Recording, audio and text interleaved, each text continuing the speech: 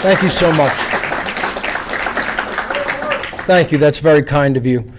Jeff, thank you so much for that wonderful introduction. I want to thank everybody on the production team for this great event. All the volunteers, couldn't have done it without you guys. Made it go so smooth this morning with setup. And I want to thank everyone for coming out. It's great to see you all. So thank you for being here. And as Jeff said, this one has been in the making for many years. I've been talking about and planning this presentation to try to expose the origins of these very twisted religious cults. And that's really what they are. And I'm going to finally, once and for all, expose them as being masks on the same face of dark occultism and Satanism here today.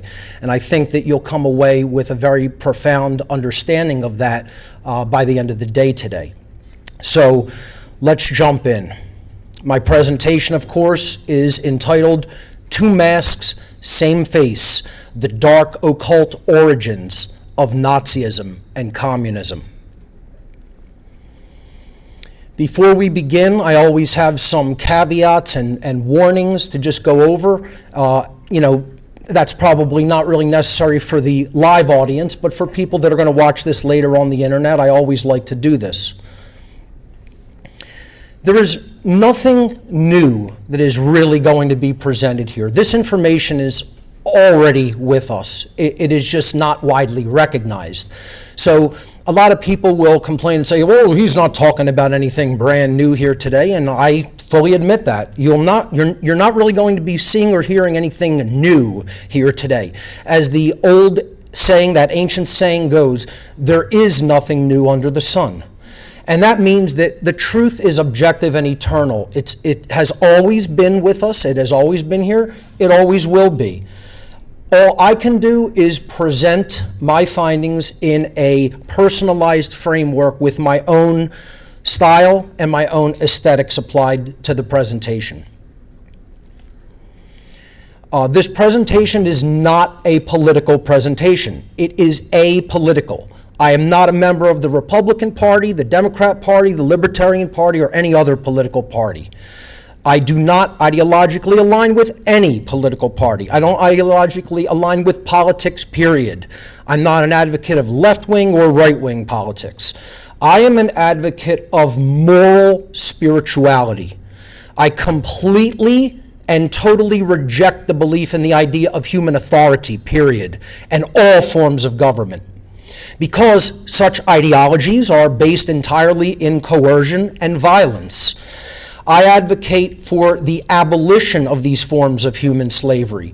They are covert forms of human slavery, but rapidly moving to overt forms of slavery. I embrace and teach the principles of objective morality and natural law, which is the moral laws of the universe. The problem of our world, the problems of our world are not a matter of left versus right. They are a matter of right versus wrong. And that's what I have been trying to expose for many, many years. This presentation is not geared for what I would just simply refer to as psychological children. This is for psychologically mature adults who are ready and able to hear factual information and truth. It is not for those who appear to be adults bodily but still have the psychological mentation of a child, those who attempt to, quote, think and, quote, reason with their emotions. The emotions have to be left out of this as much as is humanly possible for us to do so. We have to try to judge the veracity of the information, not how it makes us feel. Because quite frankly today, a lot of this information is not going to make you feel good. Okay? So we have to try to leave our emotions aside and look at the truth of the information being presented. If you are not willing to learn, no one can help you. But if you are determined to learn, no one can stop you. That should be a life motto of people. That should be a guiding principle of most people. My presentation style is often extremely intense, at times even combative. I don't sugarcoat my words or my delivery. Some people who watch this presentation may very likely become upset or angered by what I have to say during it. So be it. Feel those emotions, go through them, and that's fine. That will never make what I'm about to say here today untrue. Truth, by its very nature, is belligerent because it wages war against all forms of deception and mind control. Telling the truth and making someone cry is better than telling a lie and making someone smile. Why do I do this type of work? Why do I do this public speaking? Well, I don't present this information to be liked because, quite frankly, it's not going to get you a lot of popularity.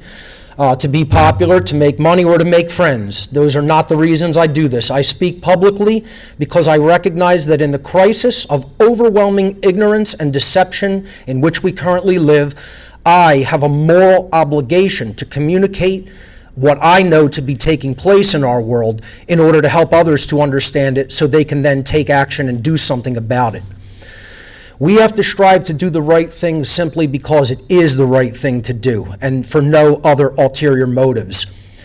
What is right stays that which is right, even if everyone is against it. And what is wrong remains wrong, even if everyone is for it.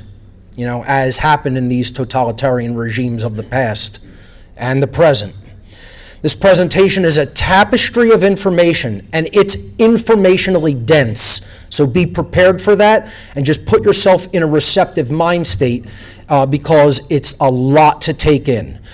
And it's a tapestry. It is meant to be taken in as a whole in its entirety. So I highly recommend you stay and watch the entire presentation in all of its 3 parts that I'm going to deliver here today. If you don't do that, you're most likely not going to recognize the patterns that are inherent to the tapestry. And more likely than not, you will not come away with an accurate understanding of the topics I'm going to present today. Another thing to keep in mind is this is just a drop in the ocean compared to where this research leads. I could probably have done, a week-long presentation or a month-long. One day couldn't possibly cover the entirety of the scope of these topics. It's enormous. You couldn't fit it all in a week, a month, or even a year. Such topics require ongoing, eclectic research and investigation and could potentially constitute a lifetime study. This presentation is intended merely to whet the appetite of potential students so that they may pursue their own autodidactic investigations, and that means self-directed learning process. So keep in mind, you can't possibly cover this all in a day. I have to give you a general overview. So let's start in with the section called Nazism and Communism as Political Ideologies. Because yes, there is an aspect to them that are political ideologies. And we have to define terms, okay? Definitions are very important. So what is Nazism? Nazism is a totalitarian political ideology directly associated with Adolf Hitler and the National Socialist German Workers' Party of World War II era Germany. Nazism is a form of fascism which incorporates the ideologies of strict authoritarianism, one of its underlying ideologies, political dictatorship, devout nationalism, racism, white supremacy, anti-Semitism, social Darwinism, which we're going to talk about, and eugenics into its system of beliefs and practices. What is fascism? So as a definition, fascism is an authoritarian, ultra-nationalist political ideology and movement characterized by a dictatorial leader, centralized autocracy, militarism, forcible suppression of opposition, belief in a natural social hierarchy, subordination of individual rights for the perceived quote-unquote good of the nation and race, and strong regimentation of society and the economy. It has been historically symbolized by the symbol of the fasces, seen there in the middle, an axe surrounded by a bundle of rods. And that symbol represents the strong centralization of political authority and power by the rods being bound around the central axe. What is communism? Communism is a socio-political and economic ideology within the socialist movement, whose goal is the creation of a socio-economic order centered around common ownership, quote unquote. There really is no such thing, but that is what the claim is, of the means of production, distribution, and exchange that allocates products to everyone in the society based on, quote, need. Again, a claim. It has been historically symbolized by the emblem of the hammer and sickle, representing the combined strength of both workers and food producers. Again, the hammer representing workers and industry, and the sickle representing food production. What is socialism? Socialism is a system of society or group living in which there is no private property. And this is going to be a recurring theme throughout the presentation, and in which the means of production and distribution of goods and services are owned and controlled by the state, or in other words, the government. That is the basic definition of socialism, and as we will be discussing, both of these totalitarian ideologies are rooted in socialism. So let's clear up one common misperception in the human population. Nazism and communism are not diametric opposites. You hear this from people that buy into the political ideology. They buy into left versus right politics, the political spectrum as it's called. These are not opposites. They are almost identical in every way that they are carried out in the respective societies that they were implemented in, and I'm going to show and prove that. It's all socialism. Nazism is National Socialism. Communism is international socialism. They are both forms of socialism. They only differ in the method by which they are going to get to a world dictatorship. Nazism is National Socialism. It spreads its form of totalitarian control by growing to cult-like proportions within a single nation state, then through military conquest over surrounding nations, eventually becoming a world empire through conquest. Communism, on the other hand, is international socialism. It just varies in its approach, and it spreads its form of totalitarian control through the conquest of worldview and social institutions first, eventually becoming a world empire through regional centralization of power and policy making in its satellite nations. So it's just a difference in approach, but they are both forms of socialism, where ultimately it's neo-feudalism and private property is going away. And if private property goes away, rights go away, because all rights are based in property rights, as we'll talk about later. People have to get out of the mind control methodology that is waged against them of the political spectrum being a breakdown of left versus right-wing politics. This is the traditional view of the political spectrum, where you have on the left side communism and on the right side fascism. And then you have center politics in the middle, okay? There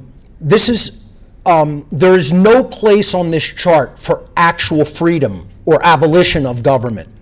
There is no place on this chart where the actual coercion and violence exercised over human beings to keep them under government control is absent. So it's all a form of slavery. It's all control over people, whether it's left-wing control or right-wing control. Okay?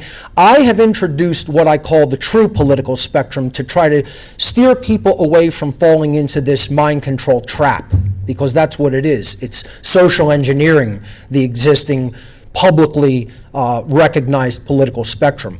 Here's a far more accurate, what I call the true political spectrum, and I put even politics in quotes, in double quotes, because it's really not a spectrum of politics. This is a spectrum of human consciousness, by which there is only one razor's edge, a needle point, where there's true freedom, in the middle at the top of the chart. And I know it may be a little bit small to read here in the audience. People can study it later in the slides. But basically, this axis at the bottom represents control of human beings. And the axis on the left-hand side represents consciousness of human beings. So as consciousness is low, control goes to total. And as consciousness is raised higher and higher, control is less and less and less.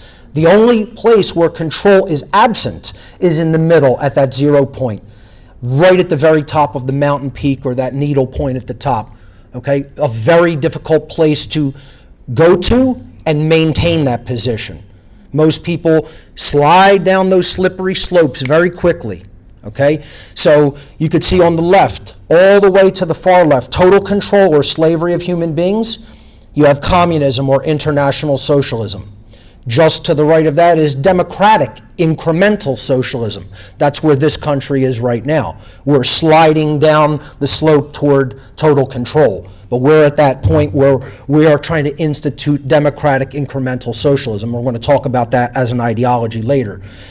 Then you have a republic based on classical liberalism. Then you have libertarianism, slightly left-leaning perhaps. Then on the other side, you have maybe slight right-leaning libertarianism, and then a republic based on classical conservatism, then corporate incremental socialism, which is what Nazism basically was, and the fascism under Mussolini in Italy. And then you have outright fascism, National Socialism being implemented as a slavery system.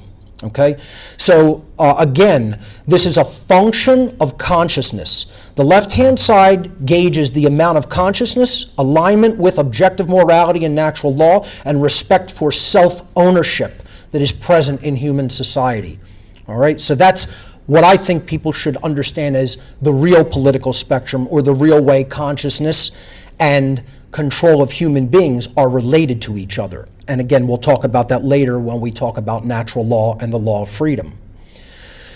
People have to stop falling in line with what's called polarization dialectics. Polarization dialectics, also referred to as the Hegelian dialectic, after the German philosopher Georg Wilhelm Friedrich Hegel, refers to the structured psychological manipulation of two polarized worldviews to bring them toward an identical sociological end. Dialectics are specifically used in the political realm to steer polarized political factions toward a totalitarian system of government. The relevant question for us to ask is, who created that dialectic in the first place to steer the seemingly opposing sides to the same outcome? And that's what I'm going to talk about and reveal, that these are social engineers and they are occultists, what I call dark occultists. See, it doesn't matter whether you join the donkey cult, the elephant cult, the camp of international socialism or national socialism. They're all taking you to the same place, and this is the world that they want to create. They want to build a prison society. They want to put the world into bondage and slavery. It's like giving a farm animal the choice to go down one road to the slaughterhouse or down the other road to the slaughterhouse. It doesn't matter which road they choose. They're going to end up at the same place. And that's all politics is. It's just a polarizing dialectic to get people into slavery. Let's look at the political commonalities, just as political systems alone, of Nazism and communism. You know, if we get into the underlying ideologies, they're almost completely identical. But just let's look at how they are very, very similar in their political methodologies. They both have underlying totalitarian political ideology. The complete control of people and resources is ultimately their objectives as political systems. They share in common the use of propaganda and indoctrination to influence the minds of the public, especially the young. Okay, so this is social engineering. They use pseudo-religious symbolism and trappings to foment cult-like religiosity in their political followers. They both share that in common. They both exercise complete control of their media systems within their nations, within their regimes and exercise total censorship of conflicting information so that people really can't get conflicting information to even think differently than the totalitarian regime of Nazism and communism wants them to think. They engage in shaming and dehumanization of all political opponents of the regime.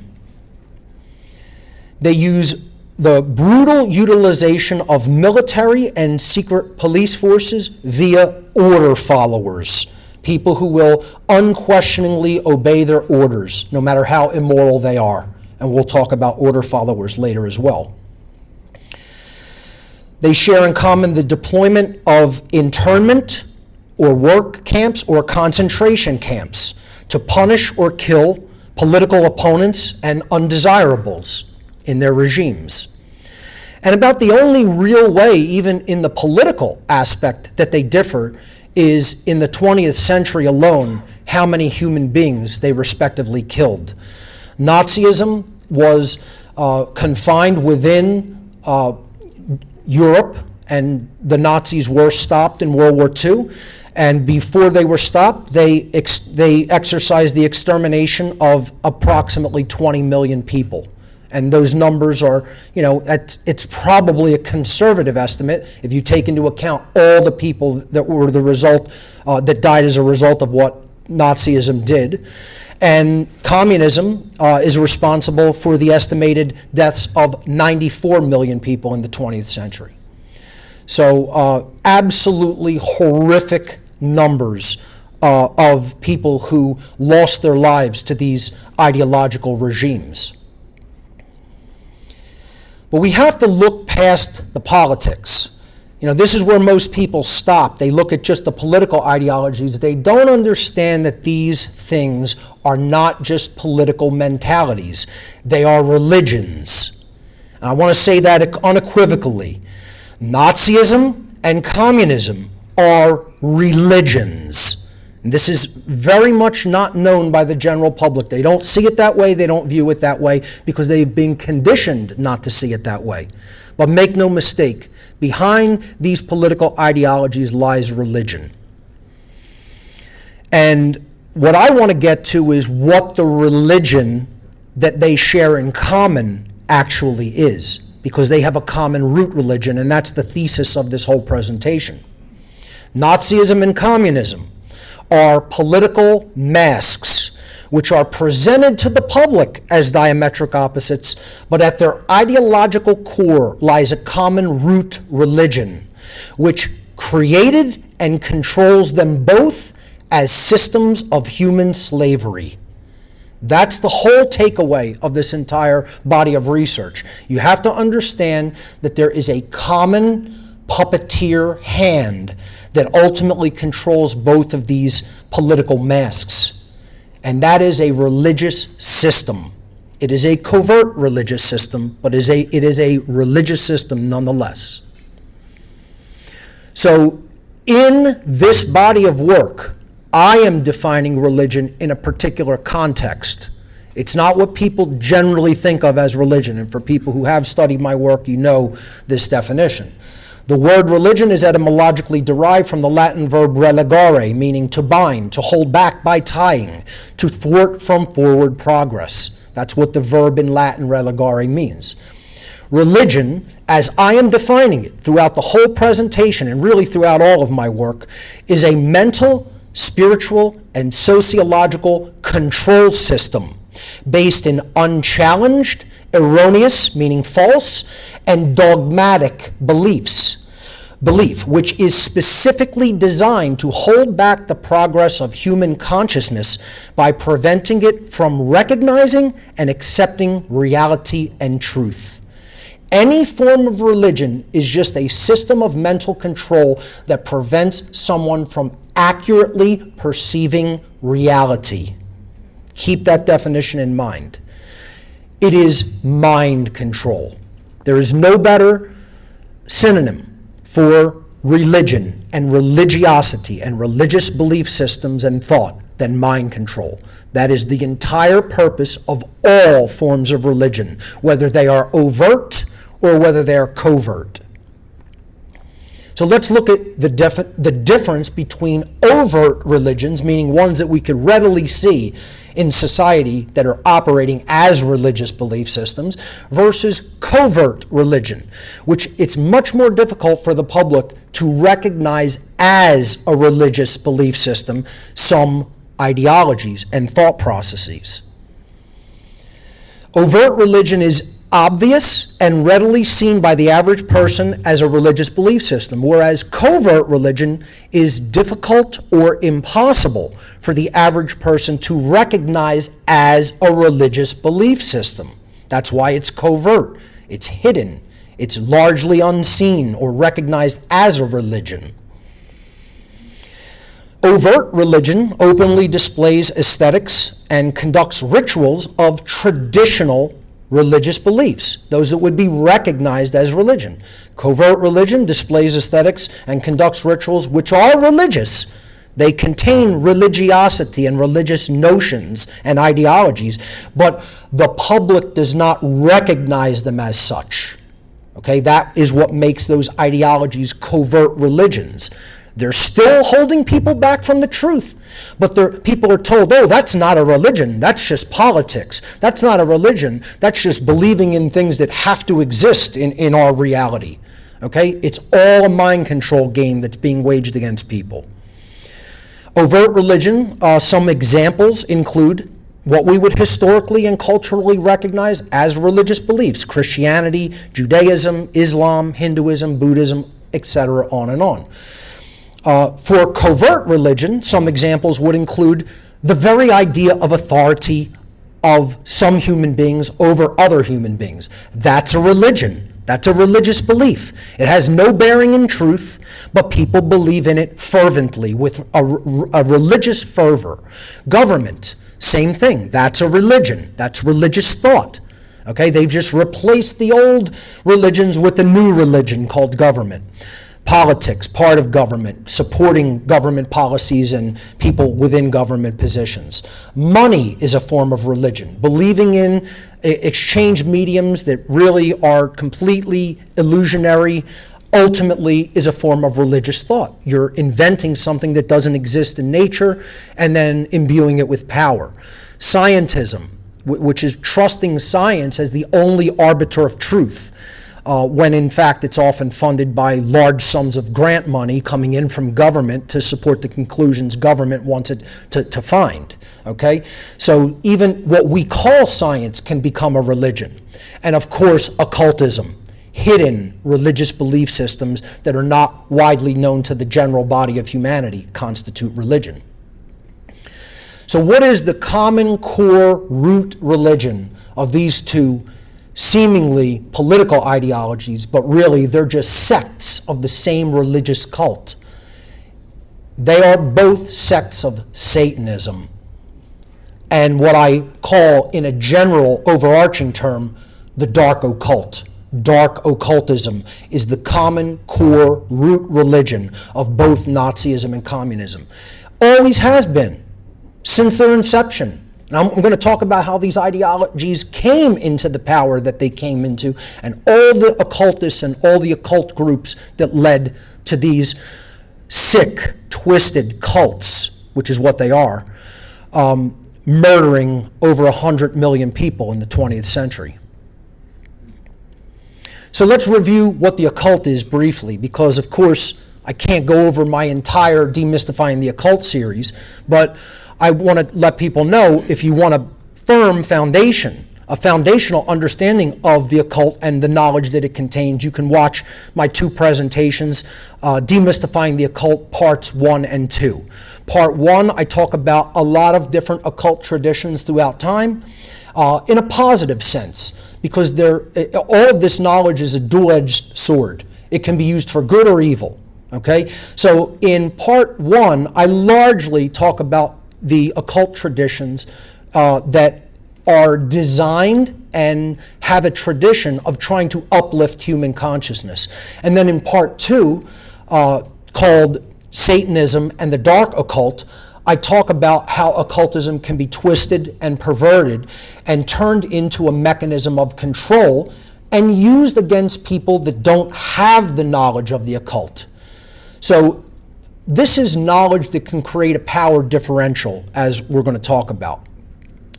But for more information, please visit my website, whatonearthishappening.com, and check out those 2 presentations on occultism. What is the occult? Let's define it.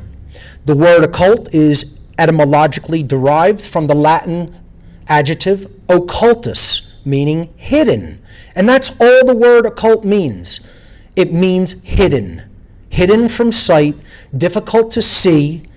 It requires deeper investigation. It's not easily or readily seen by the average person.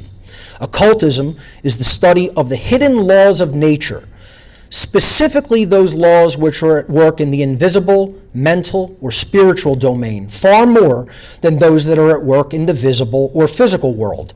Therefore, occultism involves the acceptance of a much wider worldview than that which is ordinarily taken by the everyday person. Occultists, then, may be defined as those who study all the laws of nature, both those that are readily seen and those which are much more difficult to see with the physical eyes or with measuring instruments alone. Those laws still definitively exist. It's just harder to recognize them in the physical domain, largely because they operate through our behavioral choices and because they are deeply embedded in the fabric of nature and over time.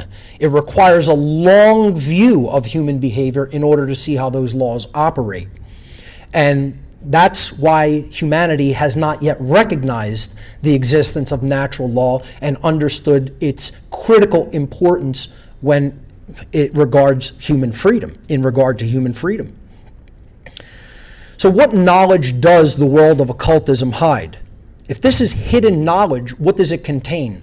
Occultism is a body of science not widely known to the general population, consisting of hidden knowledge about the workings of the human psyche and the workings of the laws of nature.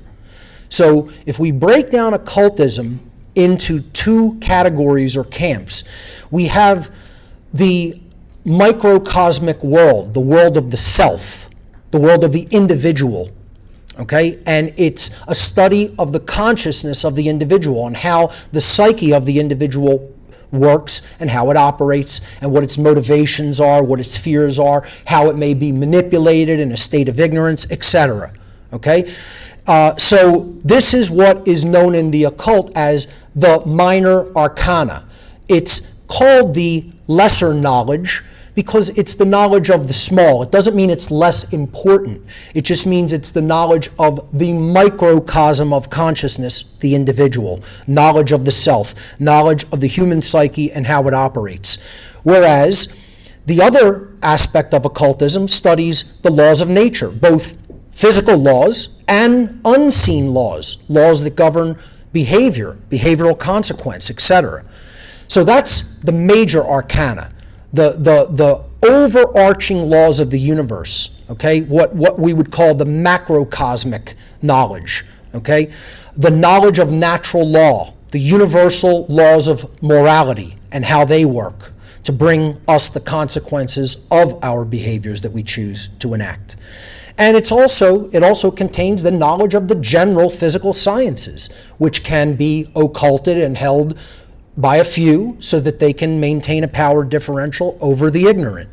So that's what occultism contains and quote-unquote hides. And I say quote-unquote because this knowledge is really not in hiding anymore. It has been revealed to the public, and the public just refuses to study it, accept it, take it in, understand how it works, and then base their behavior upon it accordingly because of overwhelming ignorance and because of what, unfortunately, religious systems have told us how we should be wary of this knowledge. And instead of being wary of it, we should take it in so we can steel ourselves against its use against us as a weapon. So what is the difference between light occultism and dark occultism as I define them in my work? Again, occult knowledge is a double-edged sword. It cuts both ways. The knowledge contained within the occult sciences can be used for good, the uplift of human consciousness, or evil, manipulation, control, slavery. To clearly distinguish between the different uses of this knowledge, I refer to occult knowledge that is employed toward the expansion of human consciousness and morality as light occultism, and that which is used for manipulation, control, and the suppression of human consciousness as dark occultism. And again, that's why I'm defining Nazism and communism as root, their shared common root religion. They are sects of dark occultism, that which is trying to manipulate and suppress human consciousness and keep us under a system of tight totalitarian control. Practitioners of light occultism could be referred to as light occultists, magicians, light workers, or as I refer to myself, a de-occultist. I'm trying to take the knowledge of the occult out of hiding and just explode it onto the world for everybody to see and understand. So I call myself a de-occultist, because they reveal and disseminate the hidden knowledge which must be known in order for human freedom to be manifested. Practitioners of dark occultism could be referred to as dark occultists, sorcerers, or dark workers. Whichever term you prefer, it's all basically talking about the same usage of that knowledge. So light occultists over the centuries have hidden occult knowledge in order to prevent its complete eradication during exceedingly draconian times, and at other times they've hidden it At other times, they have hidden it to prevent it from falling into the hands of would-be dark occultists, or those who knew of the empowerment that could be gained from such knowledge, but wanted to use it for their own immoral purposes of deception and control. So these are two reasons that even, some good people have taken the knowledge of occultism and put it into hiding deliberately. Okay, now I don't necessarily agree with that tactic. I think the best way you give people psychic self-defense is by sharing the knowledge of the occult widely and freely. Okay, and then you have to put it in humanity's hands how they're going to use it. Okay, it's just like a weapon, right? If only a few people have it, they could do a lot of damage to people who don't. But if everybody has it, it creates a stalemate. Okay, and people are much more careful to try to use a weapon against somebody who also has the same weapon. That's why the occult knowledge has to be shared and made common sense. So dark occultists over the centuries have hidden occult knowledge in order to create and maintain a power differential between those who hold such knowledge and those who are ignorant of it. Dark occultists work through fear and manipulation to bring about compliance with their own selfish will. Their work is always done in secrecy, constantly contravening the freedom and prosperity of all but themselves. There is no better term for them than sorcerers of consciousness. And that's what the occultists that formulated the ideologies of Nazism and communism were, and that's what the occult organizations that drove those ideologies and basically ushered them into the public consciousness of the nations where they flourished. That's what they were. They were sorcerers of consciousness. And we're going to talk about all those individuals and groups today. A concept to really get clear on regarding the occult is the difference between exoteric knowledge versus esoteric knowledge. The word exoteric is derived from the Greek adjective exoterikos. It means external or outside of. So exoteric knowledge is intended for or likely to be understood by the general public. So the average common knowledge of the public you would call exoteric. It contains information which is current or popular among the general public. Contrary to exoteric, the word esoteric is derived from the Greek adjective esoterikos, and that means within or inside. Esoteric knowledge is intended for or likely to be understood by only a small number of people with specialized knowledge or interest. It is information which is hidden, mysterious, or simply beyond the range of ordinary knowledge, experience, or perception. This information, meaning esoteric information, is generally communicated only to the initiated, meaning people who are on the inside, perhaps of a secret society, or a group of people who have that kind of specialized knowledge already and keep it to themselves. And again, we're going to talk about all of those esoteric groups and secret societies. The occult structure of our world needs to be generally understood. Dark occultists of our world throughout the centuries have completely infiltrated and permeated all institutional walks of life on this planet. And when I mean all of them. Not some are just exempt or safe or squeaky clean. All of them, okay? This goes from religion to finance to government to education to the military. You name the human institution, Satanists and dark occultists are not only in it, they run them. Okay? They maintain their control over the human population through their manipulation of world institutions. This is not only possible, but it is relatively easy for them to accomplish, since the structure, the created structure of all of those world institutional bodies is based upon a system of hierarchy and compartmentalization. That means a structure of command and obedience, going up the chain of command and down to the bottom levels where you have obedient workers and obedient order followers, and compartmentalization, which means the left hand doesn't know what the right hand is doing. It's a need-to-know basis. Okay, so the bank teller doesn't know what the chairman of the board or the board of directors of the bank what their agenda is. Okay, the military grunt does not know what the high-level brass knows or why they're even commanding them to do what they're doing. All right, that's hierarchy and compartmentalization, and that's what allows this control of humanity to just go on unchallenged. It's very easy when you structure the world like that. So if you want to look at a basic, simple building block structure of the occult world, it works like this. At the very bottom of this pyramid of hierarchy and compartmentalization are human slaves, the general population that are basically held in a form of covert slavery.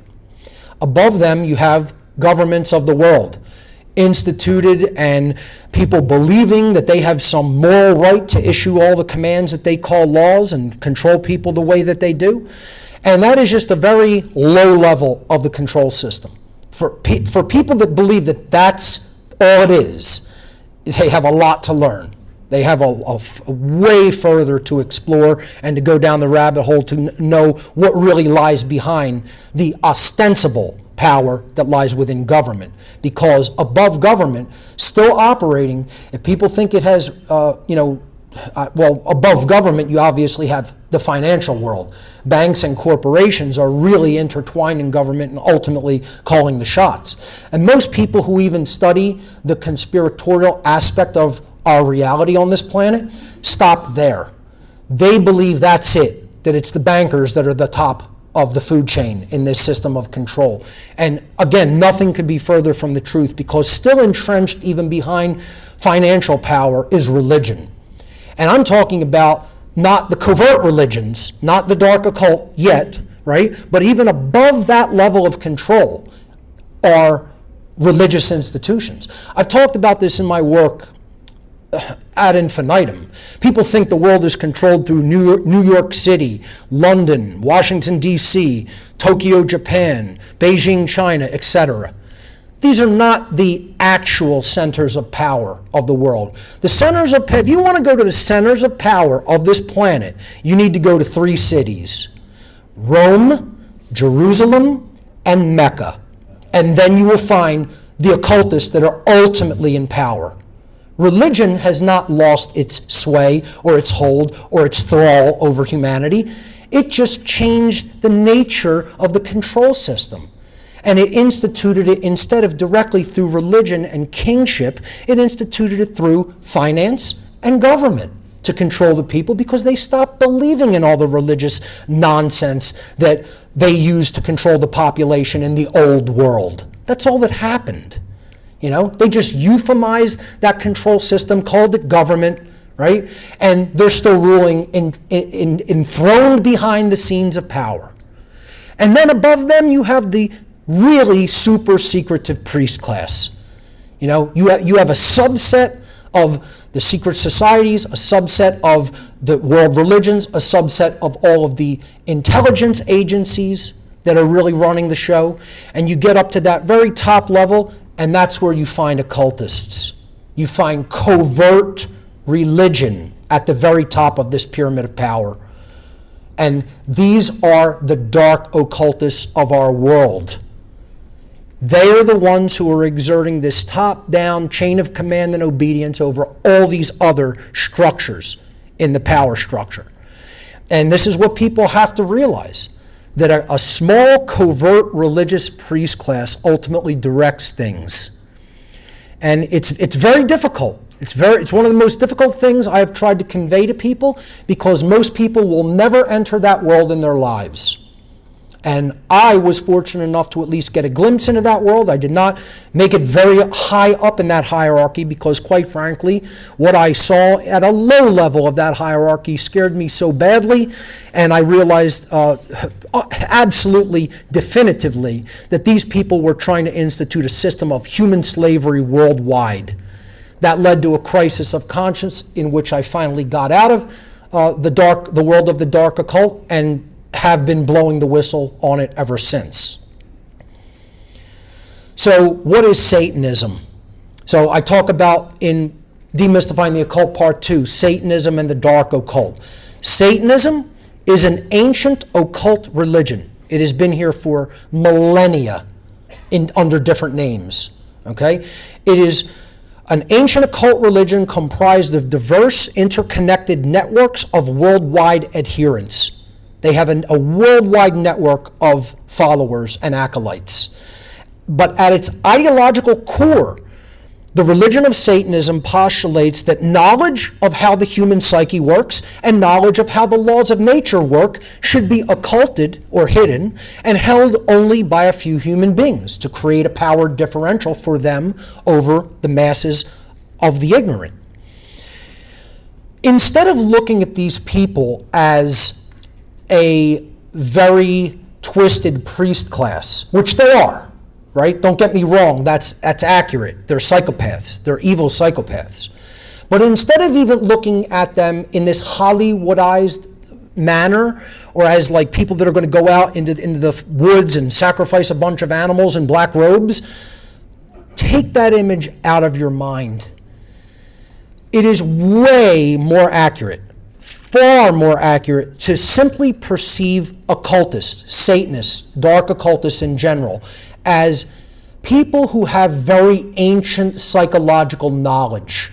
Look at them as the master psychologists of the planet, who can manipulate people's minds at will because of how much they know about how the mind really works. That's how you have to see occultism in general. That's how you have to see dark occultism. The people who are using that for their own selfish purposes, who hold and wield this hidden information in ways which exploit those who still remain ignorant of the occult. Okay? They're social engineers. I apologize, I stepped forward too quickly. Through the power that these social engineers, these ancient psychologists, gain by way of manipulating those who remain in ignorance of occult knowledge, this small minority, this ultra-secretive priest class of social engineers who are in the know, wish to permanently rule the masses of humanity and effectively become God on earth. Now, I want you to keep that in mind as we go through. It's important to understand that contrary to popular belief, the overwhelmingly vast majority of Satanists in general do not worship an externalized deity known as Satan in the Christian tradition. They simply take the name. And again, many of them don't even call themselves Satanists. They have no name for who they really are, most of them. Some do say we are Satanists because they're taking the image of the chief rebel angel of the Christian tradition in the modern day, and they're wearing it as a badge of honor, okay? Because they want to destroy natural law. They want to destroy the laws of the creator of the universe, okay? So instead, we should see Satanism as an ideological way of being in the world. It's a worldview, and it's a way of behaving toward other people, okay? And they view the ego-driven self as God. That's what you have to keep in mind. That's the God of their religion, is the ego. The ego is put on a pedestal. The ego is elevated to apotheosis, or godhood, okay? That's what they ultimately, quote-unquote, worship. They don't worship demons and conjure demons and worship Satan. This is religious nonsense, okay? And I was a priest within this religion. That's how far I made it into the religion of Satanism when I was involved in it in my youth. I was appointed a priest in the organization called the Church of Satan by Anton LaVey, who is the high priest of that organization at the time, back in the mid and late 90s. Okay? So I'm telling you this from a perspective of direct experience within this religion. You know, I don't have this knowledge by studying this religion. I have this knowledge because I was in the priest class of this religion when I was younger. Okay? So this is first-hand knowledge, not book knowledge about Satanism. Let's go over the main tenets of Satanism, or what I call the pillars of Satanism. You can look at them as the four pillars, the four table legs of the satanic religion, of the satanic ideology. The first is pure egotism. Again, ego elevated to apotheosis or godhood. Egotism is the first tenet of Satanism, expressed through the dictum, self-preservation is the highest law. Or in other words, the survival and comfort of the physical self is always a more important goal than doing what is morally right. Now just gauge that definition based on the average member of humanity. Really think about this tenet. The comfort of the physical self is always a more important goal than doing what is morally right. How many people think that way in the world? Almost everyone. That's because they have been inculcated into Satanism as the world religion. That's how successful these people are in actually training human beings' minds to believe in the worldview they want them to believe. Going on with what a Satanist would basically, how they would view egotism. Live for yourself only, and only care about you and yours. Again, most people think that way in the world. If you must step on others to get what you want, then so be it, for this is a dog-eat-dog world. Once again, this is the prevailing ideology of most human beings because the Satanists have propagated their religion worldwide. The mindset that clearly defines the overarching worldview of Satanism, above all else, is perpetual me thinking. That's what the Satanist always wants, is always concerned with from the minute they get up till the minute they go to sleep at night. All they're thinking about is, what can I do for me? What can I get?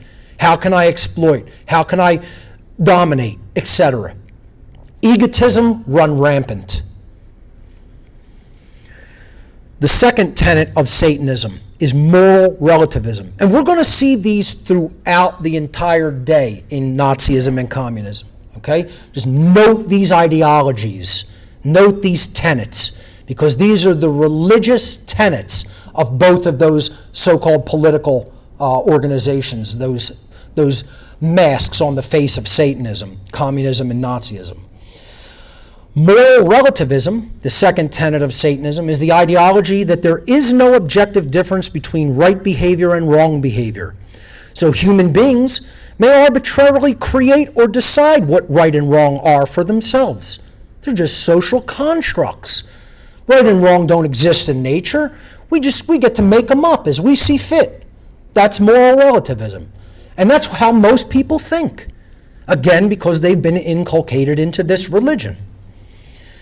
And, we can make them up for ourselves based upon our own whims and preferences. Or in other words, that which human beings consider quote unquote right for themselves is what is morally right.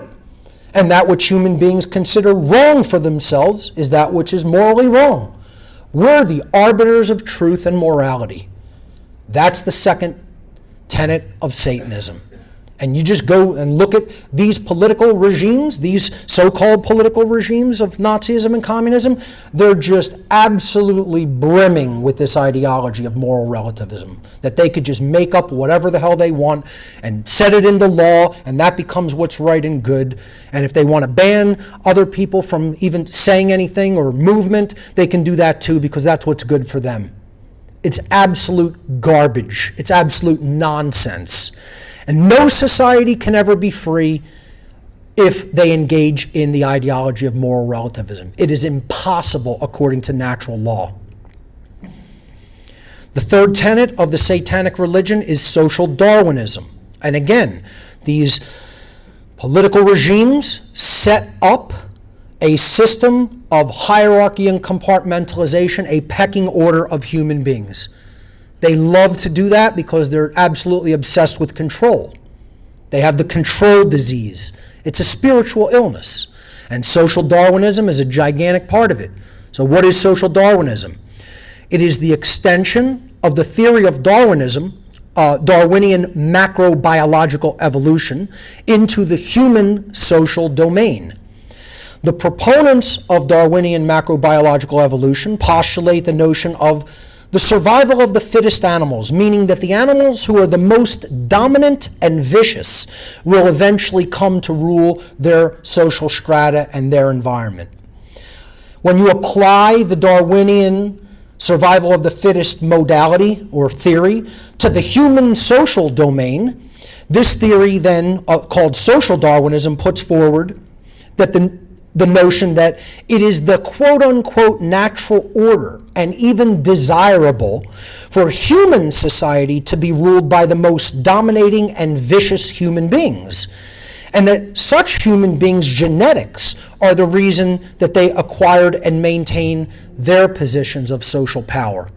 So you're extruding Darwinism into human society, and you're saying, look at how those animals behave. The most ruthless and vicious are the ones that survive because they exert domination over those that they can, just instinctually, with pure instinctive behavior. So human beings should act in that animalistic, instinctive way. Imagine thinking that humans should just act like beasts of the field. And that's what many, many, many people in the world today think. Again, because they've been inculcated into this sick, twisted religious belief system. And finally, taken to the end conclusion, as did the Nazis and as did the communists, eugenics is then exercised. Okay, meaning we're going to decide who lives and who dies, ultimately. The word eugenics is derived from the Greek adjective eugenes, meaning well-born, from the Greek adjective eu, meaning good, and the Greek noun genos, meaning race or stock. Eugenics is a social ideology that promotes higher rates of sexual reproduction for people with traits and characteristics desired by its proponents, and reduced rates of sexual reproduction or sterilization for those with undesired traits and characteristics. This tenet describes the ideology of Satanism taken to its ultimate conclusion, and it sounds something like this. Since mankind is God, and mankind gets to make up what right and wrong are, and since it's simply the natural order for the most ruthless human beings, whose genes are the fittest, to rule the rest of the human herd, then that elite class of human beings has every right to decide who is allowed to live and procreate and who must die. And once again, you may not think eugenics is still all that popular and distributed as an ideology throughout society, but every time control comes into a society, it ultimately leads to genocide. And in the modern day, the biggest non-natural cause of death is democide, That means genocide carried out by government. People dying by direct or indirect actions of their own governments. Okay? 260 million people in the last 100 years have been killed by government action. If that's not eugenics, then I don't know what is. And that's Satanism. That's exactly the religious belief that this ideology is embedded within. So let's clear it up once and for all that Nazism and communism, they're not just political ideologies. They're not just religions. They are cults. That's the strongest word that you could really use to describe them. They're satanic cults. So what is a cult? Let's again define the term. A cult is an extremist religious belief system that is violent and dangerous to the lives, rights, and freedom of those who are not its members. This is, and actually to some who are its members. Okay? So this is what defines a cult versus just a normal religion. You can believe in all kinds of nonsense. Call it a religion if you want, right? As long as it's not hurting anybody else, you can believe that pink elephants are floating all throughout this room right now and call that your religion. As long as it's not hurting other people, you can knock yourself out. Be as stupid as you want and believe whatever nonsense you want to believe in, right? Once a religion crosses the line of just saying, we think this, and it says either you must think this way or we're going to kill you, or we're just going to take over society and do what we want. If you stand in our way, we're going to kill you because we have these beliefs and we're going to act on them. That's a cult. It's no longer just a religion. Religion stands in the way of your understanding of truth, but a cult actually violates your rights when you stand in its way in any perceivable way to them. Okay?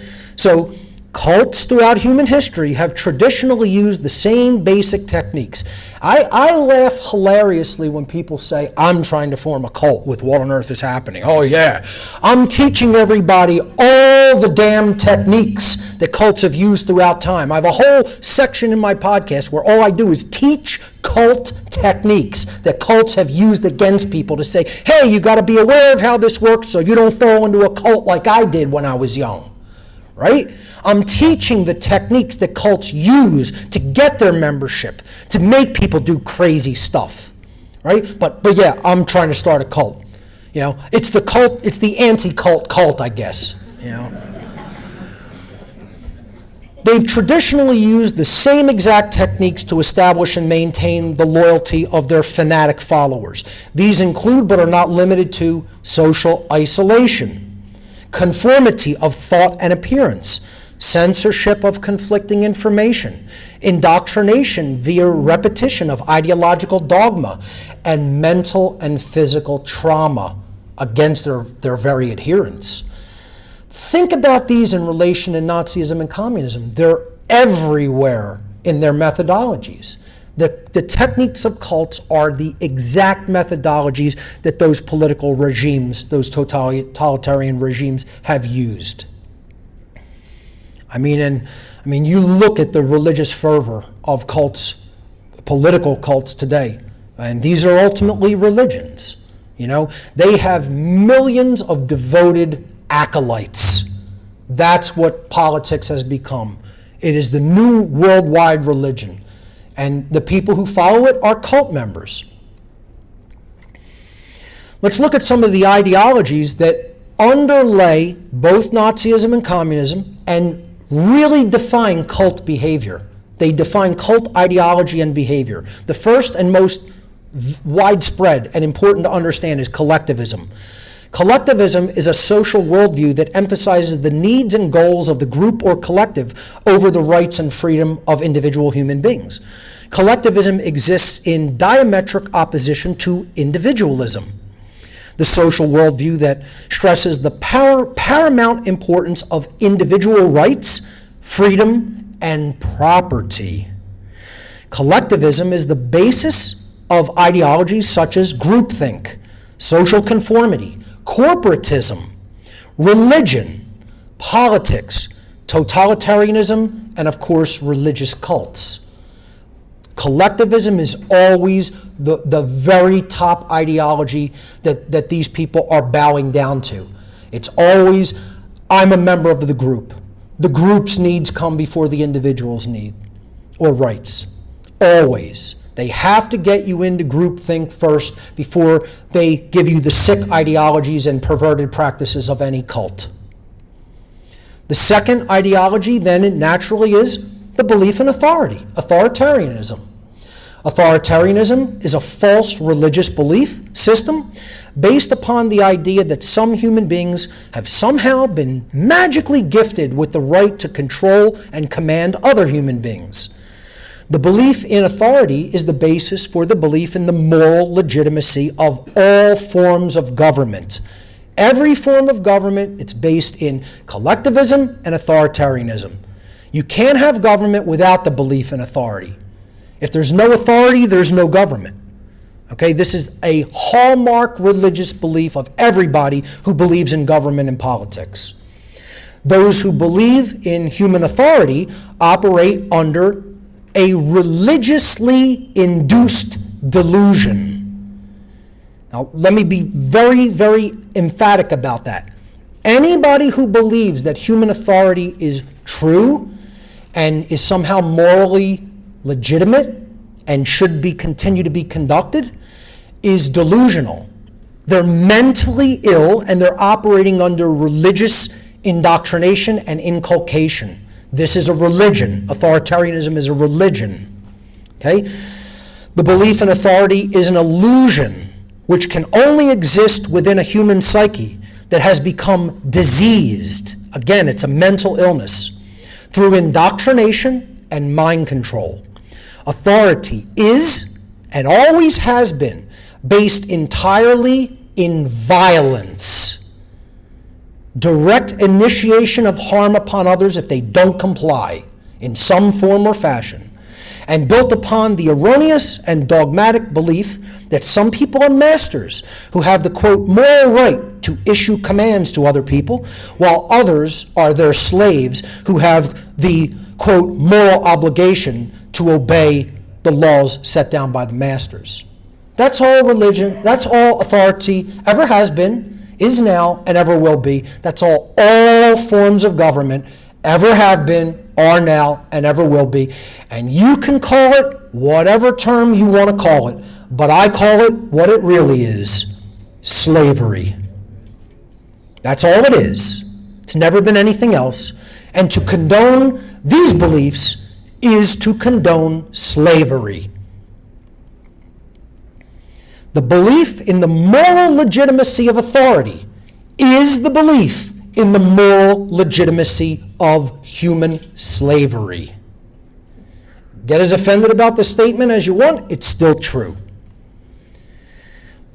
I need you to find the difference between these photos, because there isn't one. They're all order followers. They're all believers in collectivism. They're all believers in authority and government. It doesn't matter what military it is. That could be the military of any nation on earth, and they could all get equally offended by the statement. It's still true. They're cut from the same cloth, whether they believe it or not, because ultimately they're willing to follow the orders of a leader. I don't care whether you're in the military, you're in the police, you're in the government, doesn't make a difference. Or even people, order followers in other institutions like education and medicine, etc. Order following is the problem, and the belief in authority and taking your place in the authoritarian structure is the moral problem. And that's what needs to go away if we're going to move forward as a species and truly evolve. The next cult mentality that foments cults, that makes them actually have their power, is materialism, or secularism, as it has been also called, with a worldview driven heavily by the theories of Darwinism, which obviously promulgates materialism, and extruding Darwinism into the human social domain as social Darwinism. Both Nazism and communism completely embrace secularism and materialism. placing significant de-emphasis on philosophy and spirituality, and placing a very strong emphasis on secular institutions and material needs only. They're not worried about people's spirituality or morality or the understanding of the difference between right and wrong.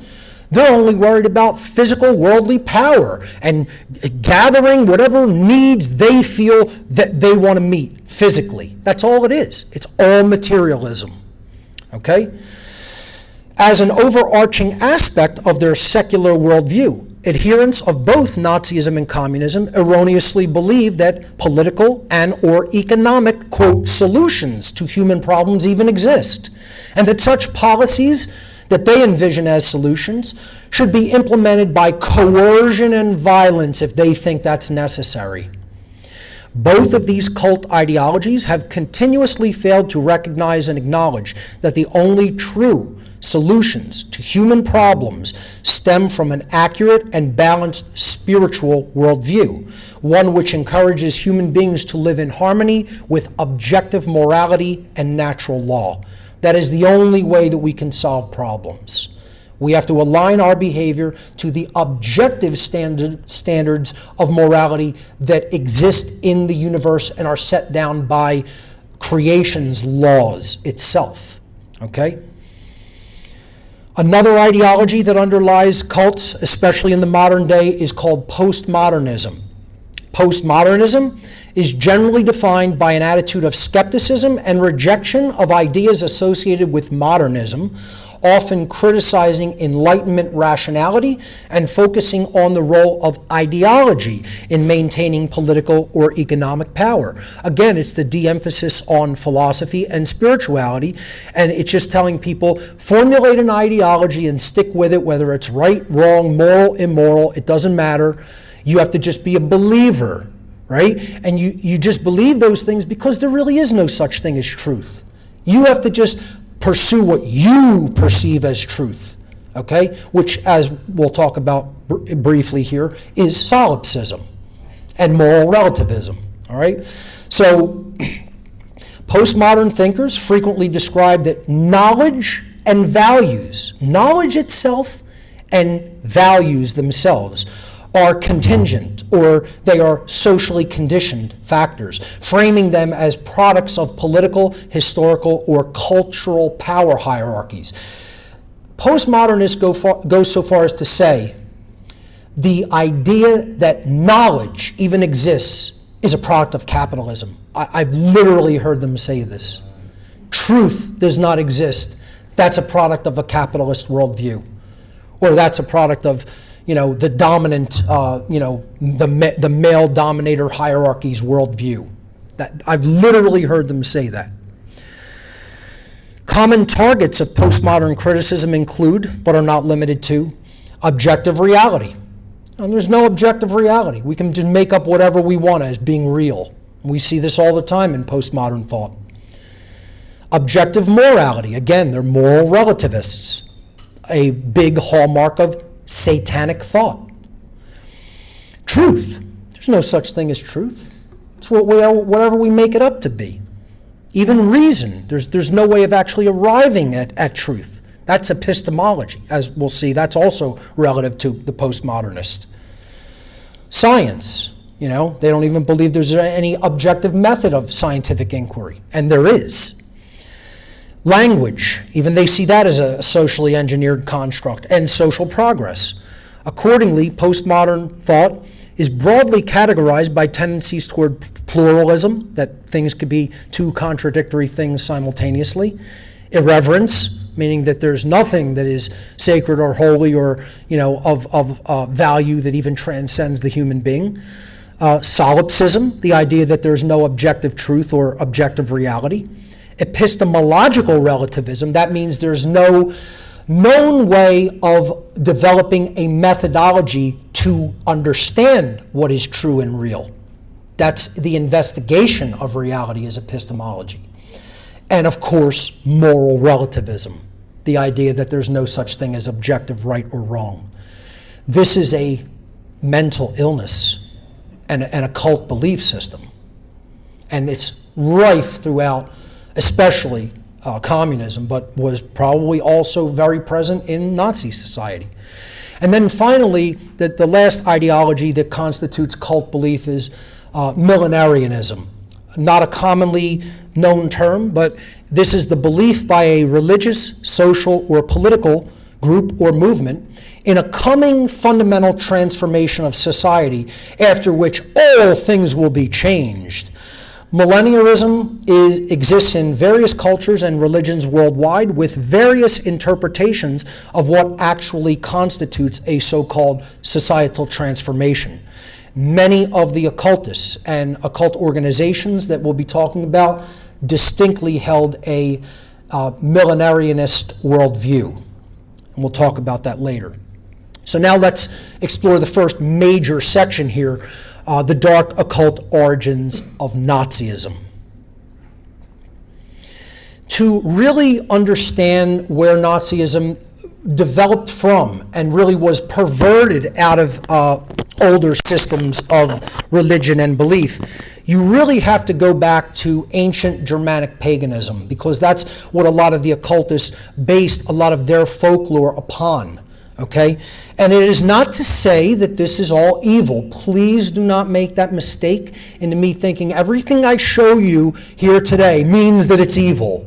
Okay? You have to have a much more evolved viewpoint of this and understand there's a lot of distortion and perversion that went into taking some of these older ancient beliefs and twisting them to suit the aims that the occultists wanted to use them for. Okay? So Germanic paganism could be best described as the pre-Christian polytheistic religious beliefs, traditions, and practices of German-speaking peoples in the regions of Scandinavia, Germany, of course, the British Isles, and other parts of Europe. While these beliefs and practices did vary greatly in different geographical regions of Europe and throughout the world, many commonalities of these beliefs can be identified, and we'll look at some of their commonalities. So again, if you're really going to do a long cultural study and a historical framing of where Nazism came from, you have to go back and look at the ancient Germanic religions of Germanic paganism. The commonalities shared by these different regional variations include myths regarding the creation and destruction of the world, a general belief in an afterlife, and a wide pantheon of gods, goddesses, and supernatural beings. Themes of astrotheology, which I talk a lot about in my work on the occult, also figured heavily into these religious traditions, evidenced specifically by the names of some of its most important deities. So you could see astrotheological themes coming through in ancient Germanic paganism. In this graphic here, depicting some of their gods in Germanic paganism, you have the deities Sunna, Mona, Tiu, Woden, Thonor, Freya, and Saiter, representing the bodies of our solar system, the sun, the moon,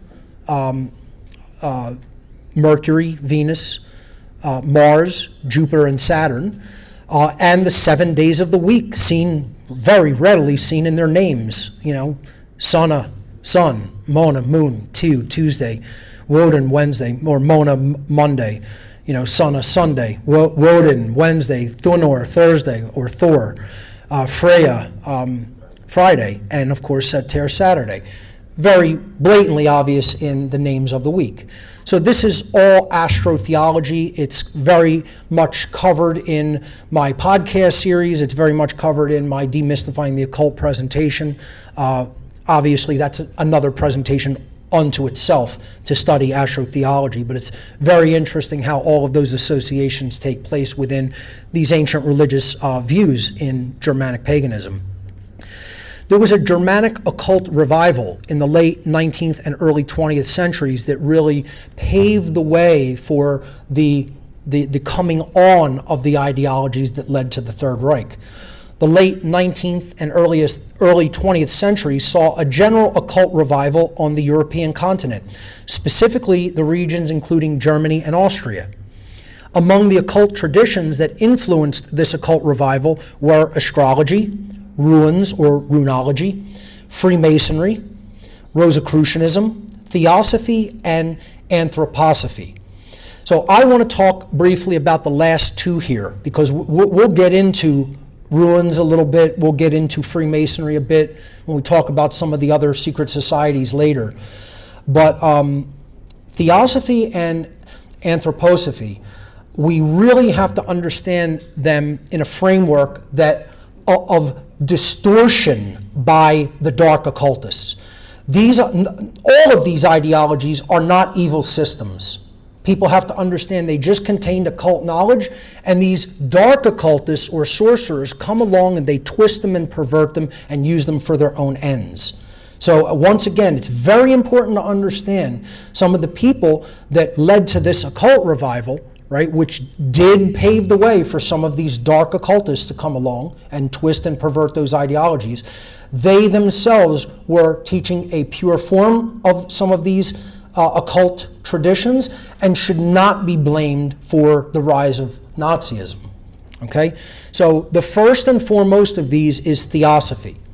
And I could tell you from personal experience, this is a very rich occult tradition with phenomenal values, ideas, and exploration. I've attended theosophical lodges myself, engaged in discussions with them.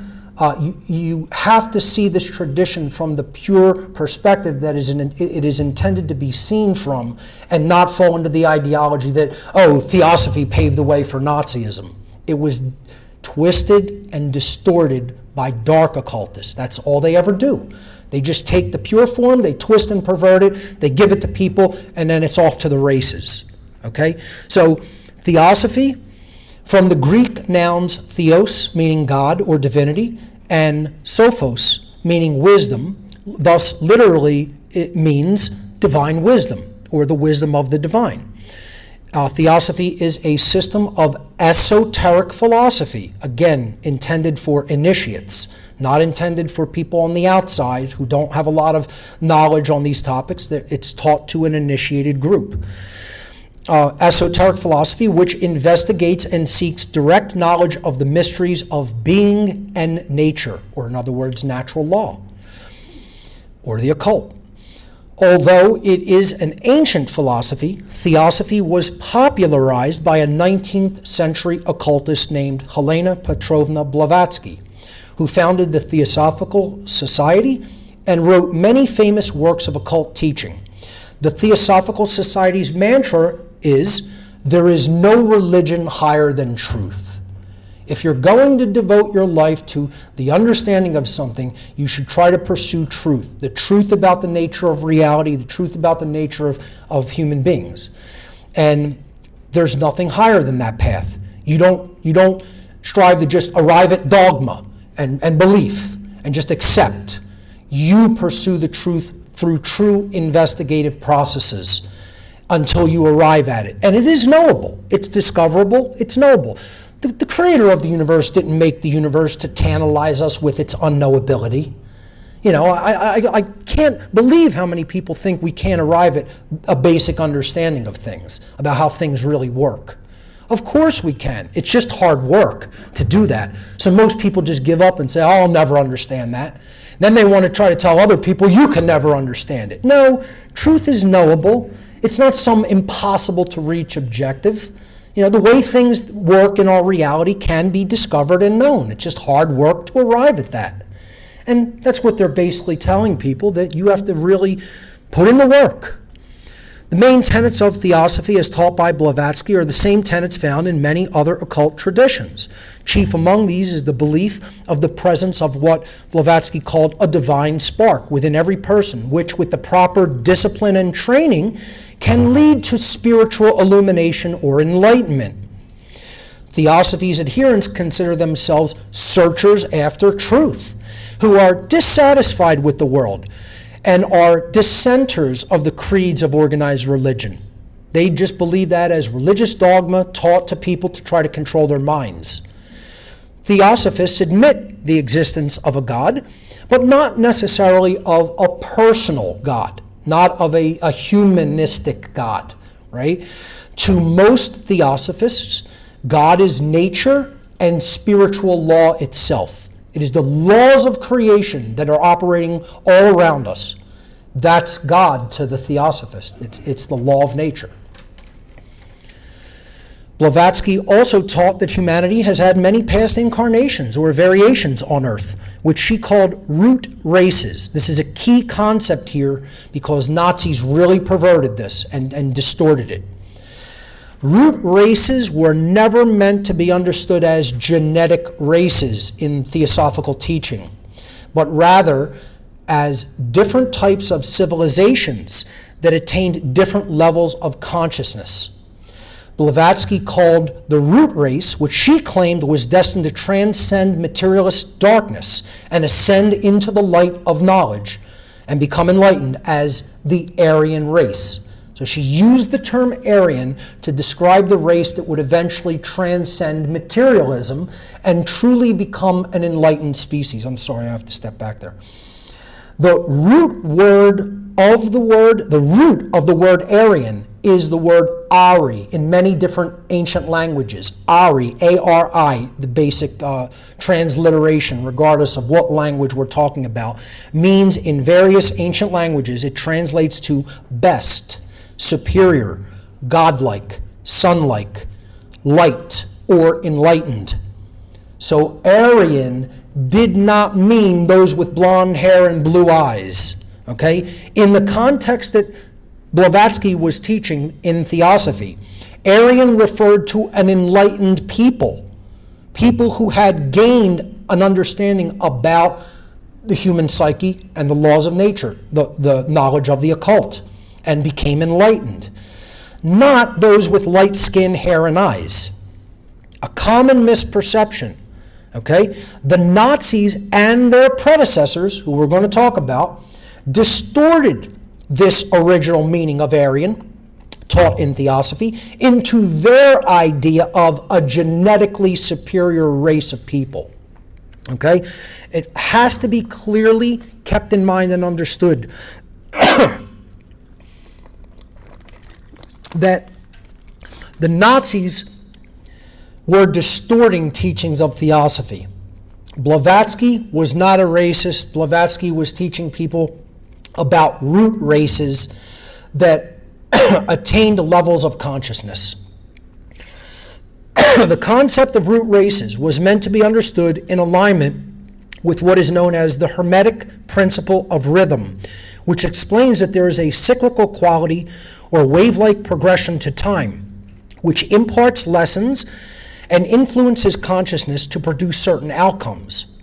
Blavatsky taught, that if humanity is unable to raise their aggregate consciousness to a high enough level of awareness during the recurrence of such wave cycles of time, that humanity may then experience setbacks in their evolutionary progression as a species in the form of semi-extinction level events or cataclysms, which necessitate a so-called reset of humanity from a subsequent root race.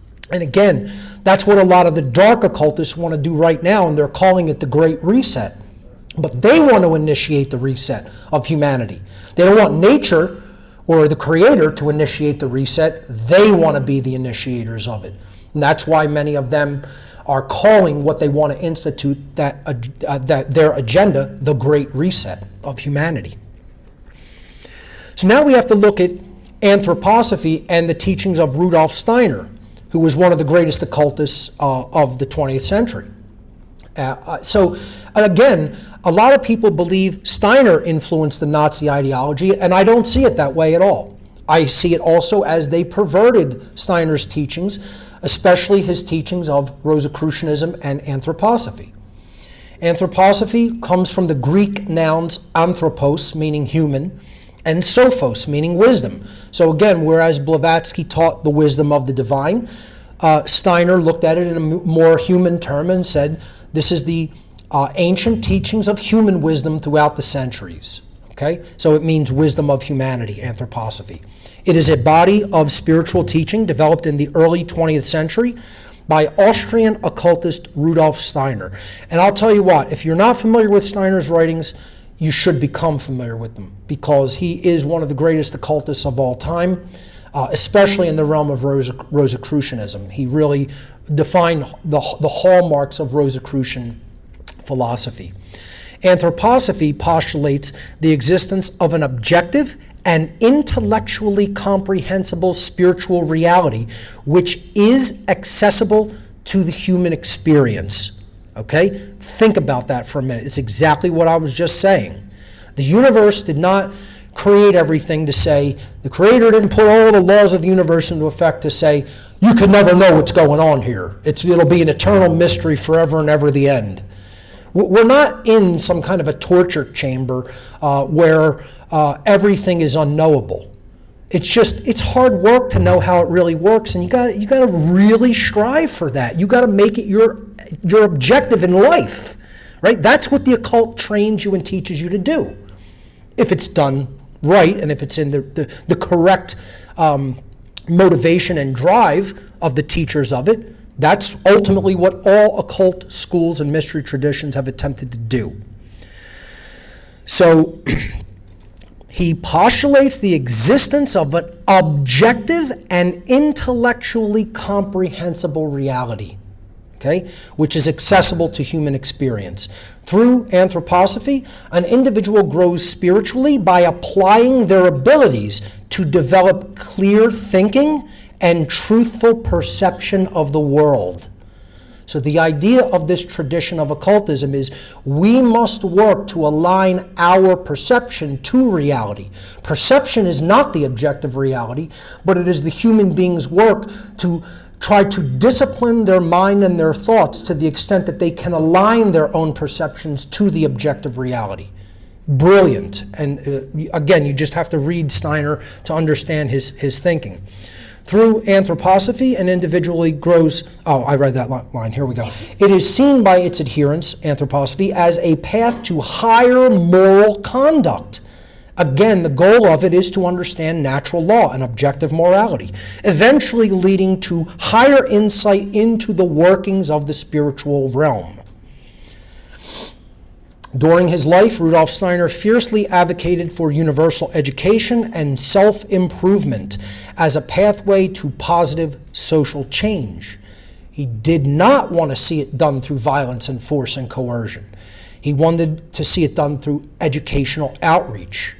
He was one of the most influential teachers of the occult tradition of Rosicrucianism. And one of Steiner's core teachings was that social improvement and the individual inner development must go hand in hand. You can't have one without the other. Okay? If you want to see society improve in the external sense, the individuals that comprise the society have to improve individually, internally. And that's absolutely true. He initiated educational, social, and artistic movements that still flourish around the world today, including Waldorf education, biodynamic agriculture, and anthroposophical medicine and architecture. And again, the Nazis twisted a lot of Steiner's writings and philosophy to suit their means and their ends. One of the things that did mostly directly lead to the creation of Nazi ideology was what is known as the Völkisch movement. The Völkisch movement was a German ethno-nationalist movement, active from the late 19th century all the way through to the Nazi era. And this is something a lot of people probably don't know about or haven't studied much, except people who really have delved into the origins of Nazism. Erected upon the ideas of blood and soil, or genetics and land, and Volkskörper, the ethnic body of a people. The Völkisch movement was characterized by racism, romantic nationalism, and anti-Semitism from the early 1900s onward. Throughout its entire history, the Völkisch movement contained many dark occultists who twisted the philosophies of theosophy and anthroposophy into their own distorted ideologies of control, conquest, racism, and genocide. From its very inception, members of the Völkisch movement generally considered Jews to be a quote-unquote alien people who belong to a different race from Germans. Okay, so this is one of the places that this fomented in the popular culture of the day. Okay, and then the Nazis seized upon this. The common belief of all Völkisch movement adherents is the idea of a national rebirth inspired by the traditions of the ancient Germans. So again, they predicated their beliefs upon ancient Germanic paganism and thought that German society in general, pan-Germanism throughout the whole region of Europe, was in a state of degradation, and they wanted to see it rise and come up and have a national rebirth as a culture. So the Völkisch movement had been reconstructed on a romantic basis by the guiding occultists of this movement. The adjective Völkisch is derived from the German word Volk, meaning nation, race, or tribe. While Völkisch has no direct English equivalent, it could be loosely translated as ethno-nationalist, or closer to its original meaning as biomystical racialist. Okay? So biomystical racism is what the Völkisch movement was about. It's incorporating occult and mystical beliefs into racist ideology. Emphasizing, again, the closest translation is biomystical racialist as an adjective, and that emphasizes the words occult foundations. According to the historian Nicholas Goodrich Clark, who I absolutely have to give credit to much of this research, if you want to look at one person that I think really expounded on these topics better than any other historian, it's Nicholas Goodrich Clark. So definitely check out his work. It's brilliant. Okay? According to Goodrich Clark, the Völkisch movement was not a unified movement, but rather, quote, a cauldron of beliefs, fears, and hopes that found expression in various movements and were often articulated in an emotional tone. So this was not led by reason and logic. This was led by a people who did not have a firm foundation in their own spirituality and took a very emotional approach to reviving their culture, which is what the long-term goal of it was, but they just went about it in a completely distorted and twisted way. The Völkisch movement was inspired as early as 1853 by French aristocrat and racialist author Arthur de Gobineau, who had written an essay on the inequality of races, in which he had made claims for the superiority of the Nordic Aryan race and warned of its eventual submergence by non-Aryans.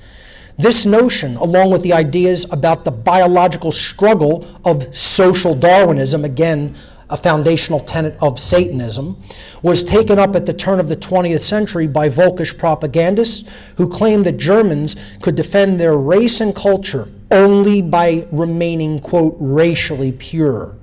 So again, this is one of the ideologues, occultists, if you will, who most people have never heard about, drove the very beginnings of the Nazi ideology. Völkisch nationalists and pan-Germanists found further inspiration of the work of Ernst Haeckel, who founded the Monist League in 1906 to spread his racist interpretation of social Darwinism. So you're going to see the same ideologies over and over and over. Okay? In 1900, Haeckel's colleague, Wilhelm Bolsch, had written a book entitled From the Bacillus to the Ape Man, in which he described the, quote, naked struggle for dominance between man and the lowest forms of organic life. This, quote, struggle for dominance, again, social Darwinistic theory, was to have a profound effect upon the development of German anti-Semitism in the early years of the 20th century. Again, we're seeing the very foundations laid as a product of the Völkisch movement. One of the main concepts within Völkisch theory was blood and soil. Again, this was taken up by the Nazis themselves. in German Blut und Boden. And I'll do my best with the German pronunciations. I do not speak a second language other than English, but I will attempt to do my best with accurate pronunciations. I don't know how close I will get, but I will make the effort. So Blood and Soil was a concept and slogan which expressed the Völkisch movement's idea of a racially defined national body, blood, united with a geographic settlement area, land for living space, soil. Through the concept of blood and soil, many Völkisch proponents idealized rural and farm life as being preferable to urban living. The German expression blood and soil was originally coined in the late 19th century in Völkisch writings espousing racialism and romantic nationalism.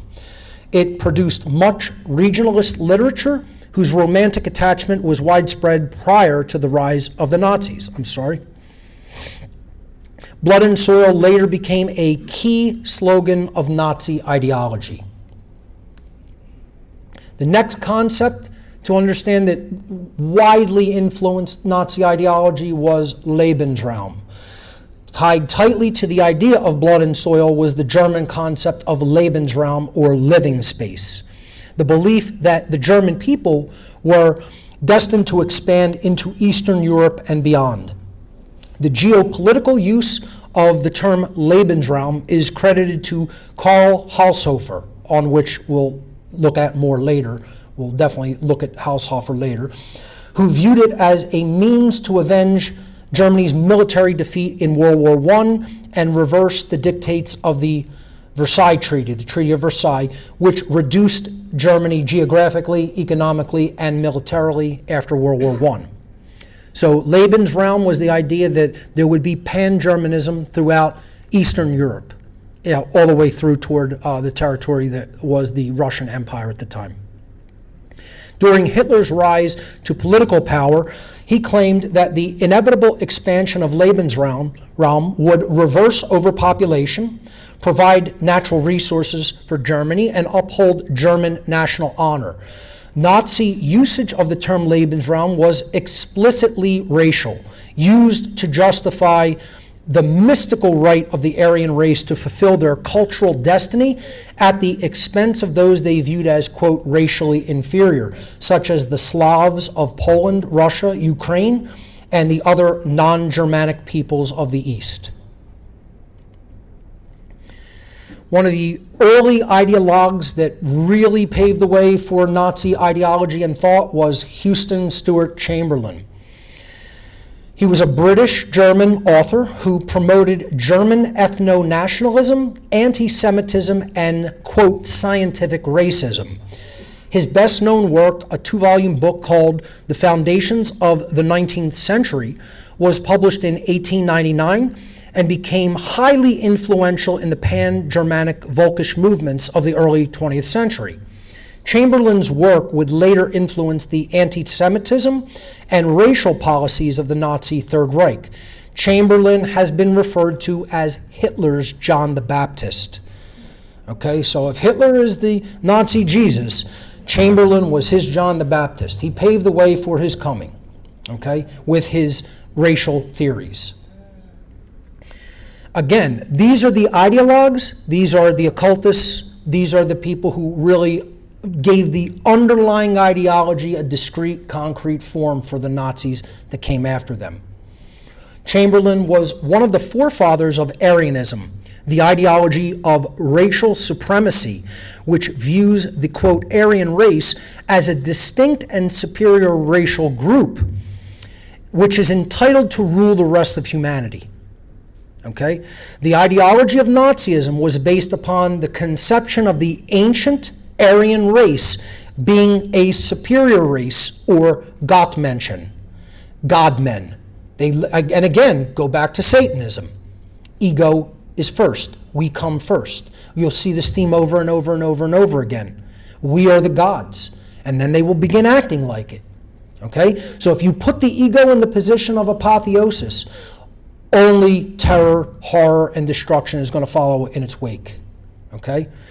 The ideology of Nazism was driven by this concept of an Aryan superior race, Gottmenschen, Godmen, holding the highest position in the human racial hierarchy. The idea of Gottmenschen was the precursor to Adolf Hitler's notion of the Herrenvolk, the master race, that we hear so much about when it comes to Nazism. In direct correspondence with Chamberlain's view of Gottmenschen was the Untermenschen, or subhumans. This was the term within the ideology of Aryanism for non-Aryan people who were deemed as racially and genetically inferior. The Untermenschen were often referred to as the masses from the East, including Jews, Romani, Slavs, Poles, Ukrainians, Serbs, Russians, and those of African descent. During the Nazi regime, these people were scheduled either to become slaves of the Nazis, and I have some direct quotes by prominent Nazis to that effect, or to be exterminated altogether. According to the Generalplan Ost, the master plan for the East developed by the Nazis, the Slavic population of Central and Eastern Europe was to be reduced through mass murder, with a majority of them expelled to Asia and used as slave labor for the Third Reich.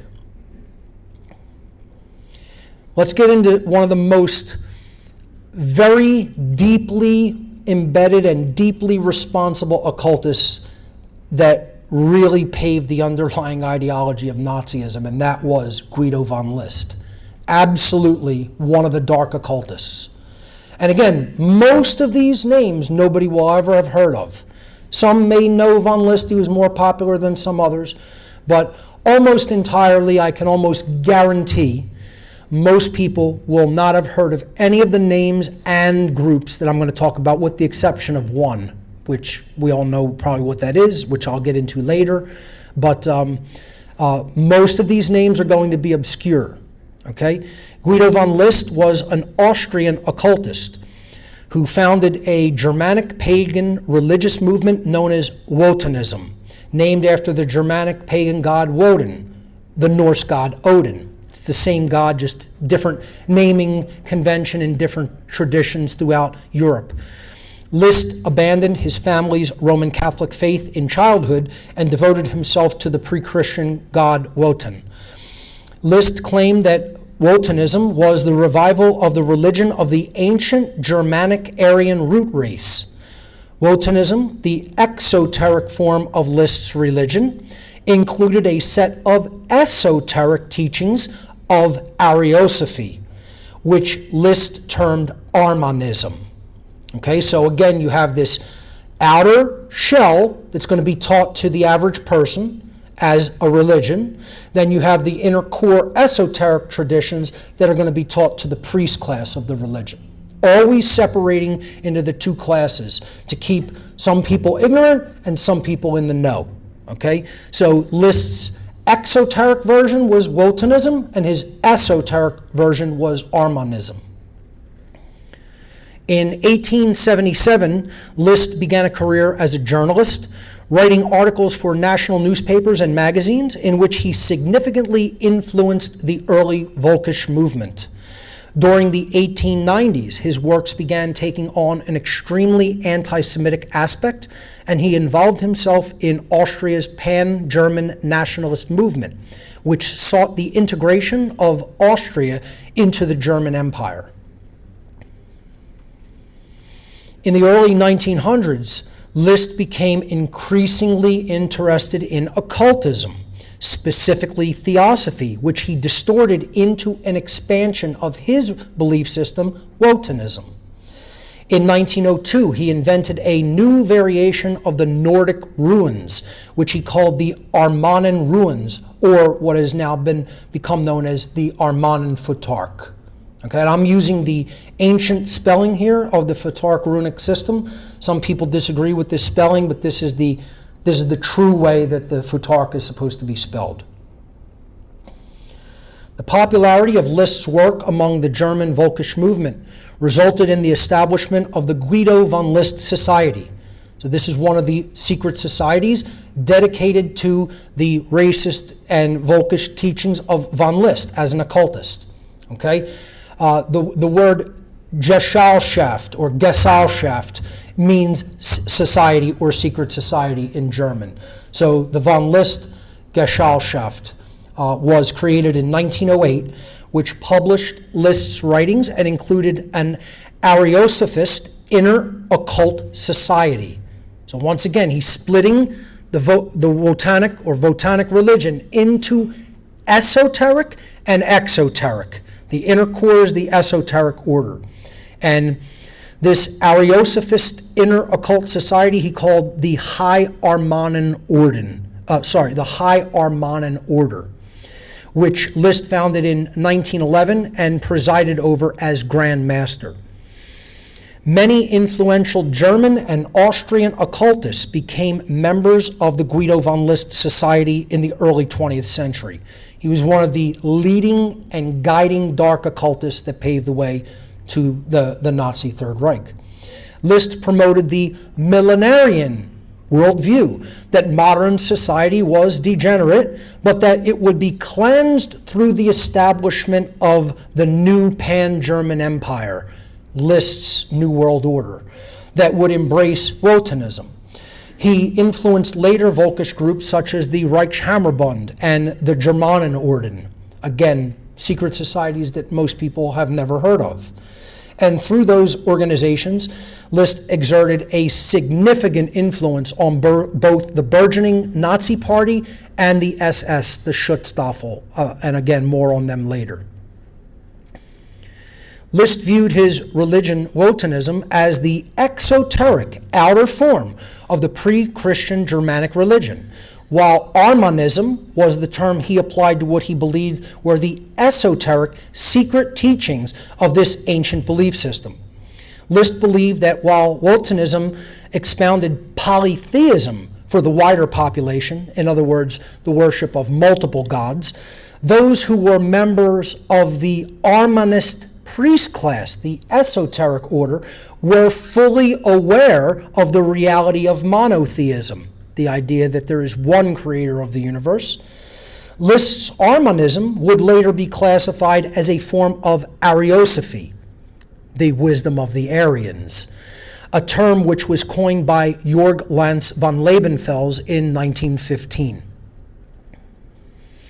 List believed that ancient German society had been led by a hierarchical system of initiates called the Armanenschaft, an ancient brotherhood with a hierarchy of 3 degrees, similar to the Blue Lodge degrees of Freemasonry. And again, we're going to constantly see the theme where it takes an occult tradition and it bastardizes it, it twists and distorts and perverts it, and uses the same basic trappings and ways of working through the population and distorting it into for their own purposes. And again, von List did this, and many other pre-Nazi dark occultists did this with the system of Freemasonry as well.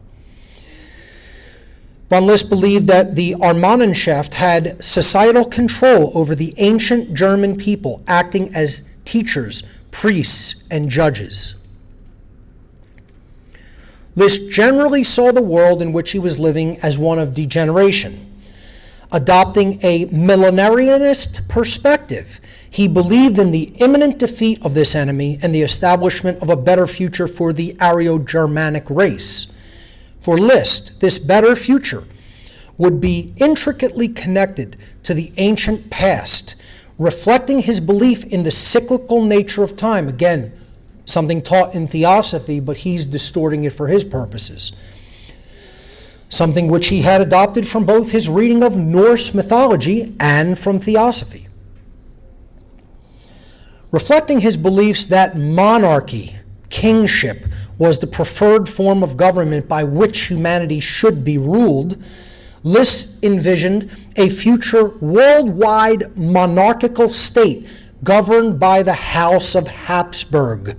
And again, if you really want to try to understand, in my research of all of this, I couldn't believe how many sick, twisted, distorted ideologies were coming out of Germany, especially. All of these ideologies came out of Germany. When we get to socialism and Marxism and communism, it all came out of Germany, all of it, okay? This is because the House of Habsburg was one of the biggest royal dynasties coming out of the ancient Holy Roman Empire and then going way back into the ancient past into dynastic kingship long before even the Holy Roman Empire.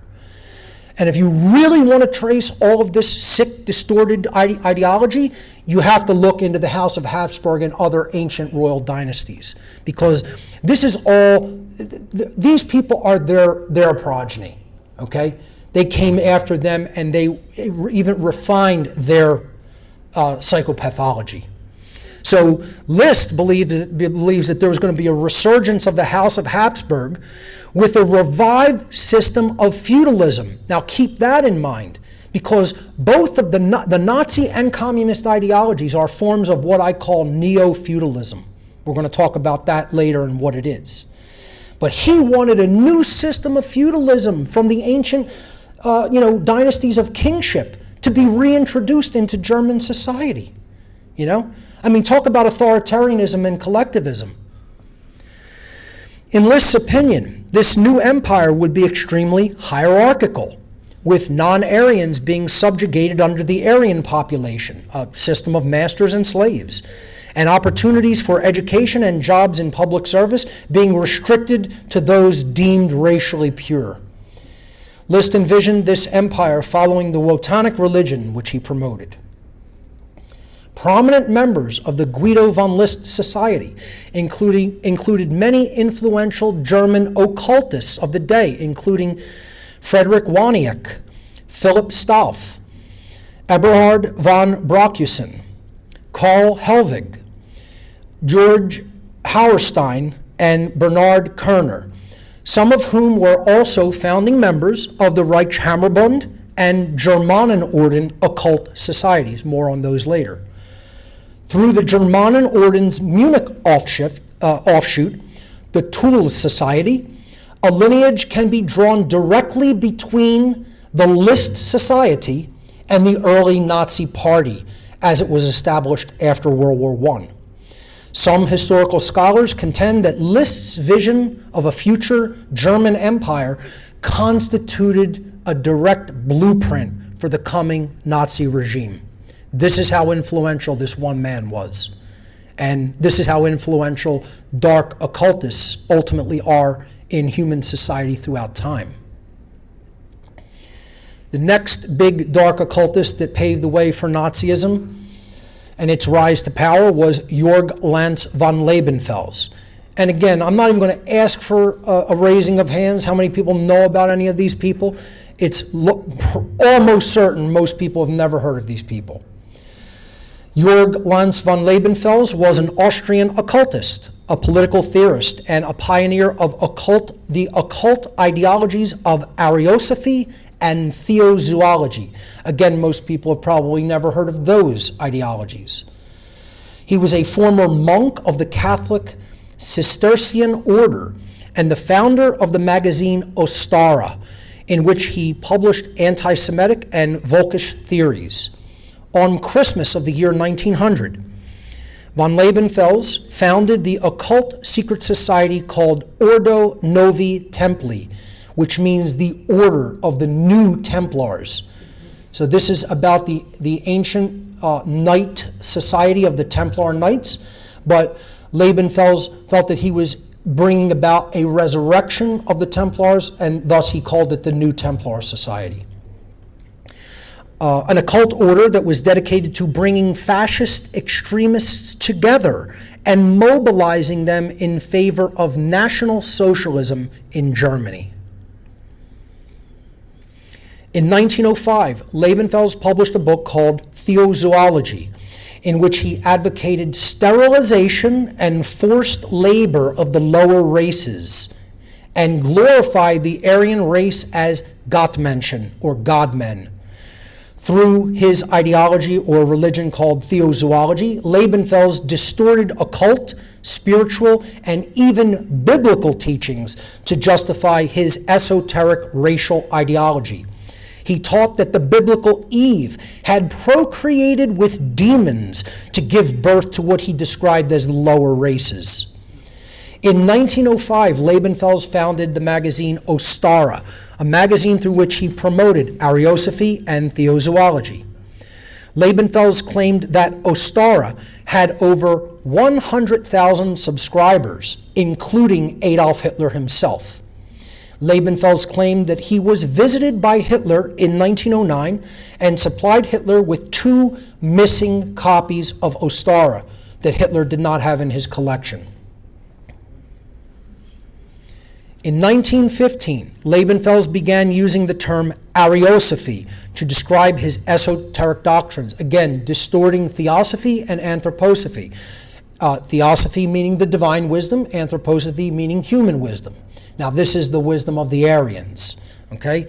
The word Ariosophy translates to wisdom of the Aryans. Ariosophy is generally used to describe the Aryan esoteric theories, which constituted a subset of the Volkisch movement.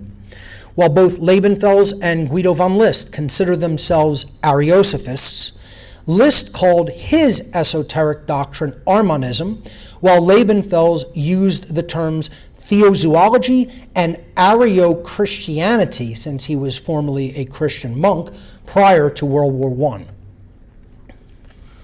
Liebenfels' occult secret society, which he established on Christmas 1900, was called Ordo Novi Templi, the Order of the New Templars. Ordo Novi Templi used esotericism to justify violence, such as the castration of those they deemed racially inferior, to establish a fascist state. It was modeled, Ordo Novi Templi was modeled after the Catholic military order of the Knights Templar, and similar in its hierarchical structure to the order of Cistercians, of which Liebenfels himself had been a former member. That was one of its, they were one of the earliest groups to use the swastika, by the way, along with the Reichshammerbund. Okay, so that's one of their insignias there. Influenced by Liebenfels' Ariosophy, the Austrian industrialist Johann Waltari Wolfel founded an occult society called Lumen Club. Some of these organizations are so secretive, they had no insignias or logos, okay? So again, Wolfel and Lumen Club, you're not going to find their insignias. They were just completely underground secretive orders. He founded Lumen Club in Vienna, Austria on November 11th, 1932. Lumen Club overlapped in membership with Ordo Novi Templi. Its ideological sympathy toward Nazism was beyond question, and it acted as a growth center for the Nazi Party, again in the 1930s, which had already been previously banned in the country of Austria. Lumen Club and Ordo Novi Templi were both later suppressed by the Gestapo under the Nazi regime, a fate which they shared with many other esoteric groups. Now here I want to pause and explain something. The Dark Occult has a tradition of using people as tools to further their agendas. And when the people who they've already used as tools are finished fulfilling their job, they take them and they throw them under the bus. They throw them out like a rusty or dull tool when it's done being used for whatever purpose it's being used for. A gentleman whose work you should all become familiar with, if you're not already, is Jay Parker, a friend of mine, who was also in the world of the Dark Occult and much higher in it than myself because he was born into it. Okay, I just got a peek behind the curtain. He lived it most of his childhood. Okay, his whole childhood, really. And he will tell you all the dark occultists do at the highest levels is they'll take their rank and file members, they'll use them for whatever they can get out of them, and then they'll use them as scapegoats and throw them under the bus.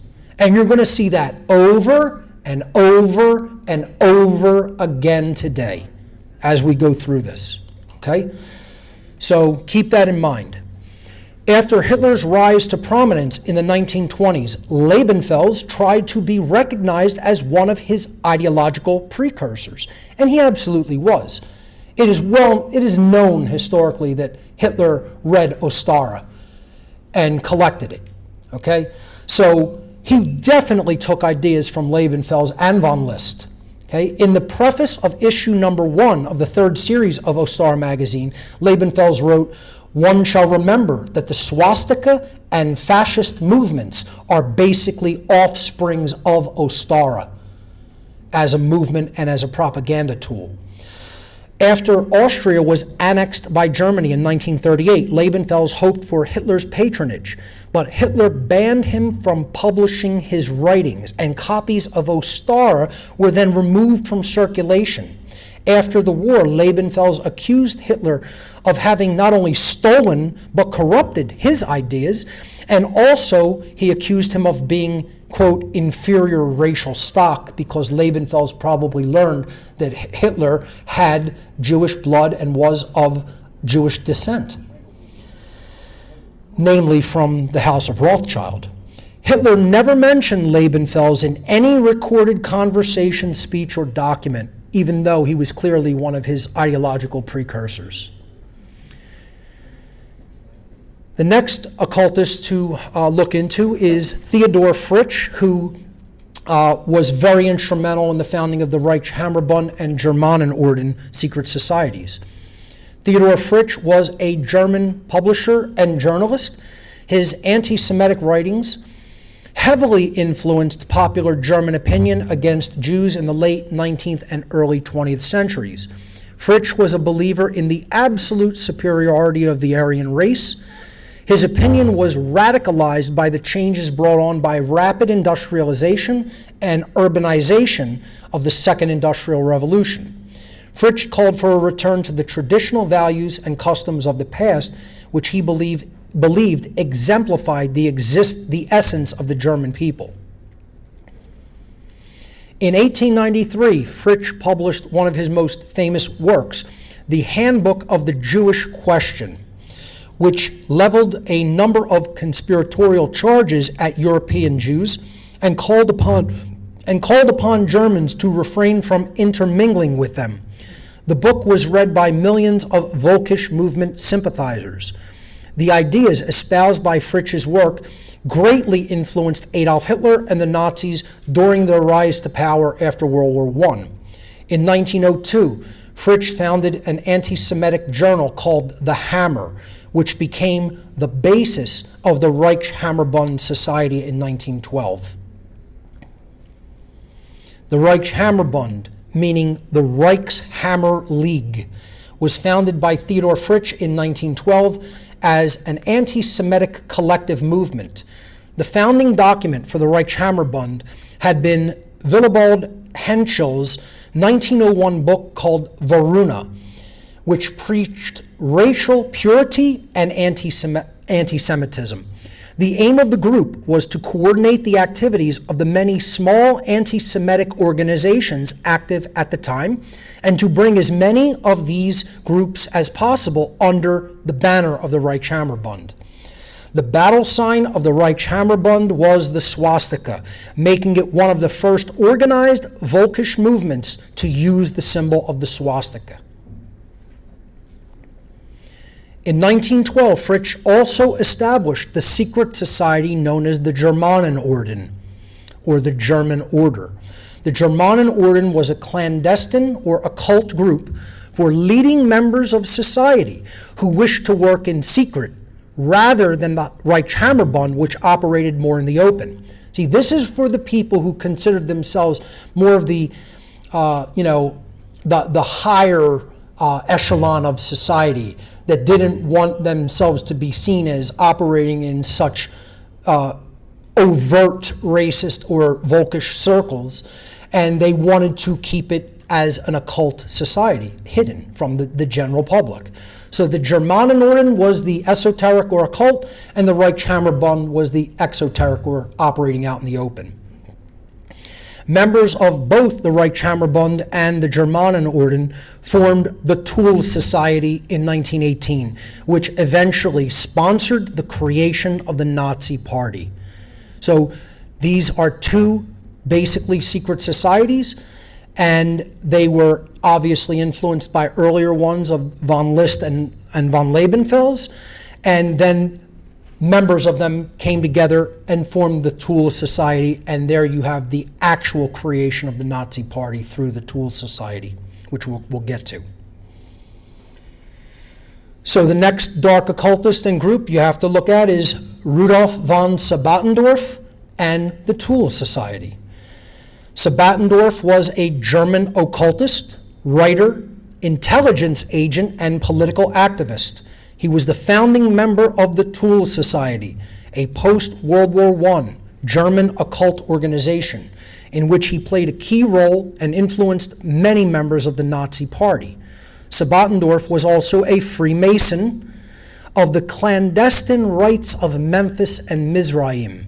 So not traditional organized Freemasonry, but what one would call clandestine rites of Freemasonry or occult rites. And he was also a Sufi, which is basically mystical Islamic beliefs and practices of the Bektashi order. In 1916, Sabattendorf came into contact with the Germanenorden, Fritzsche's society, and was subsequently appointed the Ordensmeister, the group leader, for its Bavarian schism faction, the Germanenorden Wahlwärter of the Holy Grail. Settling in Munich, Sabattendorf established an occult order known as the Tool Society in 1918 with fellow occultist Walter Nauhaus.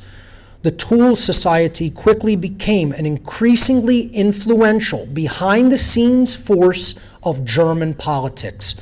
The Tool Society was the rallying organization, the rallying occult society for the Nazi Party, and the predecessor of the Nazi Party, the German Workers' Party. In classical literature and cartography, the word tool represented the northernmost regions of Earth. So literally what Tool Society means is the society of the north, the northern regions. The term Ultima Thule acquired the mystical notion of any distant place located, quote, beyond the borders of the known world. So we're talking about Arctic regions.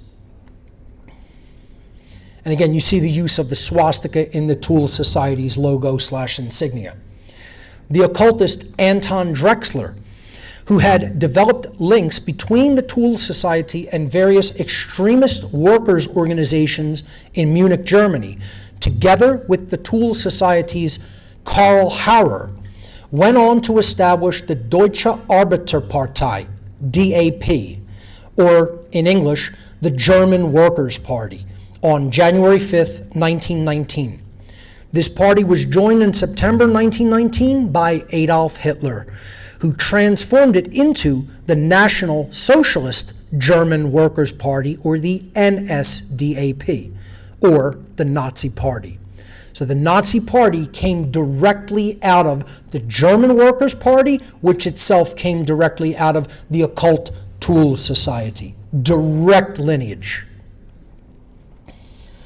Sabattendorf was also the owner of the Völkischer Beobachter, the Völkisch Observer newspaper, which the Nazi Party purchased in December of 1920.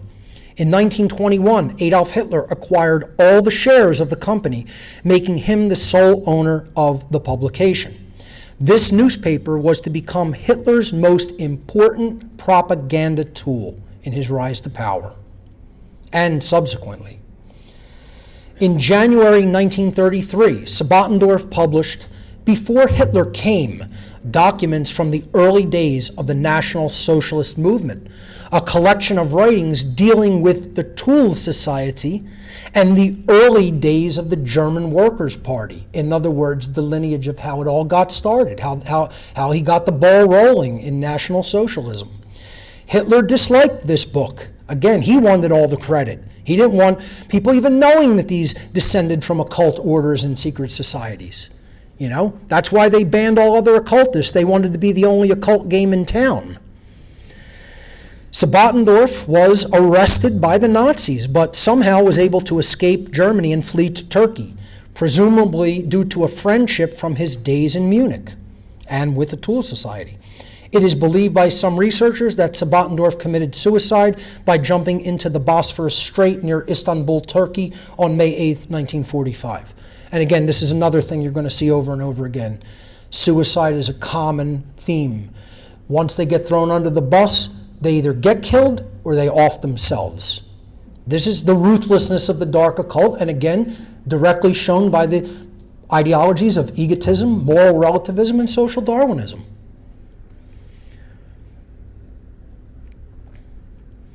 The next occult society that paved the way for the coming of the Nazis was the Edda Society. Again, largely unknown, certainly more occult-oriented and esoteric. Guido von List and his followers believed that the Icelandic Eddas were chronicles of the ancient Aryans. List's occult system was elaborated by Rudolf John Gerlsleben. After World War I, Gerlsleben traveled to Munich, where he became involved in the Tool Society and German politics.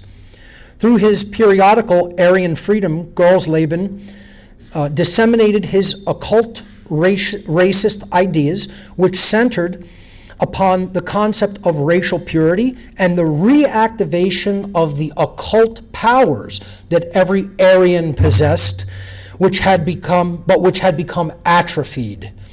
With these magical powers once more at their fullest, the Aryans would hold complete sway over the processes of nature and would thus be in a position to dominate and rule the world. Again, this is sick, distorted religion.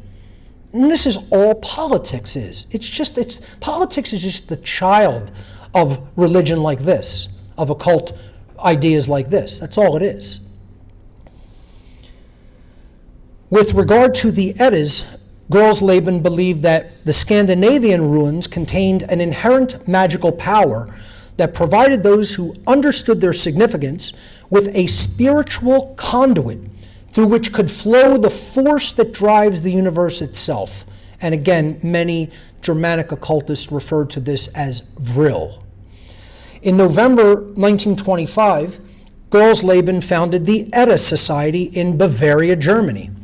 The treasurer of the society was Friedrich Schaefer, a close associate of Karl Maria Willigott, who we're going to talk about a lot more later because he was one of the driving occultists of the Third Reich, an occultist who would come to exert great influence upon Heinrich Himmler, the future head of the Nazi SS, or Schutzstaffel, the protection squadron of Hitler. When Gerlsleben died in 1930, the Edda Society was taken over by Werner von Bülow, who had designed what he called the World Ruin Clock, which illustrated the correspondences between the runes, the zodiac, numbers, and gods. Although the primary intention of the Edda Society was to conduct research into the ancient Aryan religion through interpretation of the runes, it declared its allegiance to Adolf Hitler and the Nazi Party in 1933, stating that, quote, the rise of Nazism was occurring in accordance with universal laws. Okay? Talk about dark occultism. And they would not have obviously used the term Nazism, they would have used the term National Socialism. So that's an approximation of the quote. And there's a depiction of the ruin clock that Werner Bülow created in the Edda Society. So let's take a look at the German Workers' Party, which, as we've already seen, came out of the Tool Society. In 1918, Rudolf von Sebottendorf wished to extend the influence of the Tool Society to the working classes of Germany. He asked journalist Karl Harrer to form a workers' ring, as they called it. Harrer and fellow Tool Society member Anton Drexler formed the Political Workers' Circle. The group met every week throughout the winter of 1918 for discussions about nationalism and anti-Semitism. At the instigation of Anton Drexler, this workers' ring became the Deutsche Arbeiterpartei, the German Workers' Party, or DAP, on January 5th, 1919. There's Anton Drexler, one of the founding members of the Deutsche Arbeiterpartei. These were the four most influential founders of what eventually became the Nazi Party. And it looked innocuous at the time. This was its logo. The Deutsche Arbeiterpartei simply means German Workers' Party. Okay, and Drexler, Harrer, Dietrich Eckart, and Gottfried Feder were the founders of it. Let's talk about now Dietrich Eckart. Dietrich Eckart was a German Völkisch journalist and political activist who was one of the founding members of the German Workers' Party. Eckart was a key influence on Adolf Hitler in the early years of the Nazi Party. He was a participant in the failed beer hall putsch in 1923, the first time Hitler tried to take over Germany, and died on December 26th of that year, shortly after his release from Landsberg prison, which Hitler also went to after the failed coup d'etat. Eckart was elevated to the status of a major thinker in the Nazi Third Reich upon the establishment of Nazi Germany in 1933, and was acknowledged by Hitler to be, quote, the spiritual co-founder of Nazism, or again, he would have said National Socialism, and a guiding light of the early National Socialist movement. So again, these are the ideologues, these are the occultists, these are the thinkers that actually paved the way for what the Nazis did. They're the ones who formulated the ideology. In July of, now we're going to see Hitler come onto the scene and make his rise to power and how that was done. In July of 1919, Adolf Hitler was sent as an intelligence agent of the German army to infiltrate the newly formed Deutsche Arbeiterpartei, DAP, German Workers' Party, and monitor its activities. So Hitler was originally a spy that was spying on for the German military what became the Nazi Party, and then he eventually joined it. He eventually realized, hey, I could take this over with the help of some of the occultists, and I could run this whole thing. I could run the whole country. You know, forget being a spy for the military, I'll eventually seize military power. Hitler quickly made an impression on the other DAP members, and again, definitely its leadership, who were the occultists, with his oratory abilities. And if you really study that dynamic, Hitler didn't have very formulated oratory abilities. He was known as a flat speaker when he first began public speaking. He was trained by occultists in neuro-linguistic programming techniques, more on that later, to become an effective public speaker. The DAP's chairman, Anton Drexler, was impressed with Hitler and encouraged him to join the DAP. On the orders of his army superiors, Hitler applied to join the party because they wanted him to further infiltrate it. He was accepted into the DAP in September of 1919. Hitler initially wanted to form his own political party, but was convinced to join the DAP because it was small and he thought he could eventually become its leader. He consequently encouraged the DAP to become less of a debating society, which it had been previously, and more of an active political party. The small number of party members were quickly won over to Hitler's political beliefs. With the support of Anton Drexler, Hitler became the chief of propaganda for the German Workers' Party in early 1920. In February of 1920, Hitler, along with Anton Drexler and Gottfried Feder, drafted a 25-point manifesto which summed up the German Workers' Party's political views, including an expansionist foreign policy, again, Lebensraum, the nullification of the Treaty of Versailles, which they saw as keeping Germany in an inferior position, politically and militarily in Europe, and the creation of a greater Germany, again, that's pan-Germanism, and exclusion of Jews from German citizenship. Okay, so more of the racial ideology of the Völkisch movement taken into the political realm. On February 24th, 1920, Hitler revealed the DAP's new manifesto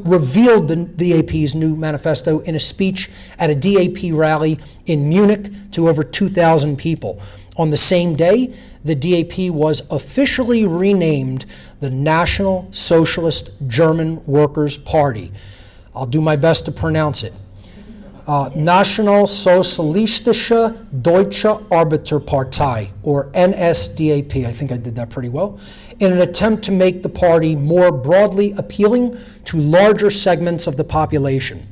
The name was intended to draw upon both left-wing and right-wing ideals, with socialist and workers appealing to the left and national and German appealing to the right. See, playing the polarization dialectics, incorporating them both, taking both so-called wings of politics to the same place.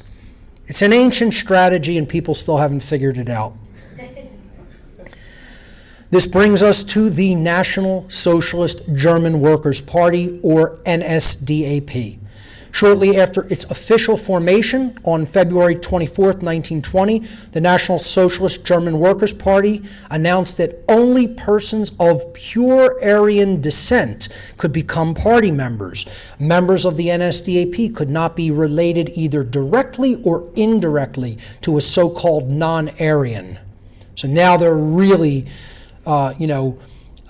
strong-arming the whole racial aspect of this. Party members found guilty of racial defilement were persecuted heavily, and some even sentenced to death when the party eventually took over Germany. That was just for race mixing, okay? Adolf Hitler quickly became the NSDAP's most active orator, with huge crowds flocking to hear him speak. Again, the occultists had already whipped them up into a fury with their former ideologies and organizations. And now the whole Völkisch movement was dominant in Germany. And they were praying for a, quote, Germanic savior like Hitler to come along. Hitler soon became the party's most dominant political figure. The NSDAP continued to attract new members, gathering over 2,000 members in its first year. On May 20th, 1920, the symbol of the swastika, which was originally a symbol used by various ancient cultures throughout the world to represent good fortune and spirituality, again, distorted. That's all the occultists know how to do. They never really create anything new. They just twist and distort what already exists to their own ends. So the swastika was formally adopted as the party emblem. In Völkisch circles, the swastika was considered the symbol of the Aryan race. Its two Sigruins together. It represented the replacement of the symbol of the Christian cross with allegiance to the National Socialist state. In December 1920, the Nazi Party had acquired a newspaper, the Völkisch Observer, of which its leading ideologist, Alfred Rosenberg, became the editor. Others to join the Nazi Party around this time were Heinrich Himmler and World War I flying ace Hermann Goering. On July 29, 1921, Adolf Hitler officially replaced Anton Drexler as party chairman and was granted absolute power in the Nazi Party as its sole leader. Hitler soon acquired the title Führer, or leader, and it was accepted that the Nazi Party would be governed by the Führerprinzip, meaning the leader principle. Again, hierarchy, chain of command. Okay? The same principles of the occult structure of occult societies, organizations, and how they want our world ultimately organized. Under this principle, the party was a highly centralized entity. That's what all totalitarian regimes want, centralization of power. that utilized a strict top-down hierarchy with Hitler at the apex. In September 1921, the Sturmabteilung, the SA, also known as the Storm Battalion or Storm Detachment, the Stormtroopers, again, that's what really actually influenced the Stormtroopers of Star Wars, also called the Brown Shirts. These were the Nazi Party's paramilitary. The Sturmabteilung was founded as a paramilitary wing of the Nazi Party and began violent attacks on other German political parties. They wanted to be the only game in town. In 1922, the NSDAP formed its official youth organization for children of party members called Jugendbund der NSDAP, the Youth League of the Nazi Party, which was a predecessor to the Hitler Jugend, the Hitler Youth. Again, that was the SA's insignia, and here's a depiction of SA members marching through the streets carrying the swastika banners. On October 31st, 1922, the National Fascist Party came into power in Italy under the dictator Benito Mussolini. Hitler was inspired by Mussolini and the Italian fascists, and he began to adopt elements of their form of fascism for the Nazi Party. Hitler borrowed their use of the straight-armed salute as the Nazi salute. When the fascists took control of Italy through their coup d'etat called the March on Rome, Hitler began planning his own coup d'etat less than a month later. By November 1923, Hitler had decided that the time was right for an attempt to overthrow the Weimar Republic and seize power in Munich. On the night of November 8th, 1923, the Nazis used a patriotic rally in a Munich beer hall to launch an attempted putsch or coup d'etat. This so-called beer hall putsch failed within one day when German military commanders refused to support it. Hitler and a number of his supporters were arrested and tried for treason in March 1924. Hitler and some of his close associates were convicted, but given very lenient prison sentences. While he was in Landsberg prison, Hitler wrote his political manifesto called Mein Kampf, or My Struggle. The Nazi Party was officially banned in Germany on November 9, 1923. However, it continued to operate under the name the German Party, or Deutsche Partei, or DP. And again, there's the cover of a modern printing of Mein Kampf. Hitler was released from Landsberg prison on December 20th, 1924. On February 16th, 1925, Hitler convinced German authorities to lift the ban on the Nazi Party, and it was formally refounded on February 26, 1925, with Hitler as its undisputed leader. It was at this time that Hitler began referring to himself as Der Führer, the leader. Nuremberg, Germany, had remained a Nazi Party stronghold during this time, so Hitler decided to hold the first Nuremberg rally there in 1927. The Nuremberg rallies soon became massive displays of Nazi paramilitary power and attracted many recruits to the party. By 1929, the NSDAP had 130,000 members, and I mean they gathered bigger than any modern football game in force, especially the members of the SA or Sturmabteilung. The Blutfahne, or blood flag, was the flag that was carried, and here we're going to start seeing some of the occult inspired rituals, the religious rituals and regalia of the Third Reich. The blood flag was the flag that was carried during the failed November beer hall putsch of 1923, during which it became soaked in the blood of a fallen member of the Sturmabteilung. When the Munich police fired on the Nazis, the flag bearer Heinrich Traumbauer was hit and dropped the banner. He dropped the flag. Andreas Bauer-Eidel a member of the SA who was marching alongside the flag was killed and fell onto the flag, staining it with his blood. Hence it became known as the blood flag. The blood flag subsequently became one of the most revered objects. It was a revered religious relic of the Nazi Party and an object of pseudo-religious ritual.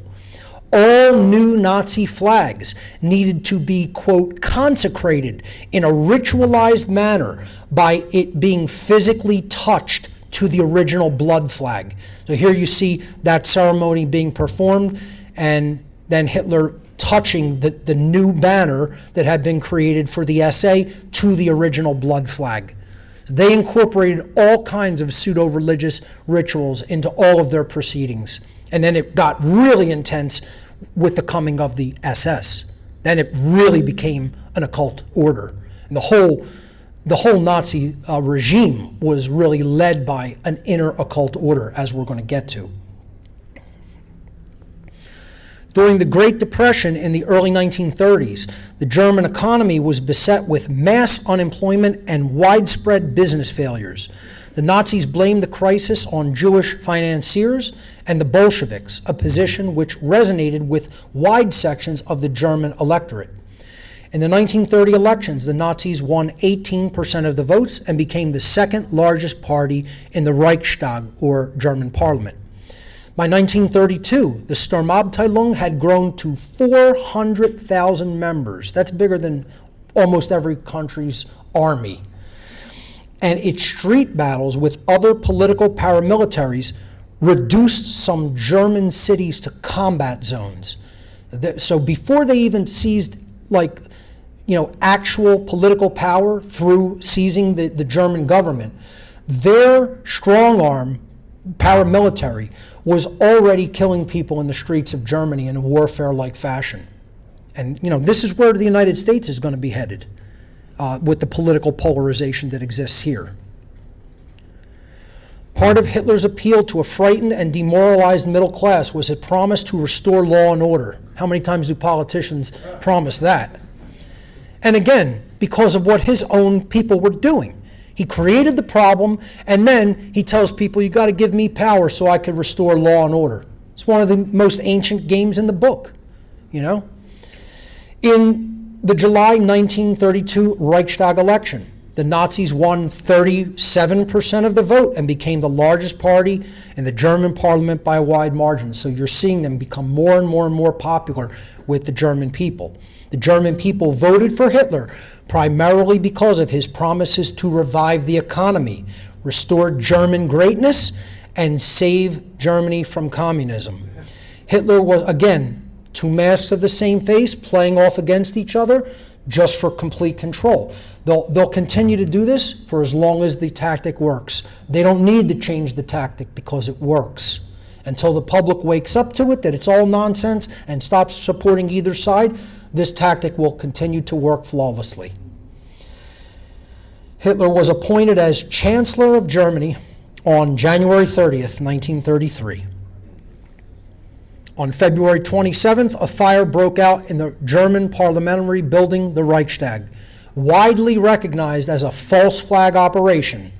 This fire gave Hitler a pretext for suppressing his political opponents. And again, this is the same tactic. You create the problem, you blame it on your political opponents, and then you have the justification to go and seize more power, implement more control, hurt more people, etc. False flags have also constantly worked throughout the ages because the public is not psychologically sophisticated enough en masse to understand how this tactic works. So clearly the Nazis started this fire and said, oh, our political opponents did it, we got to go and hunt them all down and kill them. The Reichstag fire decree was issued the following day, which suspended most civil liberties within Germany because of this threat. Sound familiar after 9/11? The NSDAP won the parliamentary election of March 5th with 44% of the votes. You see, they're going up and up and up in popularity. On March 23rd, the German parliament passed the Enabling Act, which gave the cabinet the right to enact laws without the consent of the parliament. In effect, the Enabling Act gave Hitler dictatorial powers because he was the head of the Nazi Party. Now possessing virtually absolute power, the Nazis abolished all labor unions, banned all other political parties, and began imprisoning their political opponents, first at improvised camps, like at Dachau, then in full concentration camps. The law against the formation of political parties of July 14, 1933, legally established the Nazi Party's political monopoly in Germany. Yes, legally. Everything the Nazis did was done through legal decree. It was all legal according to them. When asked in an interview in 1934 whether the Nazis were a right-wing party, as alleged by their political opponents, listen to Hitler's response. Hitler responded that Nazism was not exclusively for any class and indicated that it favored neither the left nor the right, but, quote unquote, preserved pure elements from both camps. And he stated, quote, from the camp of bourgeois tradition, meaning the aristocratic class or the moneyed class, it takes national resolve. And from the materialism of Marxist dogma, it takes living creative socialism. So he is telling people out in the open it is a blending of these ideologies into his form of fascist political ideology. Very, very out in the open, blatant, and in people's face about it. And people would still say they're polarized opposites. From June 30th to July 2nd, 1934, Hitler disempowered the SA, the Sturmabteilung, through secretly coordinated assassinations of the SA's leadership. Here we have the example of the people who helped him attain his rise to power are getting thrown under the bus, because that's what the dark occultists do. As soon as they're done using you as a tool, we're done with this tool. Out it goes into the garbage dump of history. We're going to assassinate them. We're going to implement some new people who don't have any of the historic hindsight of how this all happened. And they bring young idiots in to keep doing what the old idiots did. They don't need the old idiots anymore. Now they got young dupes in their place. Okay? So this operation was known as the Night of the Long Knives. Hitler accused the leader of the SA, Ernst Röhm, of conspiring to stage a coup d'etat. But this was simply a pretense to justify the suppression of any intra-party opposition. He didn't want people that already had some physical, paramilitaristic power engaging a coup later on. So that's what the Night of the Long Knives was all about. The executions under the Night of the Long Knives were carried out by the Schutzstaffel, the SS, Hitler's personal protection squadron, led by the Reichsführer SS, or Reichsleader of the SS, Heinrich Himmler, and assisted by the Nazis' Gestapo secret police force and members of the Reichswehr, the German armed forces. After the Night of the Long Knives, the SA continued to exist, but lost much of its importance, while the role of the SS grew significantly. Formerly only a sub-organization of the SA, the Schutzstaffel was made into a separate organization of the National Socialist German Workers' Party in July of 1934.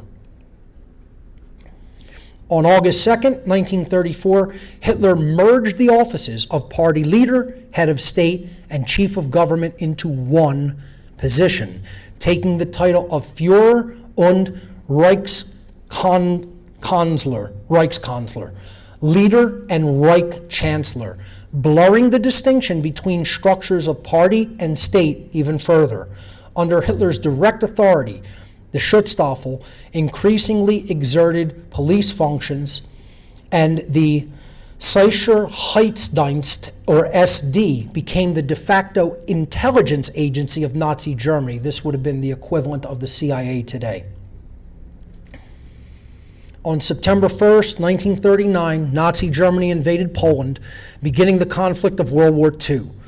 Officially, Nazi Germany lasted only 12 years, finally coming to an end when the instrument of surrender was signed by a representative of the German High Command on May 8th, 1945, which officially ended the war in Europe. And I'm going to show that instrument of surrender later on today. The formal abolition of the Nazi Party took place on October 10th, 1945, which was followed by the trials of major war criminals before the International Military Tribunal in Nuremberg. Since its inception, the Nazi Party was ultimately responsible for the deaths of approximately 20 million human beings. So the next occultist I want to explore is Erich Jan Hannessen. This is the person who trained Hitler in his speaking techniques. Again, most people will have never heard of him. Okay? Hitler was a flat speaker. In almost every documented piece of writing about how Hitler spoke before he was trained by Jan Hannessen, people said he didn't have good inflection in his voice and he did not have good control of the crowd. Wasn't a commanding presence while speaking. Hannessen changed all of that.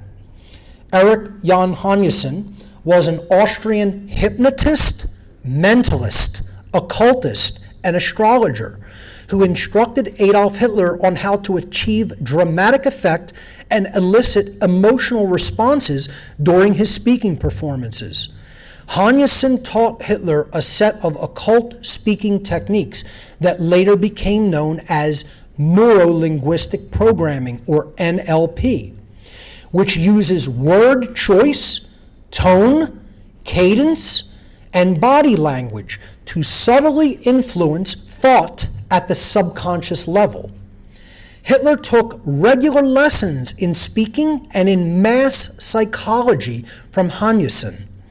Hannessen met with Hitler shortly before the elections of November of 1932, during which Hannessen taught Hitler his crowd control techniques of using hand gestures and dramatic pauses. Now, here's what becomes very interesting, because Hannessen got thrown under the bus, but for a different reason. Not because they just wanted to attack him for his occult knowledge, as they did other occultists, but because he was what he claimed to be a prognosticator or a predictor of the future. And one of the things that Hannessen predicted was the Reichstag fire. You see?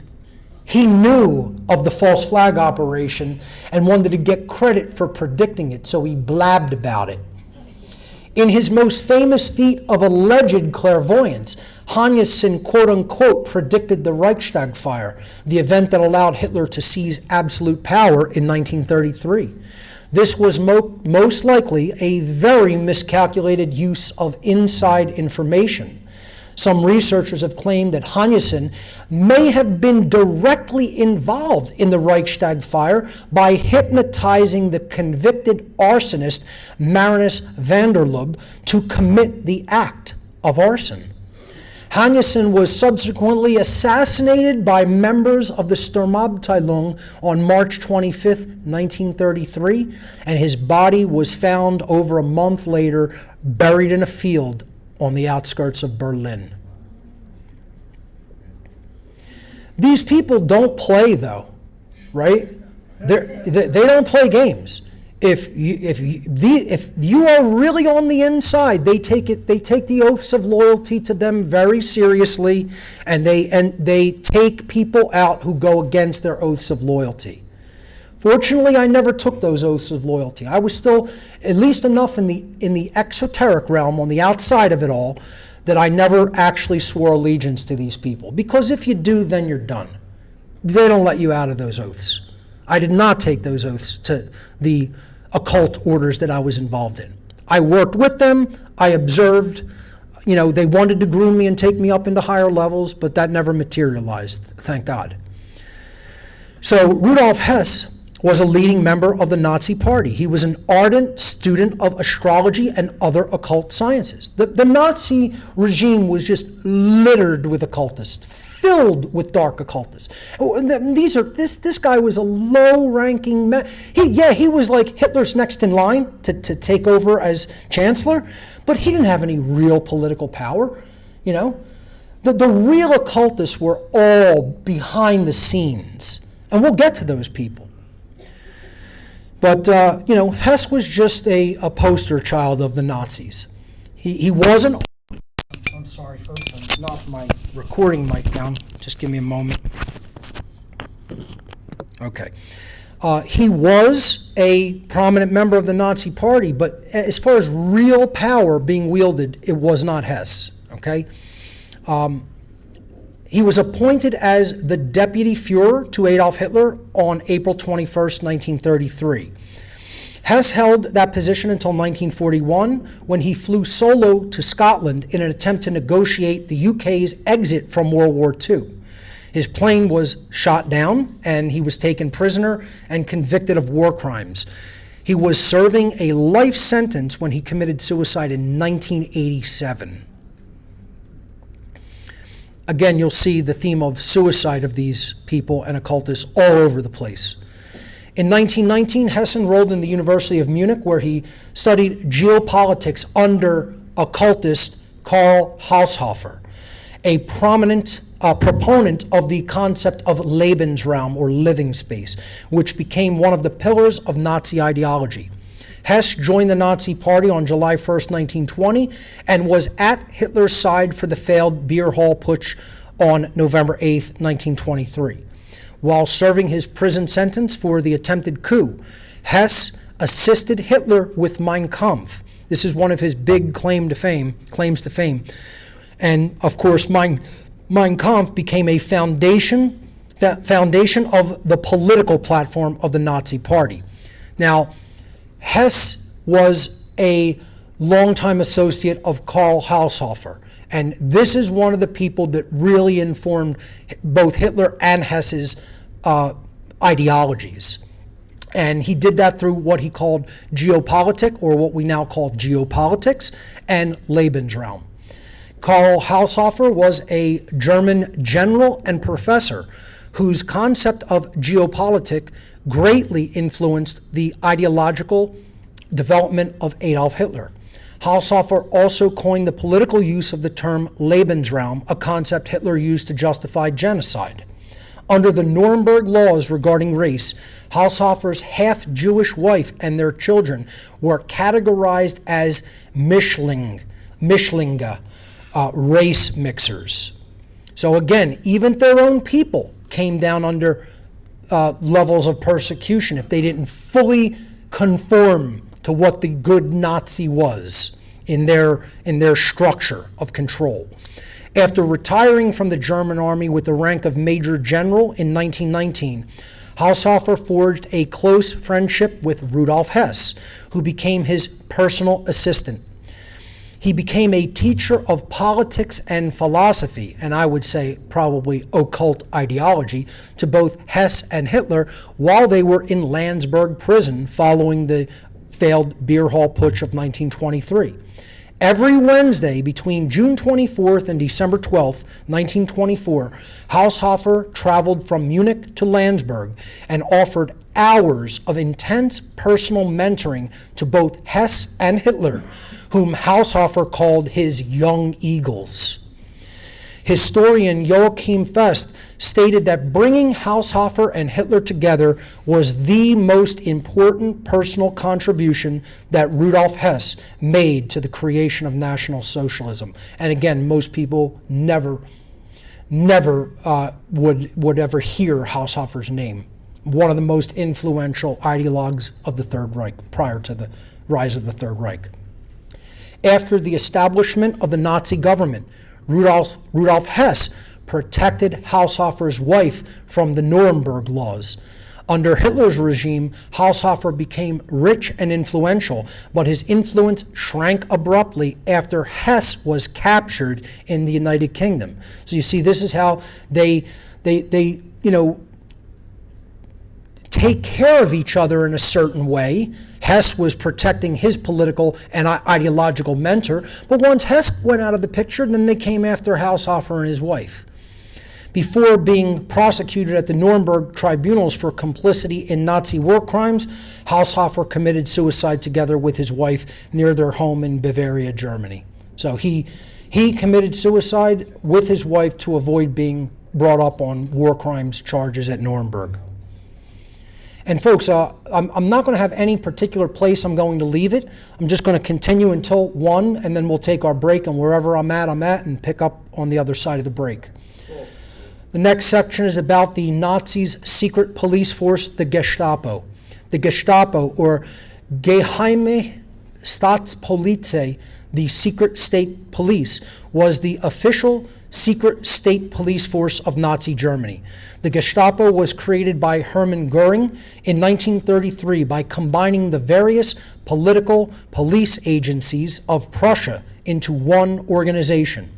On April 20th, 1934, oversight of the Gestapo passed to the head of the Schutzstaffel, Heinrich Himmler, who was also appointed chief of German police by Adolf Hitler in 1936. So here you're seeing the further consolidation of power. The SA became less influential, and while the Gestapo continued its secret police activities, they were absorbed under Heinrich Himmler's SS. The SS ultimately ran everything within the Nazi Party. And we're going to see there was a secret order within the SS that almost certainly called all of the important shots. The Gestapo had the authority to investigate cases of treason, espionage, sabotage, and attacks on the Nazi Party. Laws passed by the Nazi government in 1936 gave the Gestapo carte blanche to operate without judicial review, in effect putting the organization of the Gestapo above the law. As early as 1935, a Prussian administrative court had ruled that the Gestapo's actions were not subject to judicial review. Most Nazis considered that as long as the Gestapo was carrying out the will of the Führer, it was acting, quote unquote, legally. And this is what believers of all authoritarianism think. If the authority says that it is right, then it is right. If the authority says that it is wrong, then it is wrong. And that, ladies and gentlemen, is moral relativism, one of the defining hallmark ideologies of Satanism. And I think that's a pretty good place to leave section 1. We'll pick up with section 2 at 2:30 p.m. Please be back and ready to go promptly at 2:30, an hour and a half break. 2:30 we resume promptly. Thank you. All right, welcome back, everyone. I hope everybody had a good lunch and is feeling refreshed for the second of our 3 speaking sessions. So we left off talking about the Gestapo, the Nazi secret police force, and how anything that was considered the will of the Führer, then that was perfectly legal according to most Nazis. The Gestapo committed widespread atrocities during its entire existence. The power of the Gestapo was used to focus upon political opponents, ideological dissenters, and above all, Jews. Those arrested by the Gestapo were held without judicial process, and most political prisoners simply disappeared while in Gestapo custody, never to be seen from again. The Gestapo proved extremely effective in Nazi Germany, largely due to the willingness of ordinary German citizens to report on their fellow citizens. You know, without their support, the Gestapo would not have been as an effective secret police force. Joseph Goebbels was the chief propagandist for the Nazi Party and Reich Minister of Propaganda from 1933 to 1945. He was one of Adolf Hitler's closest and most devoted followers. Goebbels was known for his skill in public speaking and his deep, virulent anti-Semitic beliefs, which were overtly evident in his publicly voiced views. He advocated progressively harsher discrimination, including the extermination of Jews throughout the Third Reich. After the Nazis came to power in 1933, the Nazi propaganda ministry, headed by Goebbels, quickly gained and exerted complete control and censorship over the news media, arts, and information throughout Nazi Germany. A common theme in all totalitarian regimes is censorship, which we're experiencing a ton of these days right here in the United States.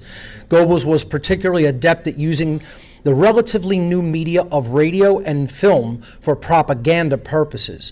In 1943, Goebbels began to pressure Hitler to introduce measures that will produce total war, including closing businesses that were deemed non-essential to the Nazi war effort, conscripting women into the war labor force, and enlisting men in previously exempt occupations into the Wehrmacht, or the Nazi armed forces.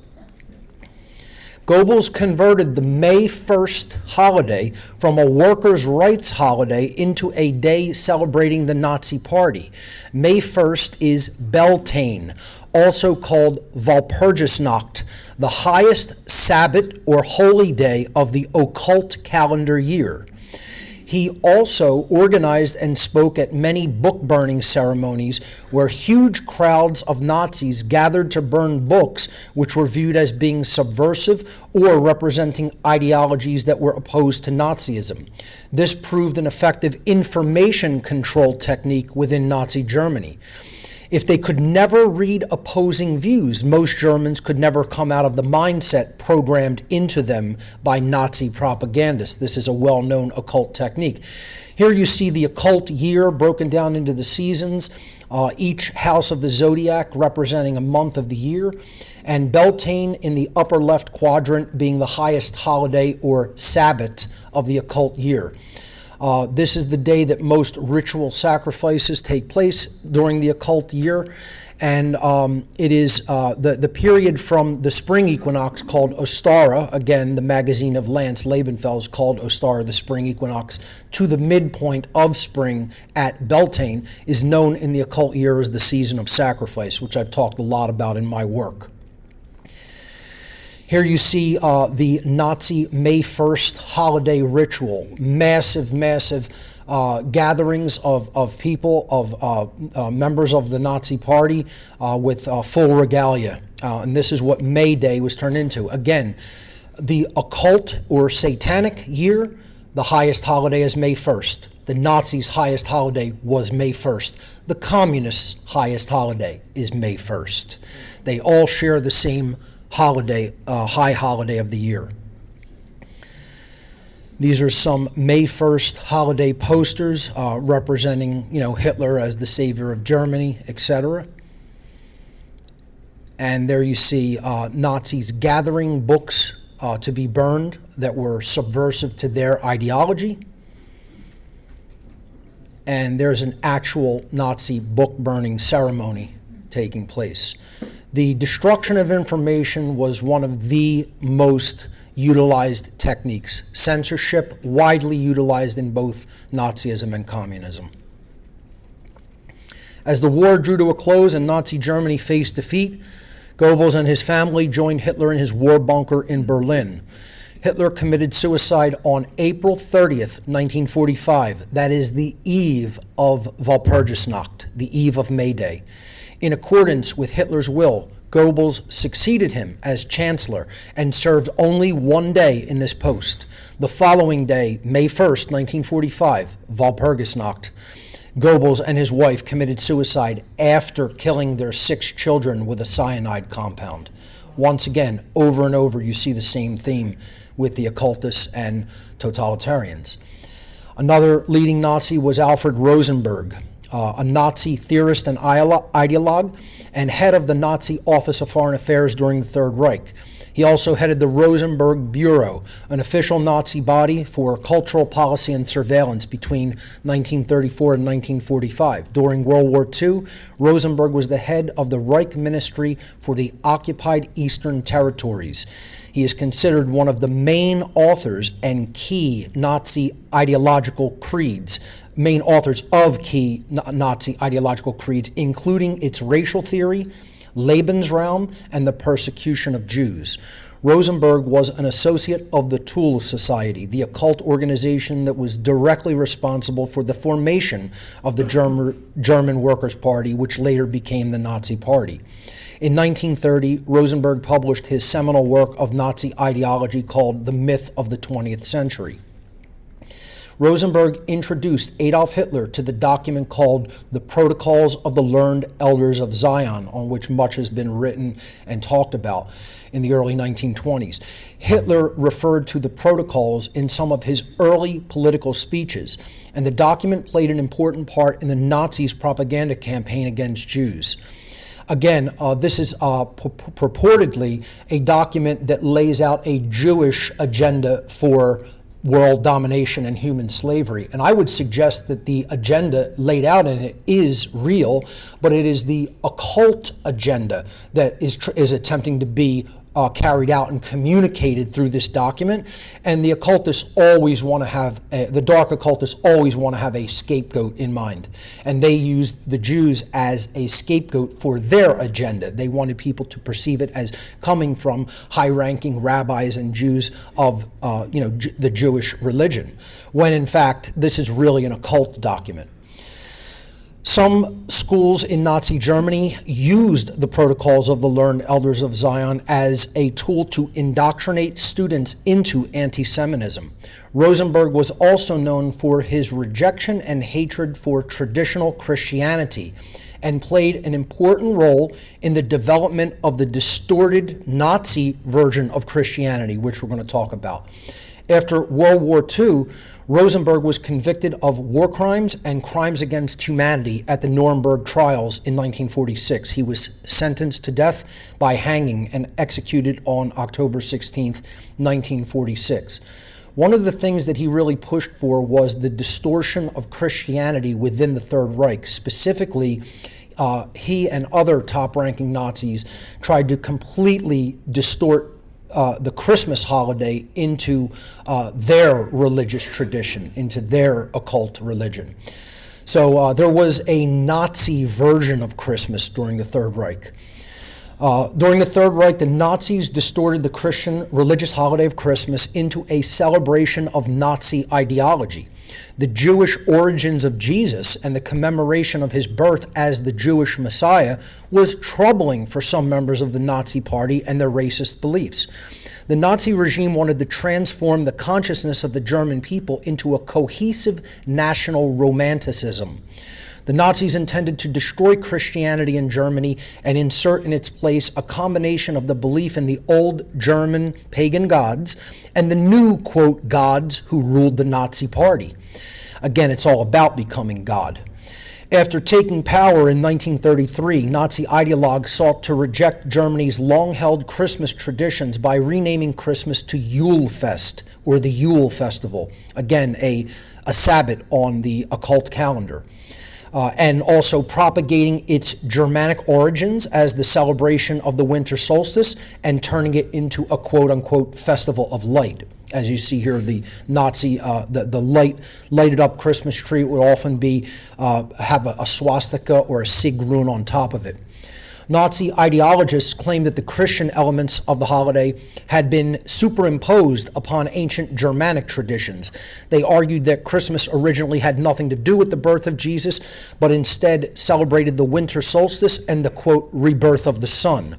They claimed that the swastika was an ancient symbol of the Big Dipper in its 4 positions during the equinoxes and solstices, again, occult Sabbats or holidays, and that the figure of Santa Claus was a Christian reinvention of the Germanic god Wotan, the Norse god Odin. Nazi Yule Festival posters were made to depict Odin as the, quote, solstice man, riding a white horse, sporting a thick gray beard, wearing a slouch hat, and carrying a sack full of gifts. Here you see some Nazi propaganda with the swastika in the middle and different animals that were celebrated as part of Yule Fest. Here you see their depiction of Santa Claus, which was Wotan or Odin.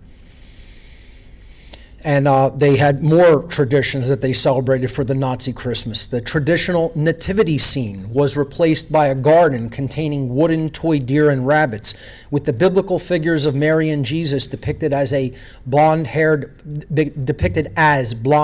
blue-eyed Aryans. The traditional name for a Christmas tree, Christbaum, was renamed as a Yule tree or a light tree, with the traditional star on the top of the tree replaced with a swastika, a sun wheel, or a Sigrun, and the tree decorated with swastika ornaments depicted there in the lower right. During the height of the Nazi regime, an attempt was actually made to remove from Christmas the association of the coming of Jesus and replace it with the coming of Hitler, who would be referred to as the Savior Führer. One of the most destructive forces within the Third Reich was, of course, Heinrich Himmler, and he was one of the leading dark occultists of the Reich. Heinrich Himmler was the Reichsführer of the Schutzstaffel. The Reichsführer means Reich leader, and he was the leader of the Schutzstaffel, or SS, Hitler's protection squadron. Himmler was one of the most powerful men in Nazi Germany and became primarily known for being one of the main architects of the Jewish Holocaust. Himmler joined the Nazi Party in 1923 and joined the SS in 1925. He was appointed Reichsführer SS by Adolf Hitler in 1929.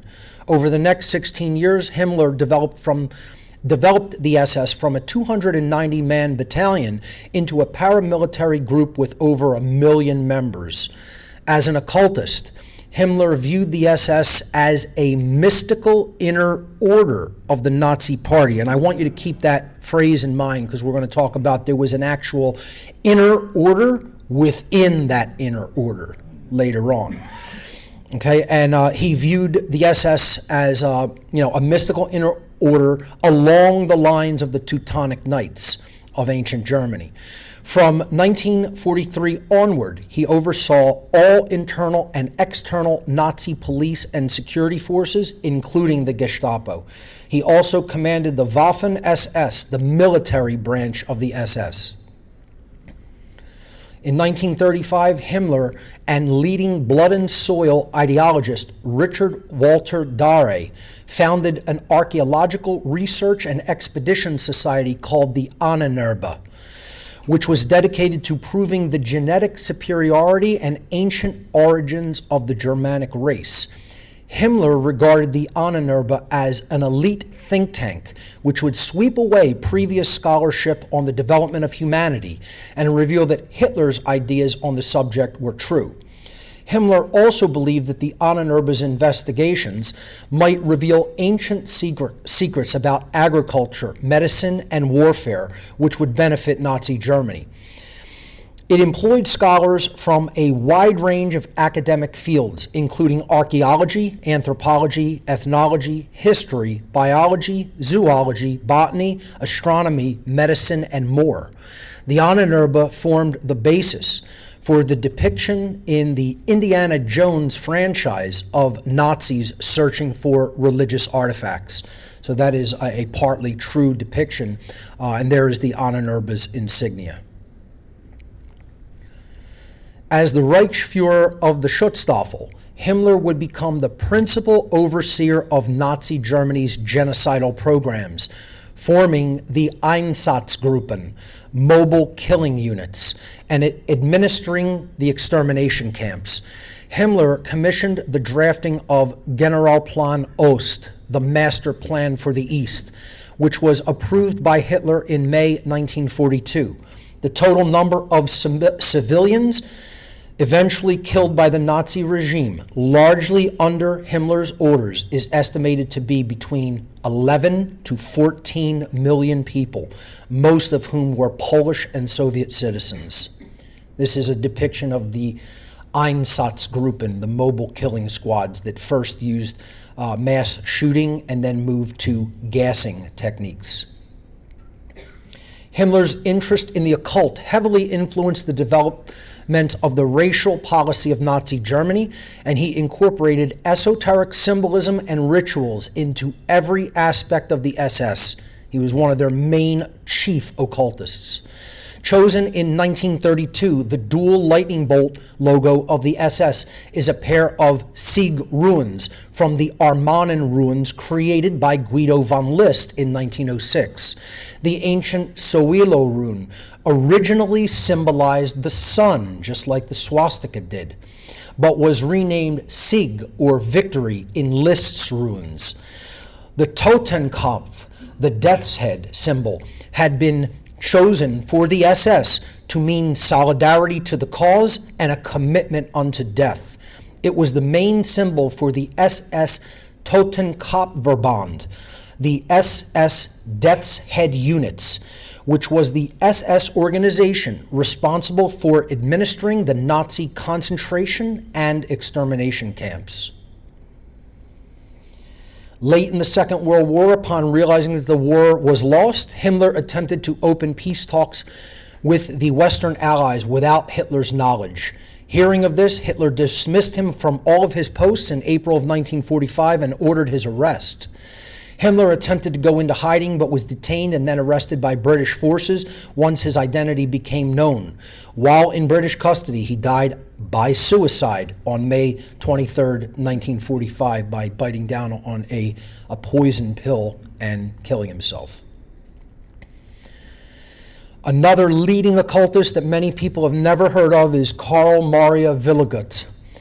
Karl Maria Willigut was a prominent Nazi occultist from Austria and the leading figure of the religion of Ermenism, not to be confused with Armanism of Guido von List. Willigut identified Ermenism as the true Germanic ancestral religion, claiming that Guido von List's Wotanism and Armanen ruins were parts of a schismatic false religion. He claimed to worship the ancient Germanic god Christ, whom Willigut claimed Christianity later appropriated as their own savior, Christ.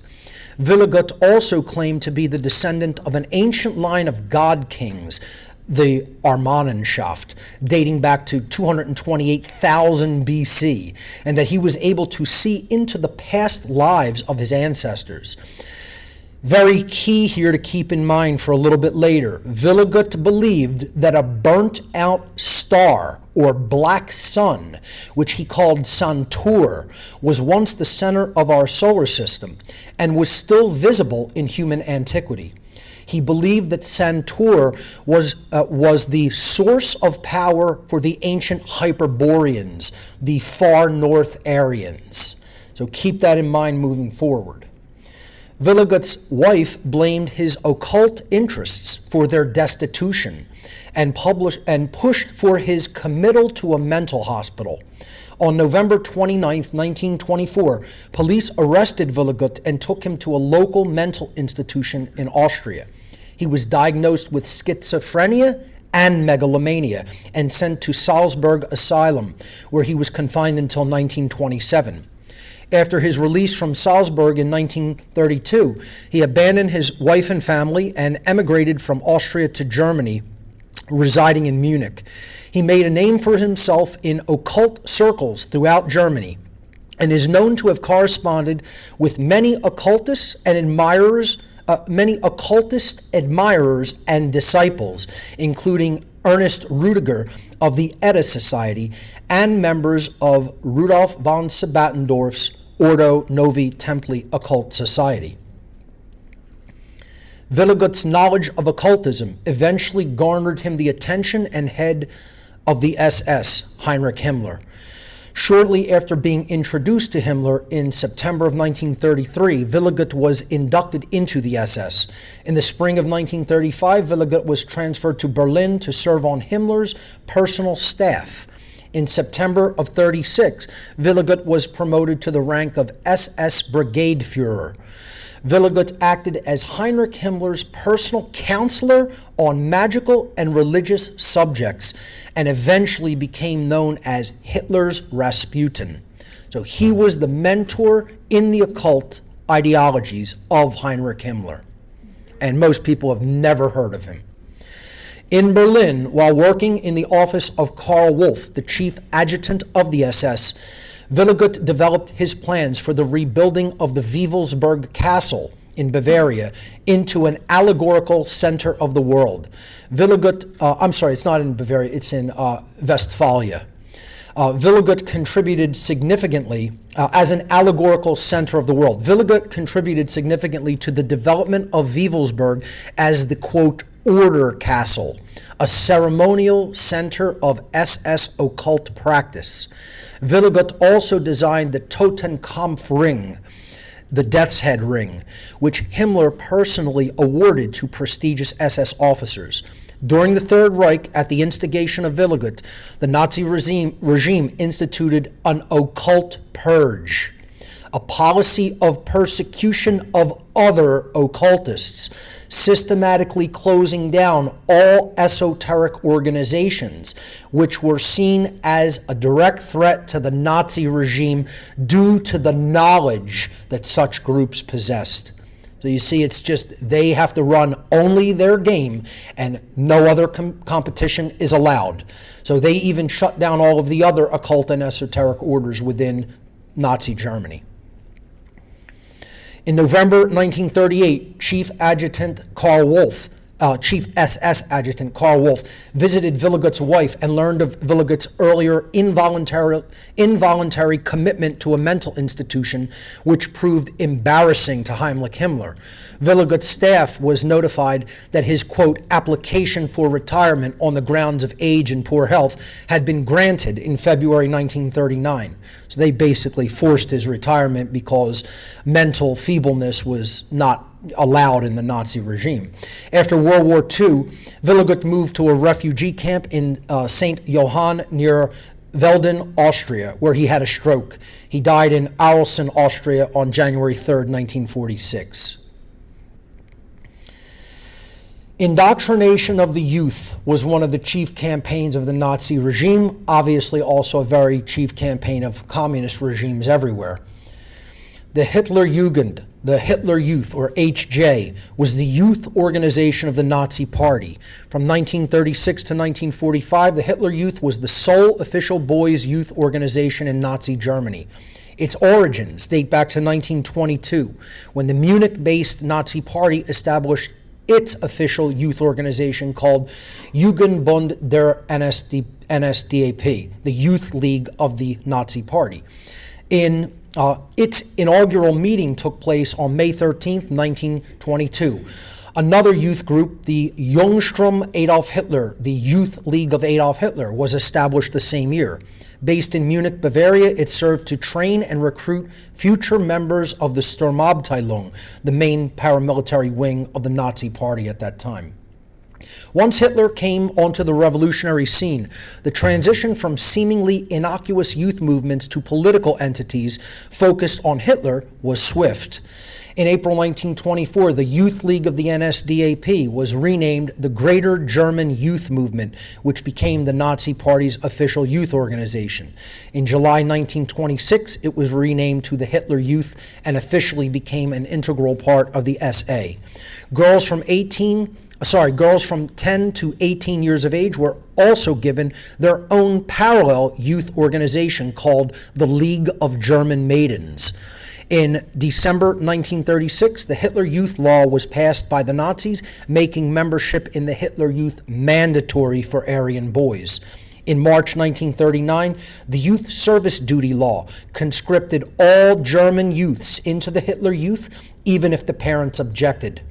Parents who refused to allow their children to join were subject to investigation by Nazi authorities. By 1940, the Hitler Youth had grown to 8 million members. Members of the Hitler Youth were viewed as ensuring the future of Nazi Germany, and they were indoctrinated into Nazi ideology, including racism. The boys were indoctrinated with the myths of Aryan racial superiority and to view Jews and Slavs as subhumans. Members were taught to associate state-identified enemies such as Jews with Germany's previous defeat in World War I and its societal decline. The Hitler Youth were used to break up church youth groups, spy on religious classes and Bible studies, and interfere with church attendance. Education and training programs for the Hitler Youth were designed to undermine the values of traditional structures of German society. Again, this is what we see happening today in modern education. Their training also aimed to remove social and intellectual distinctions between classes to be replaced and dominated by the political goals of Hitler's totalitarian dictatorship. Sacrifice for the Nazi cause was instilled into their training. The notion that, quote, Germany must live, even if members of the Hitler Youth have to die, was hammered into them from an early age. The Hitler Youth maintained training academies comparable to preparatory schools, which were designed to nurture future Nazi party leaders. So it was a grooming ground. It appropriated many of the activities of the Boy Scouts movement, including camping and hiking. Over time, it changed in content and intention, and many activities began to closely resemble military training, with weapons familiarization, assault courses, and fighting tactics becoming part of its curriculum. The aim was to turn the Hitler Youth into motivated soldiers. The ultimate goal of all the Nazi youth organizations was to instill into their youth the ideologies of blind obedience and unwavering loyalty to the Nazi cause. Hitler once remarked about his vision for the future of young Germans by saying, quote, "We seek a youth that has closed their hearts to pity."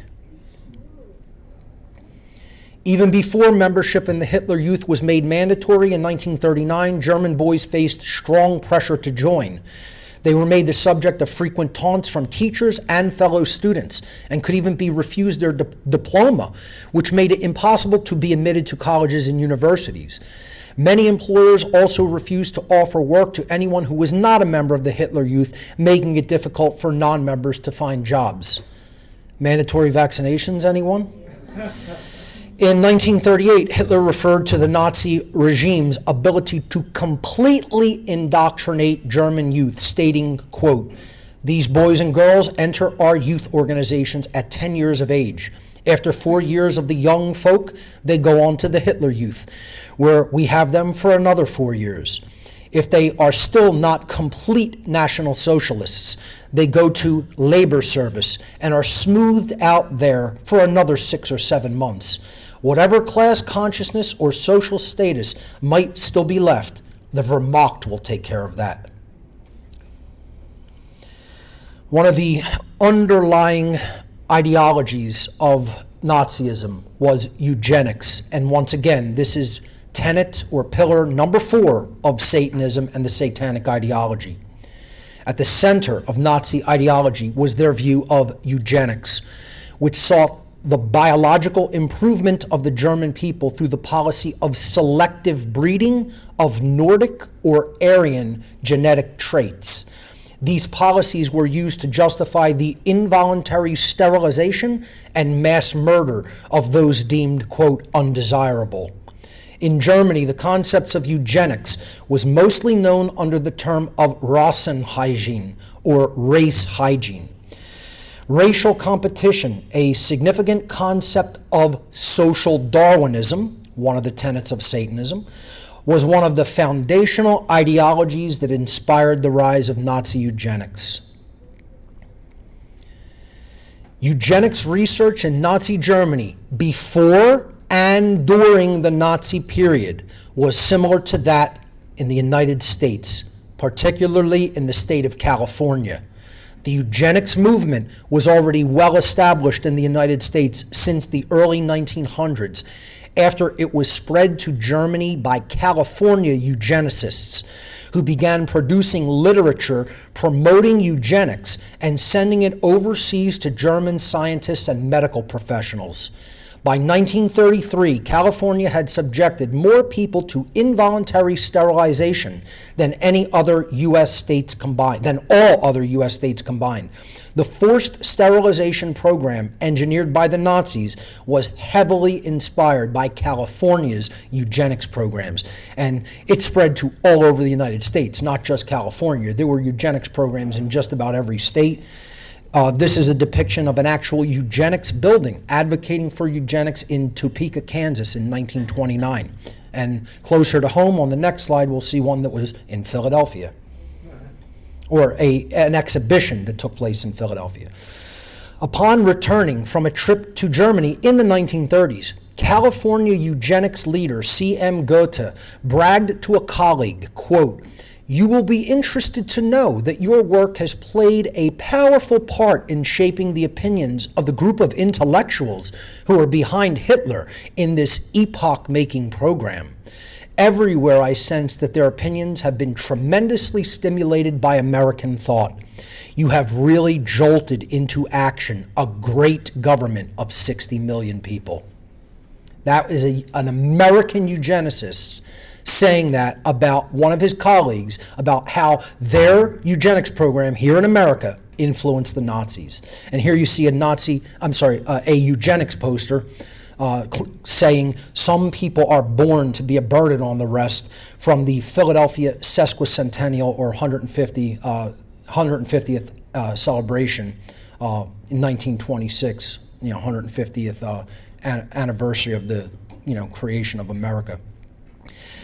Those initially targeted for murder under the Nazi eugenics policies were largely people living in private and state-operated institutions. So they automatically went after the feeble-minded first, okay? And they identified them as what they called life unworthy of life. They included prisoners, degenerates, dissidents, and people with congenital, cognitive, and physical disabilities, people who were considered to be, quote, feeble-minded. That's where the eugenics program started in Nazi Germany before it completely snowballed into other areas and ethnic groups. By 1934, more than 5,000 people per month were being forcibly sterilized in Germany. By the end of the Nazi regime, over 200 hereditary health courts were created in Germany, and under their rulings, over 400,000 people were sterilized against their will, and over 300,000 were murdered in the Action T4 or Action T4 euthanasia program. Here you see a sign talking about Action T4, and they used stationary gas chambers where they put people in a collective shower room, and then pumped engine exhaust, sealed it off, and pumped in truck engine exhaust was the main method of murder. Moving on to eugenics under the Kaiser Wilhelm Institute. Named after the last German Emperor Kaiser Wilhelm, the Kaiser Wilhelm Institute of Anthropology, Human Heredity, and Eugenics was founded in 1927 in Berlin. Significantly influenced by American eugenics ideology and programs for 2 decades, the founding and building of the Kaiser Wilhelm Institute was partially funded by the Rockefeller Foundation, right here in the United States. Throughout the Nazi era, again, we're talking about occult organizations, funneling and channeling money and resources into such occult groups like the Nazis. Throughout the Nazi era, the Kaiser Wilhelm Institute was strongly associated with the theories of Nazi eugenics and racial hygiene, advocated by its leading theorists, Eugen Fischer, Fritz Lenz, and Ottmar von Verschuer. Member of the Kaiser Wilhelm Institute, Eugen Fischer, was influential with the Nazis early in their rise to power in Germany. In 1921, he and Fritz Lenz published a 2-volume book called Principles of Human Heredity and Race Hygiene, which Adolf Hitler read while incarcerated in 1923 and used its ideas in Mein Kampf. Fischer's work heavily influenced German colonial legislation and provided quote-unquote scientific support for the Nazis' racial Nuremberg laws. In 1937 and 38, Fisher and his colleagues analyzed 600 children in Nazi Germany who were descendants of French African soldiers. These children, which the Kaiser Wilhelm Institute called the Rhineland bastards, were classified as hereditarily unfit and subsequently subjected to sterilization. During World War II, the Kaiser Wilhelm Institute regularly received human body parts from Joseph Mengele, the angel of death of the Auschwitz concentration camp, to use in studies intended to prove Nazi racial theories and justify race-related policies. After World War II, most of the thousands of files and lab materials of the Kaiser Wilhelm Institute were moved to an unknown location or destroyed, and never obtained by the Allies to use as evidence in war crimes trials, and to prove that Nazi racial ideology had motivated mass genocide in Europe. Most of the staff of the Kaiser Wilhelm Institute were able to escape trial, most notably Mengele, who escaped to Brazil and died there in 1979. The Lebensborn program, another example of Nazi selective breeding, was established by Heinrich Himmler on December 12, 1935. It was an SS-initiated, state-supported, registered association in Nazi Germany with the stated goal of increasing the number of children born who met the Nazi standards of, quote, racially pure Aryans, based on Nazi eugenics. The Lebensborn program provided welfare to its mostly unmarried mothers, encouraged anonymous births by unmarried women at maternity homes, and mediated adoption of children by likewise, quote, racially pure parents, particularly SS members and their families. This was a broodmare program. That is what it was. They were just trying to get as many women to have as many Aryan babies as possible. Again, that's what eugenics is. Higher procreation for people that have the genetic traits you want to see, and extermination or sterilization for undesirables. About 8,000 children were born in Lebensborn homes in Germany, between 8,000 and 12,000 children in Norway. Access to Lebensborn was restricted in accordance with the Nordicist eugenic and racial policies of Nazism, which could be referred to as supervised selective breeding. The Cross of Honor of the German Mother was given to the women who bore the most Aryan children. Abortion was legalized and endorsed by the Nazis for disabled and non-Germanic children, but strictly punished otherwise. Lebensborn expanded into several occupied European countries with Germanic populations during World War II. It included the selection of racially worthy orphans for adoption and care for children born from Aryan women who had been in relationships with SS members. During the war, many children were kidnapped from their parents and judged by Aryan criteria for their suitability to be raised in Lebensborn homes and fostered by German families. So they were kidnapping the children of people throughout Europe and putting those children into the Lebensborn program. At the Nuremberg trials, much direct evidence was found of the kidnapping of children by Nazi Germany across Ukraine and Poland during the period of 1939 to 1945. So let's hear, I hear this all the time. The Nazis are made out to be way worse than what they really were. I mean, I actually hear this from people. I hear this from morons out there, okay? Let's hear from their own words what they really wanted to do. In their own writings. This is not third hand, this is not a historical account. This is them and published letters and writings that they themselves wrote. So this is a section on the Nazis themselves talking about how they were going to become God. I call this a new order of masters and slaves, because that's what the Nazi regime was. It was their version of a new world order, okay? What they called the 1,000-year Reich. Martin Bormann, the chief of the Nazi Party Chancellery, said this: "The Poles are especially born for low labor. There can be no question of improvement for them.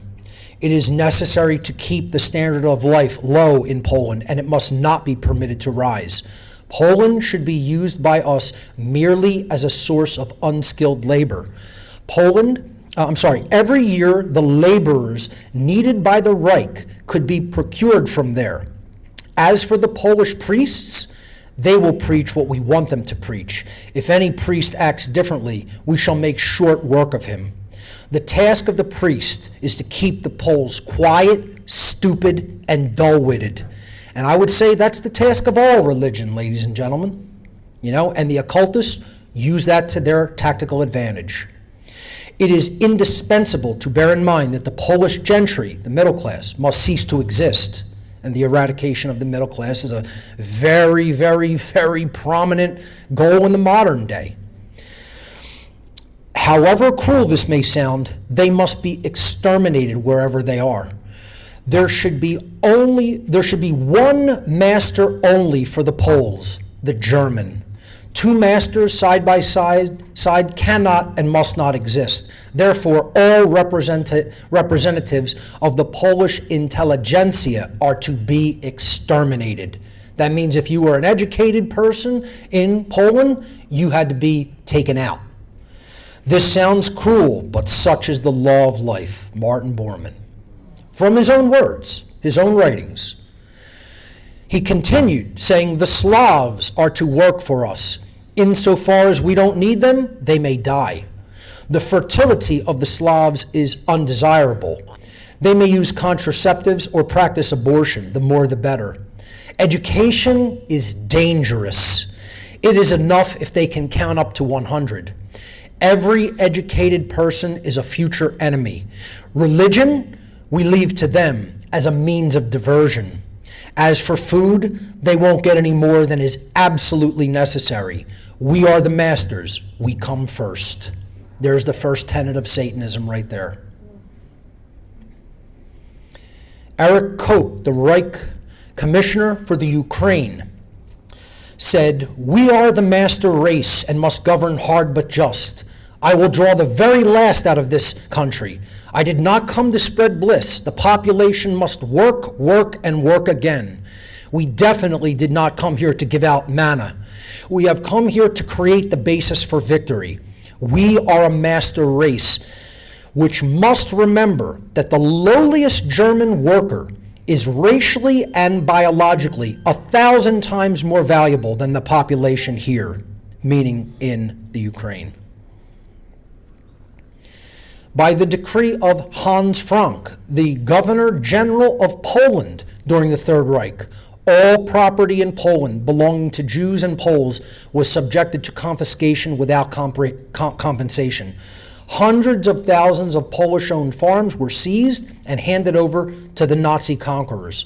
By June 1943, over 700,000 Polish estates comprising 21.5 million acres of land were confiscated by the Nazi regime.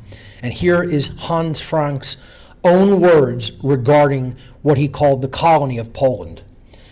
He said, I shall endeavor to squeeze out of this province, Poland, everything that is still possible to squeeze out. If the new food scheme is carried out in 1943, 500,000 people in Warsaw and its suburbs alone will be deprived of food. He's not saying that like it's a problem. He's bragging. Poland can only be administered by utilizing the country through means of ruthless exploitation, deportation of all supplies, raw materials, machines, factory installations, etc., which are important for the German war economy. Availability of all workers for work within Germany, reduction of the entire Polish economy to absolute minimum necessary for bare existence of the population. And I would say that's the Great Reset that's happening now. And closing of all educational institutions within Poland, especially technical schools and colleges, in order to prevent the growth of the new Polish intelligentsia. Poland shall be treated as a colony. The Poles shall be the slaves of the greater German Reich. Right there out in the open, proud about it, bragging about it. So all the people out there, pardon me, to all the people out there saying the Nazis weren't really the bad guys, you clearly haven't even read their own writings.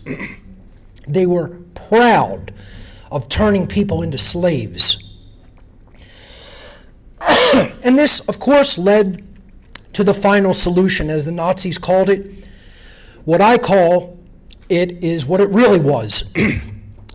Mass human occult ritual sacrifice, if we're being honest. Between 1941 and 1945, Nazi Germany and its collaborators systematically murdered 2/3 of Europe's Jewish population.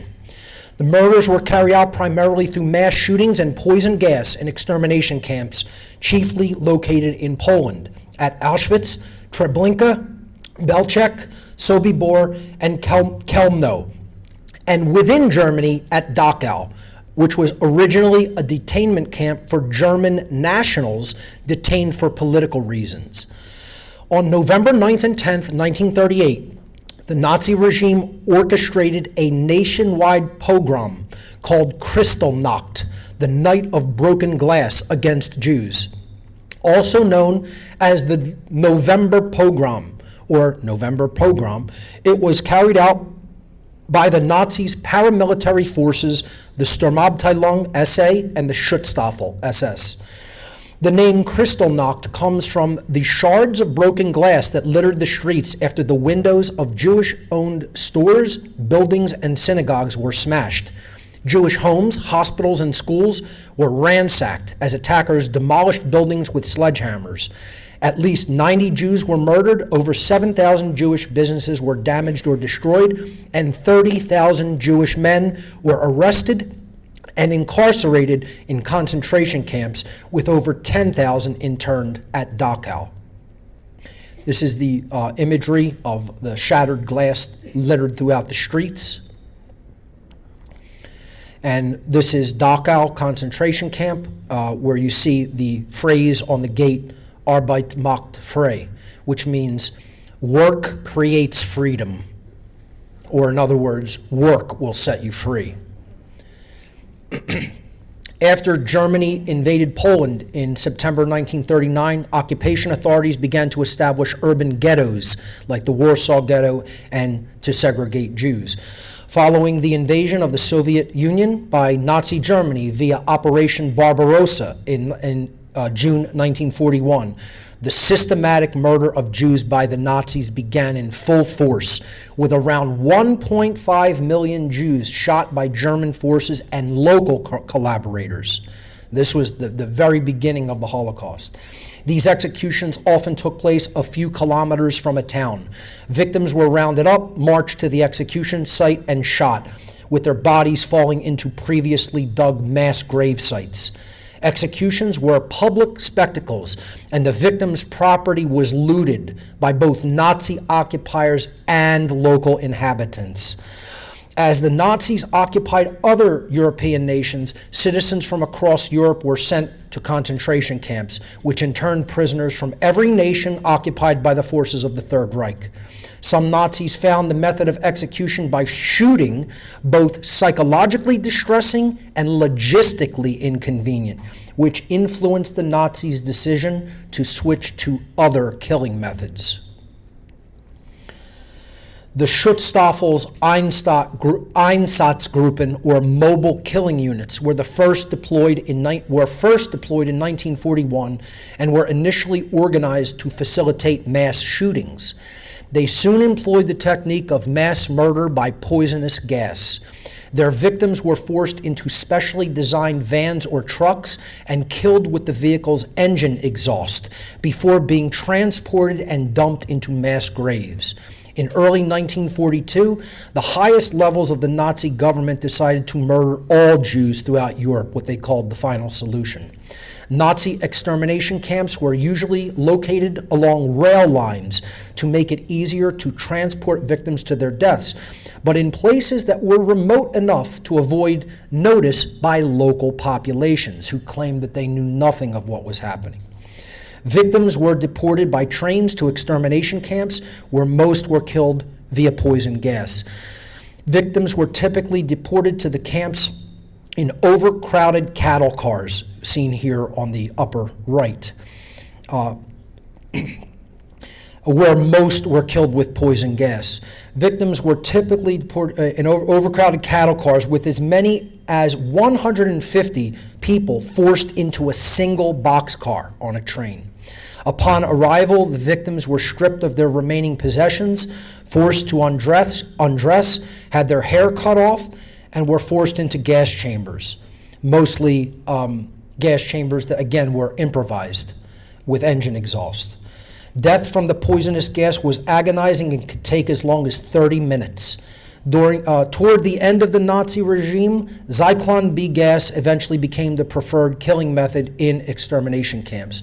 Here you see the Auschwitz camp, again with the saying, Arbeit macht frei, which means work creates freedom. Here a roll call of some of the concentration camp prisoners. The barracks of their sleeping quarters shown below there. And the type of stationary gas chambers that were used, that were pumped full of truck engine exhaust. And toward the later part of World War II, Zyklon B gas.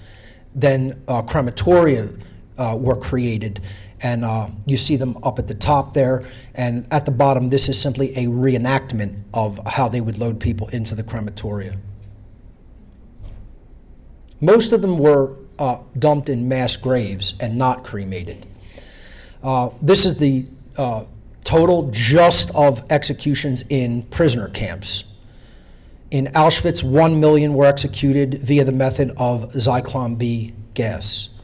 At Treblinka, almost 1 million, about 950,000 via engine exhaust in a stationary gas chamber. At Belchek, 595,000 stationary gas chamber via engine exhaust. At Sobibor, 235,000 stationary gas chamber engine exhaust. Chelmno, 150,000 via gas vans, again, the Einsatzgruppen, the mobile killing units. And at Dachau, 32,000 via disease, starvation, and malnutrition.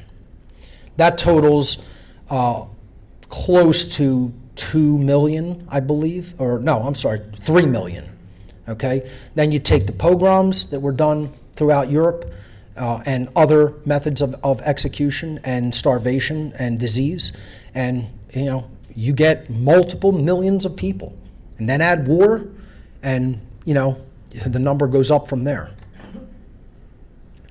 At Auschwitz, around 25% of the camp population was separated out for forced labor for the Nazi war effort.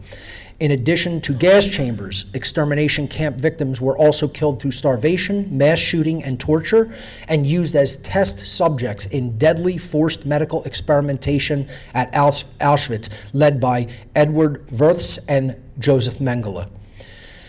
Mengele, I didn't put the quote in here, but Mengele actually said to Jewish prisoners, "The more we do to you, the less you believe we are doing it." He actually said that because so many of them were so completely in shock by the horrors that they were experiencing that they could not believe it was happening psychologically. And that is what he said to them. The more we do to you, the less you believe we are doing it.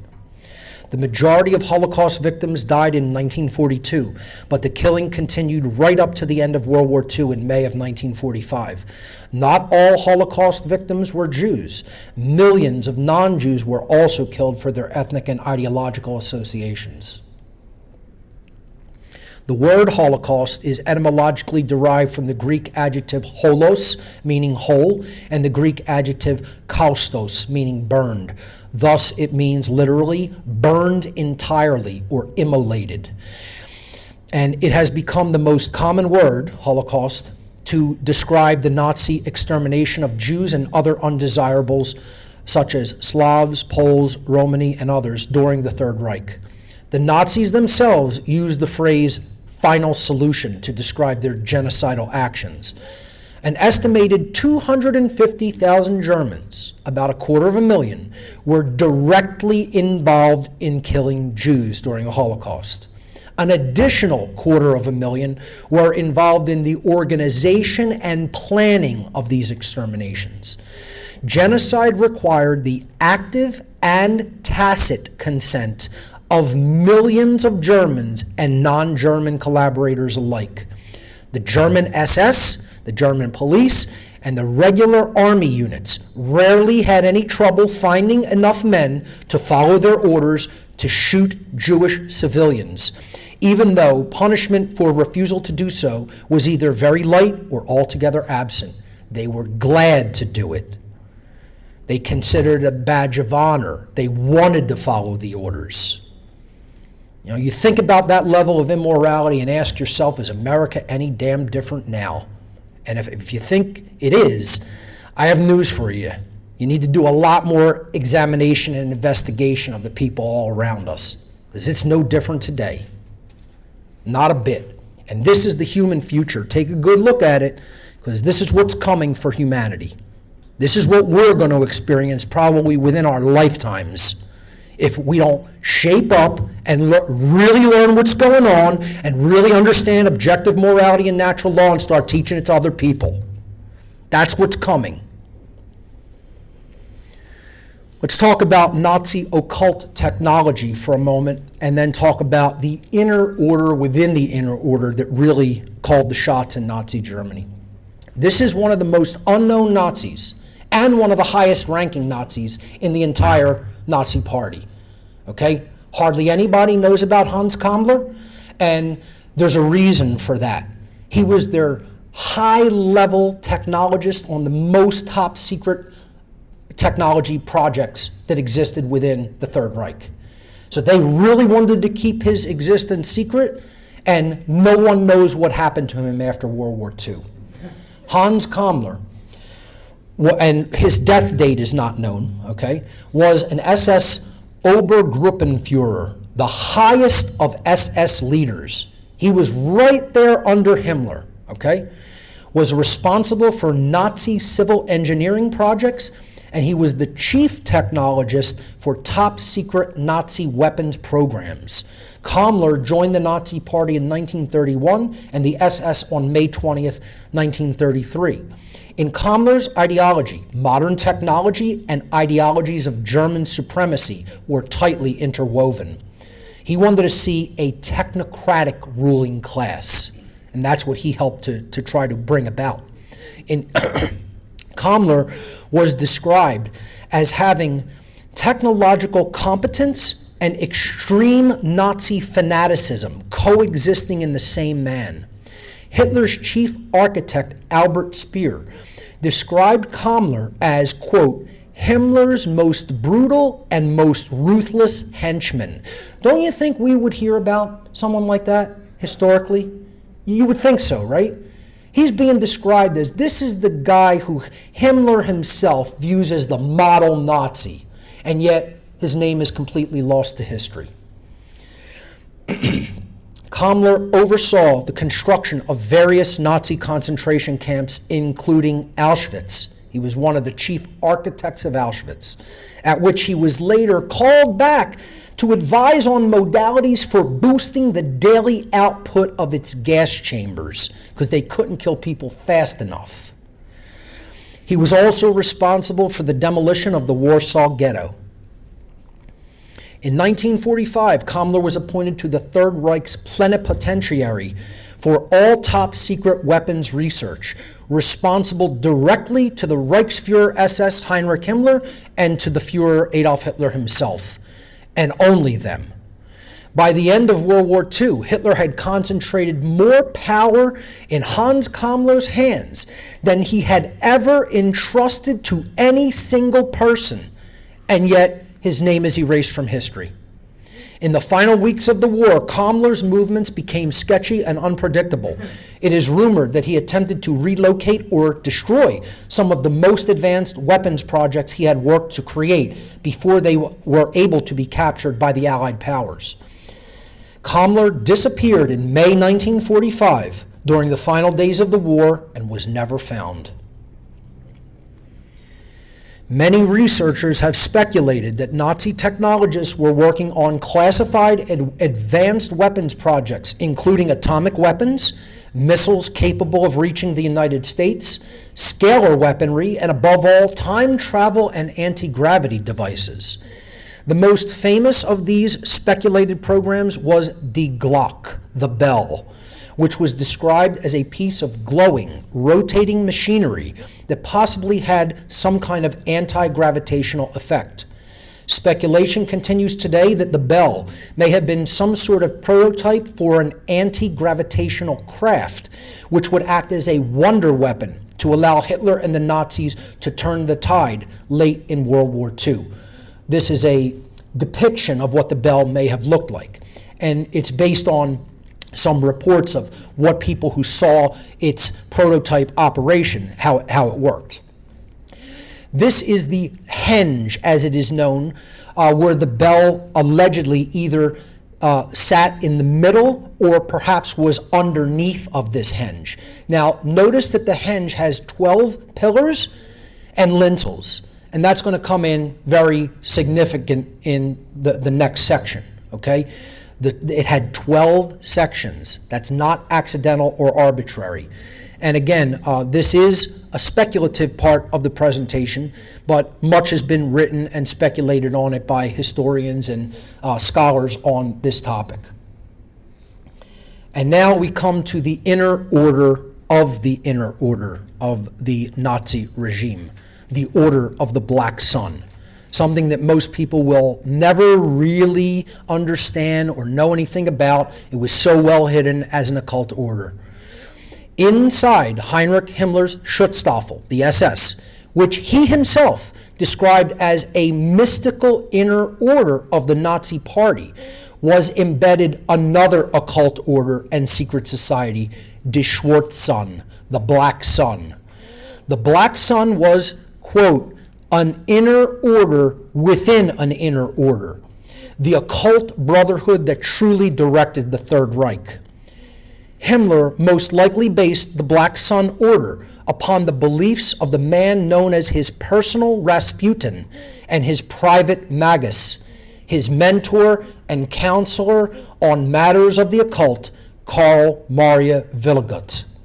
Willigut believed that a burnt-out star or black sun called Santur was once the center of our solar system and was a source of mystical power to the ancient Aryan people. Now, whether that's true or not, they believed it, especially Willigut. In his occult beliefs, there was a black sun that eventually burnt out. It became maybe a brown dwarf star, what he called the black sun, and he considered that that was the main source of the power of the ancient German pagan people. Other esoteric groups within Nazi Germany referred to this ancient force as the Vril.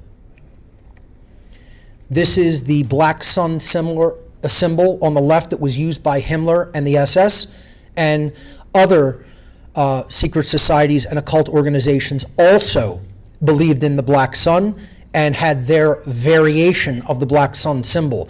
On the right, there you see with some of the Armanen ruins around it, and in the center of the black sun, the variation of the black sun used by the Thule Society.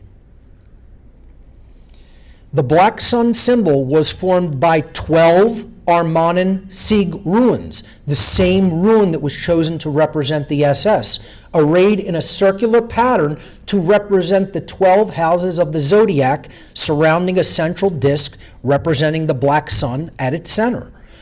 Again, remember the 12 pillars and lintels of the henge of Die Glock, the bell. Okay? And when you see the room that this is actually put into, you're going to realize there's more symbolism of 12 there. Okay? So the black sun symbol is a stylized Sonnenrad, or sun wheel. Again, this was one of the decorations used in the Nazi Christmas tradition, the sun wheel. And the black sun was a variation of it. Again, the 12 houses of the zodiac surrounded by the central black sun. Villegut designed this variation of the black sun disk that you see here, and Himmler ordered it to be built into the marble floor of the Obergruppenführershall, the hall of the highest SS leaders of Wewelsburg Castle. The Obergruppenführershall is a circular room inside the castle's north tower with 12 columns and 12 windows. Again, the number 12 repeated. This is the Obergruppenführershall, the hall of the highest SS leaders depicted here, and there are actually 12 pillars and 12 windows in the room. In the middle of the room's light gray marble floor, there is a dark green marble inlay of the black sun symbol, with each of its 12 spokes pointing to each of the 12 columns in the hall. Originally, there was a golden disc at the center of the ornament, most likely representing the black sun's power source, the Vril. That has since been removed. The number 12, in addition to representing the houses of the zodiac, may also here be a reference to the Order of Teutonic Knights, after whom the SS was patterned by Himmler, which also had a mystical inner order comprised of 12 elite knights. And if you think that's all accidental, wonderful. A room called Die Gruft, the tomb or the crypt, is located directly below the Obergruppenführershall. Its shape resembles a Mycenaean dome grave. The Gruft, depicted there, it's a photo of it there on the upper right, was probably used as an SS occult ritual chamber. At its center was the incomplete construction of the housing of an eternal flame, which would have represented the Nazis' so-called Thousand-Year Reich. In 1935, Heinrich Himmler formed the SS Schulhaus Wewelsburg, the SS School of the House of Wewelsburg, which would offer ideological training courses for SS leaders. And this would be called the Reichsführer School for the SS. SS leaders would gather at Wewelsburg 3 to 4 times a year for planning meetings and SS initiation ceremonies arranged by Himmler. Toward the end of World War II, Himmler ordered that Wewelsburg should become the Reichshaus of the SS Gruppenführer, the Reich House of the highest SS leaders. If you don't think that's an occult secret society that he was developing there, I mean, again, I don't know what to tell you. All of that symbolism, going back to Villegut and the Black Sun, how they arranged the room, and obviously that the symbol over there is a variation on the swastika, a more elaborate version of it that was actually encrusted into the ceiling of Wewelsburg, into the domed room called Die Gruft, which sits directly below the Obergruppenführershall that is directly above it, that has the black sun on the floor. Wewelsburg was planned by Himmler and Villegut to become the future center of the world and the capital of the Nazis' new order, and to become a planning space and ritual center for the Order of the Black Sun, the occult elite within the Nazi SS. That's Wewelsburg Castle. And there's another variation of the black sun, die Schwarze Sun symbol. That concludes the section on the occult origins of Nazism. Let's move on to the dark occult origins of communism. And we're going to get really deep into this here. And again, I guarantee it will be the same thing where most people will not know any of these people or groups, save perhaps one. So let's start with Karl Marx, which is where most people think that communism starts with, and I'm going to show you it does not start with him. It goes back hundreds of years before Marx, certainly at least an entire century before his birth. Okay? Karl Marx was a German-born ideologue, political theorist, and revolutionary socialist. His best-known works are the 1848 pamphlet, The Communist Manifesto, co-authored with Friedrich Engels, and the 3-volume Das Kapital, or Capital, an analysis of capitalism which espouses Marx's theory of historical materialism. Once again, one of the underlying ideologies of the occult, one of the underlying ideologies of cults and Satanism.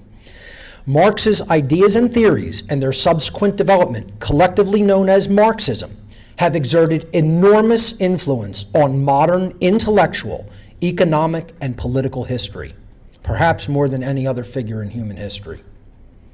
Sadly, Marx was significantly influenced by the philosophy of George Wilhelm Friedrich Hegel, who we've already talked about via the Hegelian dialectic, what I call polarization techniques, polarization dialectics, to steer society into a certain direction by giving them a series of false choices that all take them to the same place. And he embraced Hegelianism in his youth. While in Paris in 1844, Marx met Friedrich Engels, a lifelong friend and collaborator. After moving to Brussels in 1845, Marx and Engels were both active in the international political party known as the Communist League. A lot more on that a little bit later. In 1848, they wrote the Communist Manifesto, a political pamphlet which expressed their political and economic ideas and ended with a call for a workers' revolution. Marx's critical theories about society, economics, and politics hold that human societies develop through class conflict. In the capitalist mode of production, this manifests itself in the conflict between the ruling classes, or bourgeoisie, that control the means of production, and the working classes, called the proletariat, that enable these means by selling their labor power in return for wages.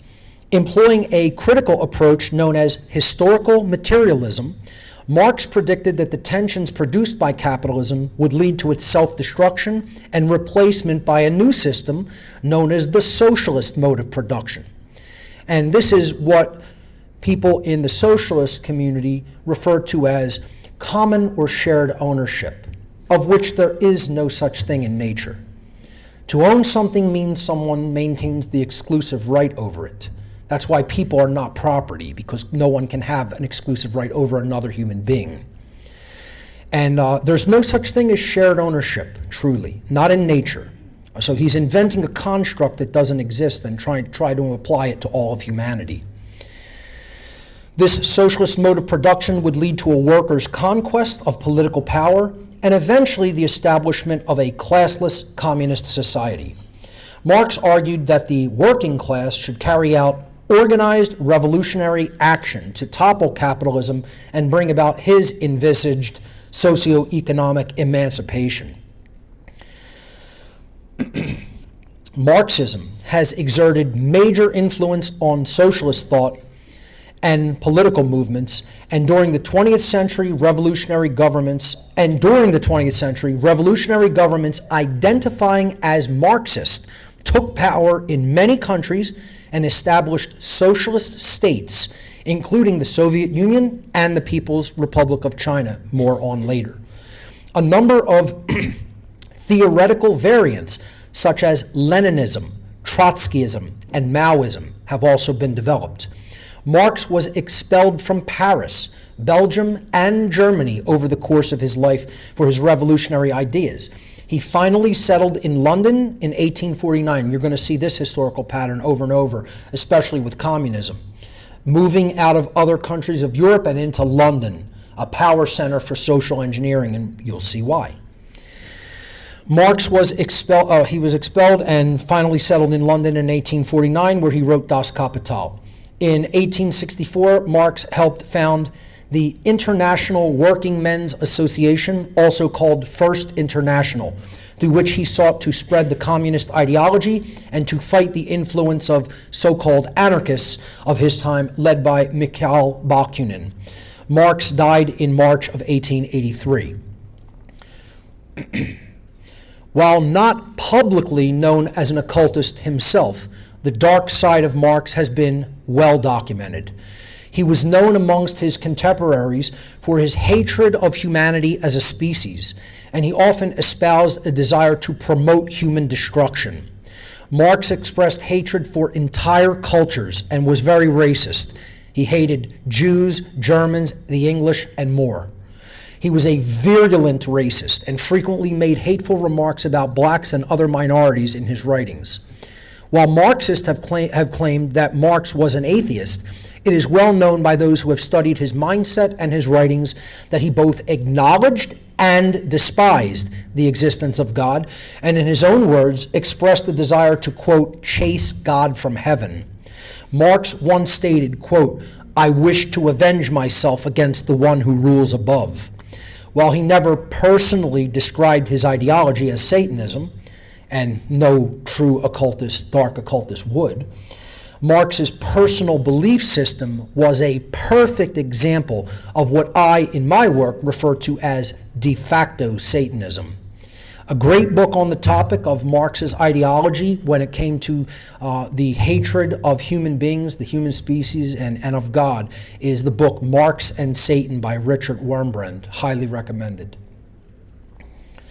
Here you see Marx doing the symbol of the hidden hand, the gesture of the hidden hand as it is known.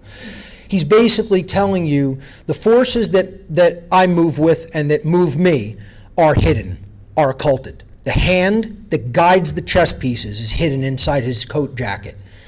A lot of dark occultists did this gesture. It was very popular in Freemasonry.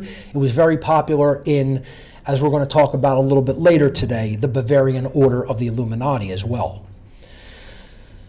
But while Marx's ideology was what I call a de facto Satanist, I would go far beyond that term in what I would describe him as. And what I would truly describe Marx as is this. Karl Marx was an antichrist. Now, I want this fully understood connotatively in my definition of the term. This is not a religious term, okay? What Christian religionists view as the Antichrist is not what I am talking about here. So let me paint the definition of how I'm using the term, okay? My personal concept of an Antichrist is a being who is responsible for the spread of false and harmful, if acted upon, information across a significant portion of the human population and the subsequent ubiquitous spread of that deceptive information throughout the majority of humanity. So it's spreading completely false, illusory, and completely harmful ideologies throughout the population. The resultant behavior conducted by the population upon taking in this false information leads human society into chaos and degradation and away from the collective evolution of humanity through the attainment of higher consciousness, which should be our goal. That attainment of higher consciousness is often referred to as Christ consciousness. Deceivers of this kind, what I am calling a being that represents the Antichrist ideology, do not even necessarily do this with conscious intention, though many do. Some antichrists are simply useful dupes, tasked with the charge of being the messenger or penman, as I believe Marx was, so that the true architects of evil in our world remain hidden or occulted. So hopefully you've recognized many of these, what I call antichrists. And I consider Marx chief among them. Friedrich Engels was a German ideologue, political theorist, and revolutionary socialist. He was a businessman and the closest friend and collaborator of Karl Marx. Engels met Marx in 1884, and they jointly authored a number of works, including the Communist Manifesto in 1848, and worked as political organizers and activists in the Communist League and First International. Engels' writings on materialism, idealism, and dialectics, all of which we've really talked about, supplied Marxism with its ontological and metaphysical foundation. Engels also helped Marx financially, allowing him to continue his writing after moving to London in 1849. After Marx's death in 1883, Engels compiled volumes 1 and 2 of Das Kapital, helped found the socialist organization Second International, and became the leading authority on Marxist political and economic theories. Now, he was his, henchman and joint collaborator. Let's talk about the Communist Manifesto and what it really espouses and contains. The Communist Manifesto, or originally the Manifesto of the Communist Party, is a political pamphlet written by Karl Marx and Friedrich Engels, and I would say they were the pen men, but appointed by higher-level occultists to put this ideology out into the world and disseminate it. It was commissioned by the Communist League. So realize that this document was commissioned by an organization whose sole purpose it was to spread communism throughout all of Europe, particularly in England. Okay, that's where the Communist League was founded and operated out of London. The Communist Manifesto originally was published in London in 1848. The text is the first and most systematic attempt by Marx and Engels to codify for widespread consumption the core historical materialist idea that, as stated in the text opening words, the history of all hitherto existing society is the history of class struggles. Again, being what they called themselves as atheists and materialists. They framed everything about money and resources only. True philosophy and spirituality were left on the back burner. They were left at the door, never really discussed. This was all about money and resources only. Okay, and they want everybody else to believe those are the only motivating factors of all of human society,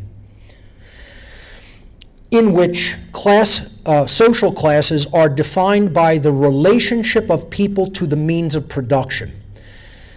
Marx and Engels combine materialism with the Hegelian dialectical method to analyze the development of European society through its modes of production, as we already talked about. Marx and Engels assert that capitalism is marked by the exploitation of the working class wage laborers, the proletariat, by the ruling class, the bourgeoisie.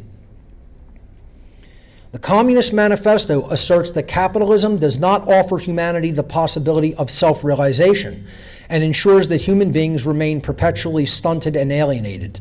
And I wouldn't necessarily even completely disagree with that. Money does that. It has that effect on people, right? But the answer is not to institute complete removal of private property from all human beings into a collectivized form of so-called property that doesn't really exist. The Communist Manifesto theorizes that capitalism will bring about its own destruction and predicts that a revolution will lead to the emergence of a classless communist society. They're going to give all the power to the state over all the means of production and distribution of goods and services. The state's going to have that power, and then they're going to mete out all of those goods and services in a beneficent way, and then they're going to dissolve themselves. That's what giving all that power to the state would naturally do, don't you know? Okay? The text ends with a decisive and famous call for solidarity amongst the proletariat, popularized as the slogan, "Workers of the world, unite. You have nothing to lose but your chains." The Communist Manifesto remains one of the world's most influential political documents, sadly. These are the 10 planks of the Communist Manifesto. There are 10 general tenets. It's 10 general tenets, and the implementations of each of these planks in the United States today, and they're all implemented. We are basically living in a communist country already. It's not coming, it's already here, and we've been living in one. the abolition of private property in land, the application of all rents of land to public purpose. This is the property tax and eminent domain. Okay? If you have to pay a tax on so-called property, I have news for you. You don't own the property. Someone else owns it as a feudal lord, and they are renting you the usage of the land through the property tax. And if you don't believe that, you're incorrect. That's the truth of the matter. That's what we have. We have a system of neo-feudalism in America and throughout the world. Number 2, a heavy progressive or graduated income tax. Boy, do we have that. You know, that's the income tax and Internal Revenue Service, the IRS. The abolition of all rights of inheritance. This is known in the United States as the estate tax or the death tax. Inheritance has basically been wiped out. I've just been a victim of this. You know, my former partner who passed, verbally and in writing, said, my property is to pass to you. And because that was not done correctly with the state comes in, says we're swooping in and claiming ownership of her estate and giving it to whoever we deem fit. Forget what she wanted. You know, that's what we have. Confiscation, number 4, plank of the Communist Manifesto. Confiscation of property of all immigrants and rebels. And this is government seizures of property, IRS property confiscation, and the 1997 crime bill. Number 5, the centralization of credit in the hands of the state by means of a central bank with an exclusive monopoly. That is the Federal Reserve System, which all of our money operates according to. So all implemented forms of the communist planks of the Communist Manifesto. Number 6, centralization of the means of communication and transportation in the hands of the state. These manifest through the Department of Transportation, the FAA, and the FCC. Number 7, the extension of state-owned industrial production and central planning in agriculture. This is Executive Order 13575, which allows greater government power over food and energy. And many more bills have come down the pike since this one was passed, which tightened that control even further. Number 8, the enforcement of universal obligation of all to work. Okay, as we're going to talk about in communist countries, the penalties for not working. Establishment of industrial armies, especially for agriculture. Literally armies of farmers and agriculturalists. And this is implemented in the United States by taxes. The fact that taxes and inflation have forced dual income families, and in many instances both partners must work multiple jobs. Plus there is an implementation of the combination of industry and agriculture. 9, combination of agriculture and manufacturing industries. It's kind of an adjunct to plank 8. And more equitable distribution of the population over the country. We don't really have that last one, okay? So we have the first part of it. This is a questionable implementation in the United States, and there may be a revised plan to implement that, but we do have combination of agriculture and manufacturing through robotics, AI, and coming 15-minute cities, which they want to implement as part of Agenda 2030 and the Great Reset. And number 10, the provision of free universal education or public schooling and the abolition of child factory labor. Obviously, the child factory labor is actually one of the good planks of the manifesto, because we shouldn't be forcing children to work in factories. However, the first one, provision of free universal education, leads to the Department of Education, the public school system, and the outcome-based educational model that we're going to talk about, that is an indoctrination camp for young people in this country and many others. Every plank of the Communist Manifesto has been implemented in the United States in some form or fashion. We are not heading toward a communist government and society. We're already living in one. Let's look at some of the occultists and secret societies that led to the formation of communism in Europe and elsewhere. The Jacobin Club is the first and probably the most influential. And again, this all goes back to the French Revolution and the fomenters of the French Revolution. See, socialism in Europe really has its roots in the French Revolution, and also prior to that with the occultist ideologues and secret societies that paved the way to the French Revolution and fomented it.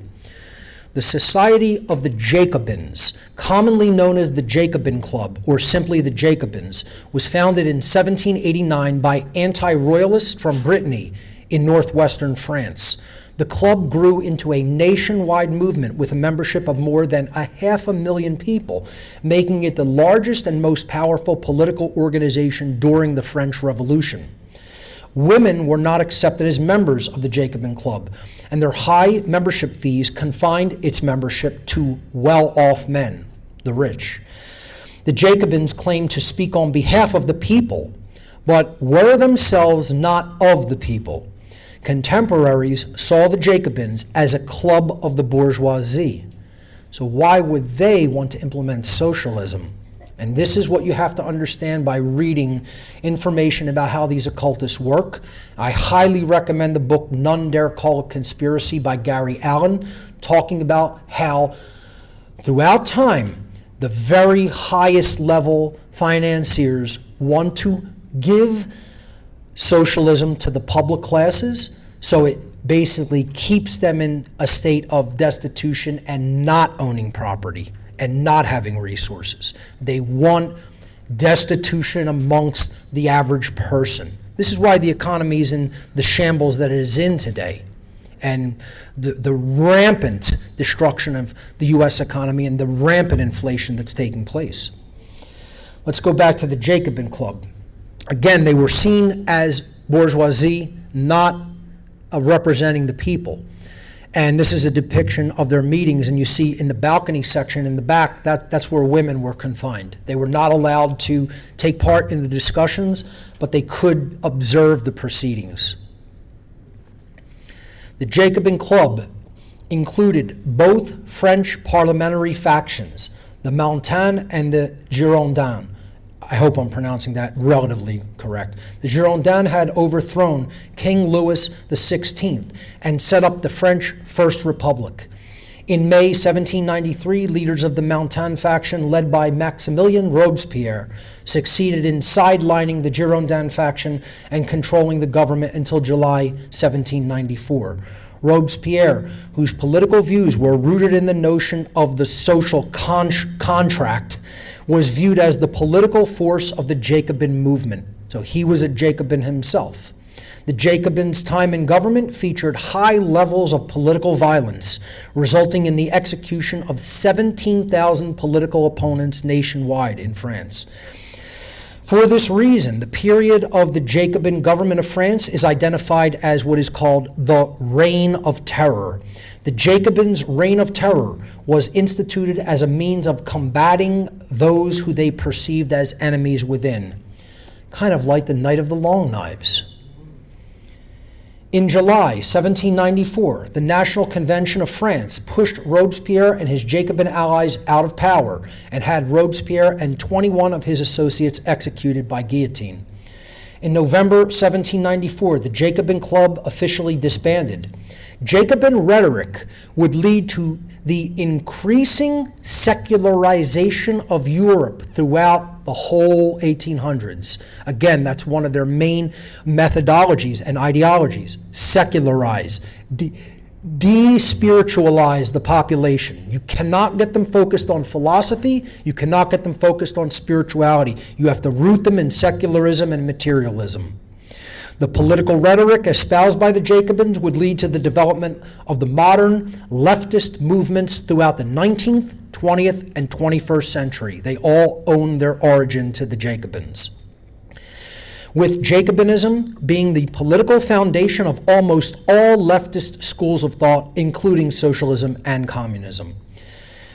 Georges Valois, founder of the 20th century French fascist party, Passio, claimed that the roots of fascism also stemmed from the Jacobin movement. Once again, these are not political opposites. They are not ideological opposites. They all lead to the same form of state control and human slavery and neo-feudalism. So we have to stop seeing this left and right divide. There is no such thing. The only divide is right versus wrong. That's the only one that we should really concern ourselves with, of learning what is true morality. Gracchus Babeuf, a French proto-communist, revolutionary, and journalist of the French Revolutionary period. His newspaper, the Tribune of the People, was best known for its advocacy for the poor and calling for a popular revolt against the Directory, the government of France at the time. Babeuf was a leading advocate for socialism and the abolition of private property. In spite of the efforts of his Jacobin friends to save him, Babeuf was executed for his role in the failed coup d'etat known as the Conspiracy of Equals in May 1796. He's one of the grandfathers of European socialism here. Although the terms communist and socialist did not yet exist in Babeuf's life, they have both been used by later scholars to describe his ideology. He has been called the first revolutionary communist. In his book, Manifesto of Equals, Babeuf wrote, quote, "The French Revolution was nothing but a precursor of another revolution, one that will be bigger, more solemn, and which will be the last." Another secret society that really paved the way for socialism and communism throughout Europe was the Carbonari. Most people will have never heard of this one, of course. The Carbonari, also known as the charcoal burners, was a revolutionary secret society active in Italy from about 1800 to 1831. The roots of the Carbonari can be traced back to southeastern France around the beginning of the French Revolution.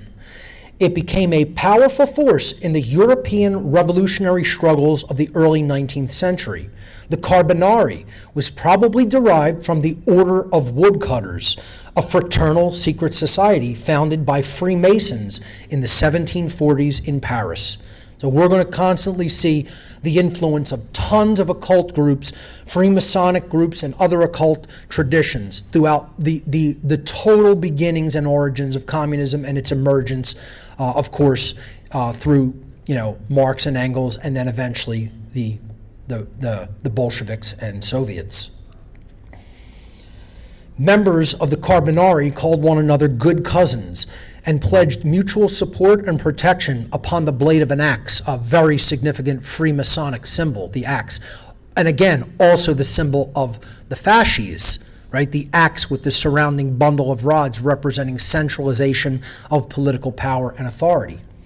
Their lodges were called shops because it was all about wood cutting, wood burning, etc., which had a system of 2 degrees. We're going to see all of these secret societies had different degree systems, and they patterned these degrees on other secret orders, many of which were patterned upon Freemasonry.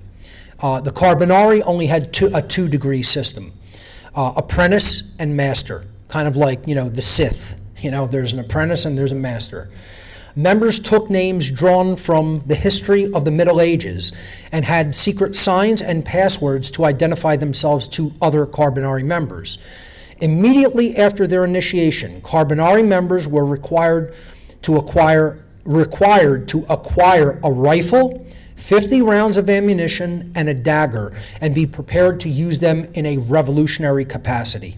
This was one of the symbols used by the Carbonari, obviously leveraging Christian symbolism, the symbolism of the Vatican there with the crossed keys, which is still used by the Vatican today, and an upward and downward pointing cross.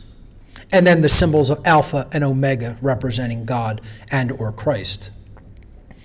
But also putting the pentacle in the middle of it, the upright pointing pentacle, which is a symbol of Wicca and witchcraft. The Carbonari had a high degree of success in organizing political pressure and revolutionary violence across Europe. The Carbonari used popular religious symbolism, as I've just said, instead of esoteric symbolism, making it more acceptable in the Catholic and Eastern Orthodox countries where it operated. It recruited its membership largely from the middle classes, although it also employed a strategy of infiltration by recruiting bureaucrats, policemen, and soldiers. This made it easy for the Carbonari to counter efforts to suppress them, since police and soldiers tasked to hunt them down were, as often as not, Carbonari members themselves. Again, they infiltrated the entire culture.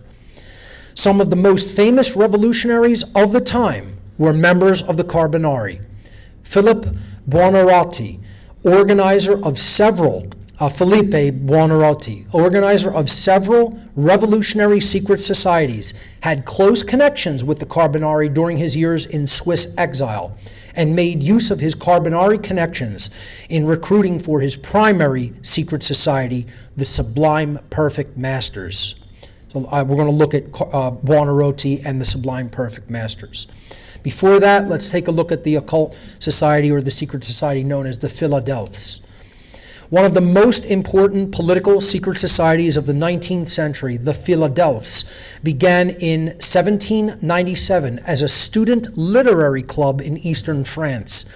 It utilized rituals modeled on other fraternal secret societies, mainly Freemasonry, as I said before. The Philadelphs took on a more political focus after Napoleon Bonaparte seized power in France in 1799. 2 assassination attempts on Napoleon are tied to the Philadelphs. The Philadelphs also made several attempts to prepare for a full-scale rebellion against Napoleon, but none of those attempts went very far. The Philadelphs reached Italy sometime after 1807, when Italian exiles in Paris became members and began planning organized resistance to Napoleon. Known as Philadelphia or Adelphi in Italy, the organization played an active role in the complex politics of the early 19th century. The revolutionary Filippo Buonarroti became a member of the Philadelphs while in prison for his involvement in the conspiracy of equals, and organized a Philadelphia Circle in Geneva, Switzerland, after his release from prison in 1806. From 1818 to the mid-1820s, Buonarroti's secret society, the Sublime Perfect Masters, infiltrated the Philadelphia leadership in Italy and took control of the organization.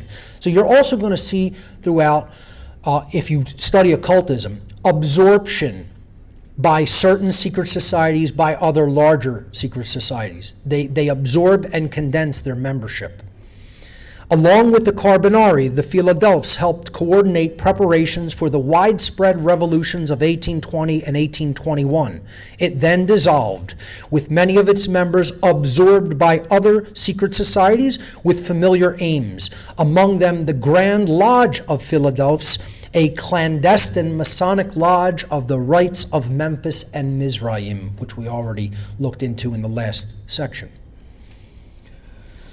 Filippo Buonarroti, an Italian utopian socialist, Freemason, conspirator, and secret society leader.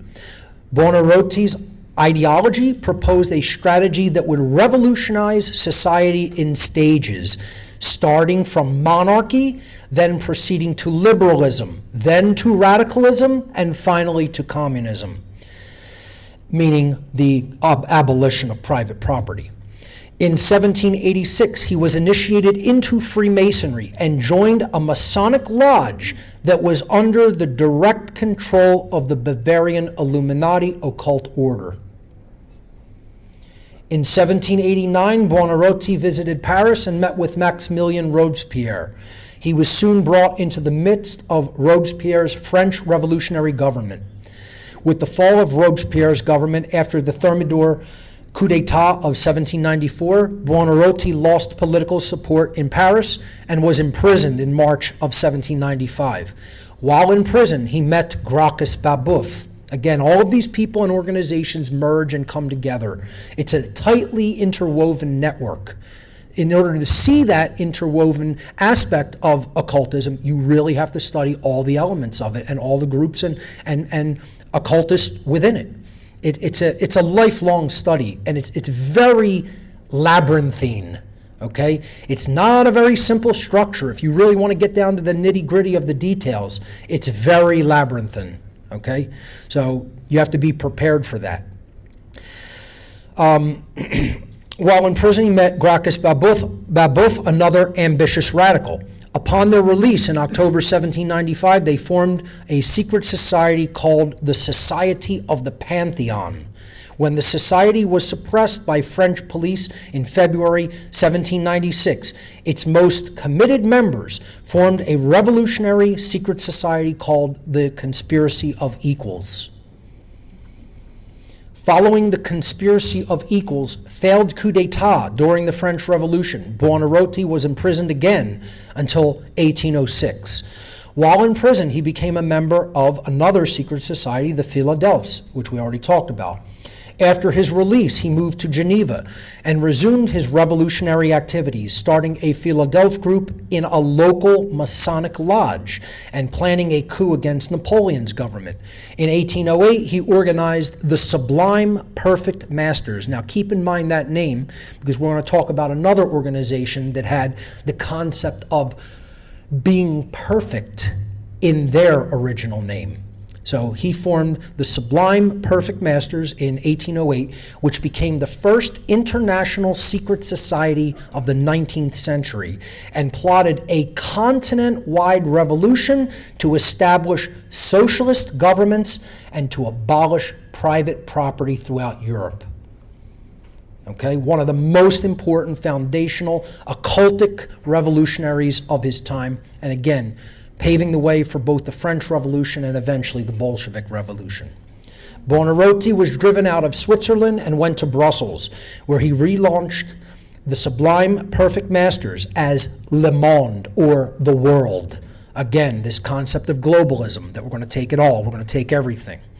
In 1828, he published a book on the French Revolution and the conspiracies that followed it, called Conspiracy for Equality, which became the Bible of liberal secret societies throughout the 19th century. The same year, he published History of Babeuf's Conspiracy of Equals, which became a quintessential text for revolutionaries, inspiring many socialists, including Louis-Auguste Blanqui and Karl Marx. In 1830, Buonarroti moved to Paris. In 1832, he created a new international secret society called Reformed Carbonarism, which was based on the Carbonari. He expanded this society into the Universal Democratic Carbonarism in 1833. Buonarroti died in Paris in 1837. Louis-Auguste Blanqui learned many of his insurrectionary skills and tactics from Buonarroti. He also inspired Mikhail Bakunin, who was heavily influenced by Buonarroti's revolutionary practices, and praised him as the greatest conspirator of his age, Bakunin said. His organization, the Sublime Perfect Masters, one of the principal secret societies founded by Filippo Buonarroti, the Sublime Perfect Masters, took shape in Geneva in 1809 as an inner circle of the revolutionaries drawn from the Philadelphs. Again, we're seeing the dynamic of esoteric versus esoteric. Exoteric is the outside, the Philadelphs were the exoteric, and then the Sublime Perfect Masters were the esoteric sect within the Philadelphs. It took shape in Geneva as an inner circle of the revolutionaries drawn from the Philadelphs, another secret society of the time, and from liberal Masonic circles. Unlike the Philadelphs, which focused their efforts on the destruction of Napoleon, the Sublime Perfect Masters set their sights on the more ambitious goal of launching revolutions throughout Europe to bring about socialist governments and the abolition of private property. This was the entire agenda at the time, but from all of these groups, they took the ideas of previous people who desired to abolish private property and bring in neo-feudalism, and they built upon those ideologies.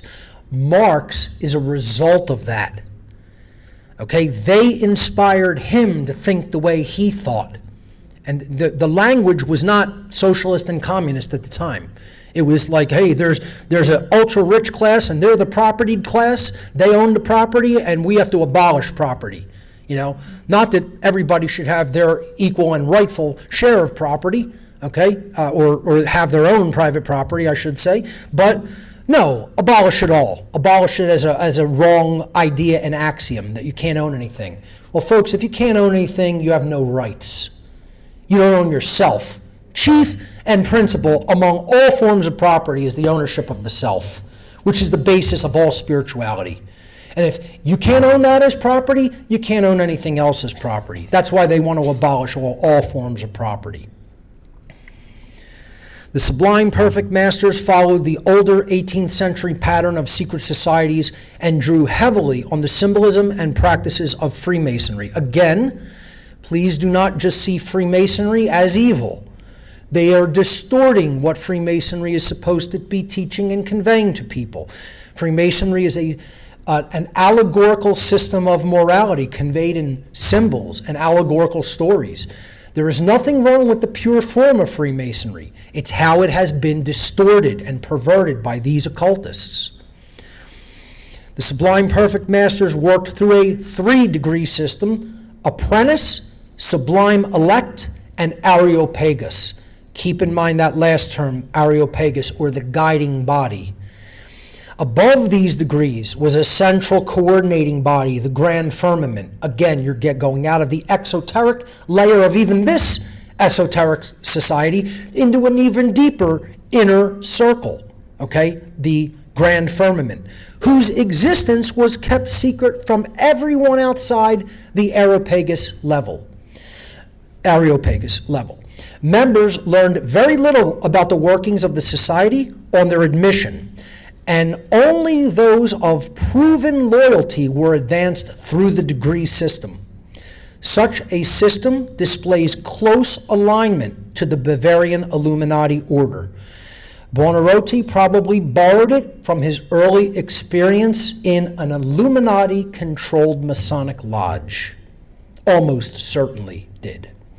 The Sublime Perfect Masters served primarily as a coordinating body for liberal secret societies across Europe, and at its height in 1820, it had members in Spain, France, Belgium, Italy, Germany, Denmark, and Switzerland.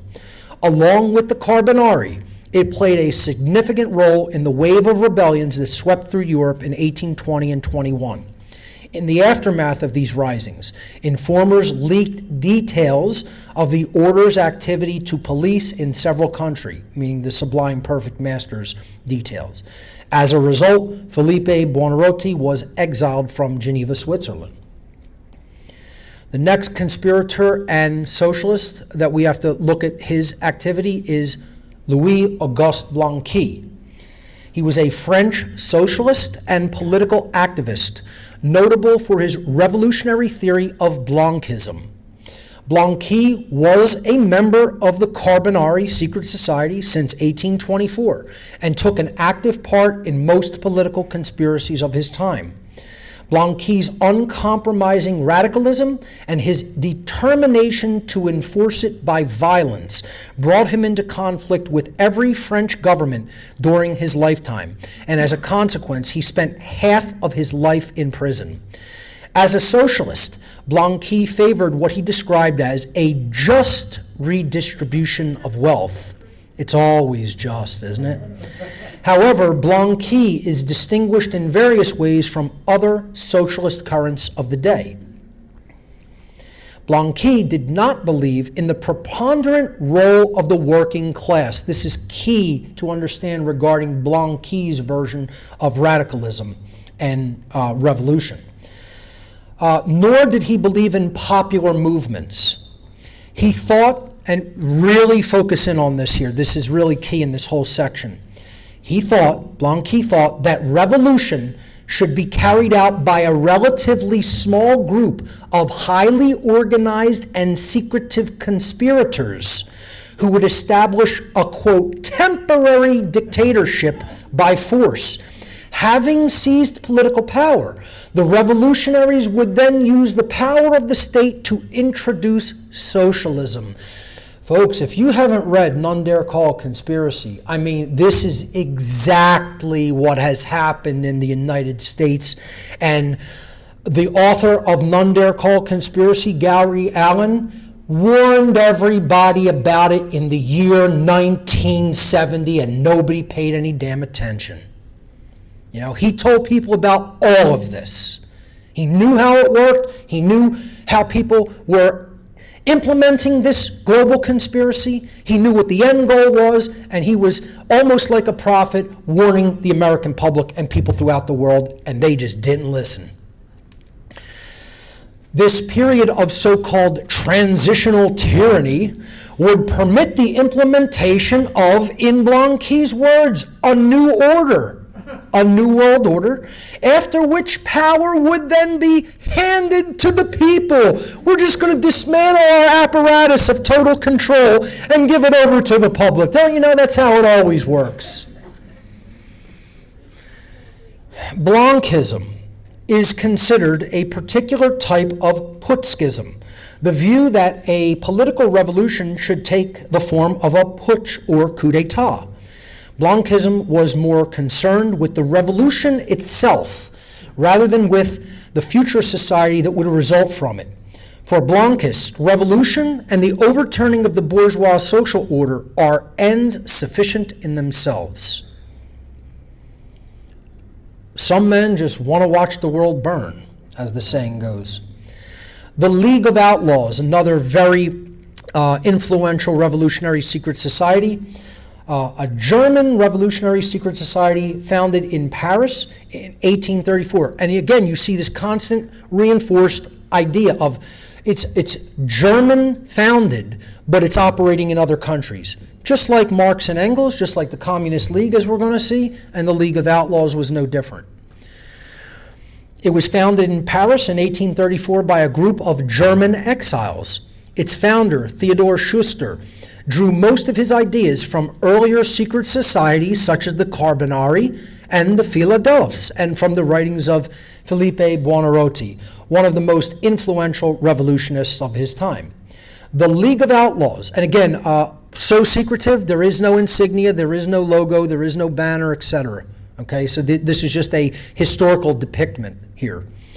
The League of Outlaws had a hierarchical structure derived from the Carbonari, and was among the first European revolutionary groups to push for a social revolution to abolish class barriers and eliminate worker exploitation.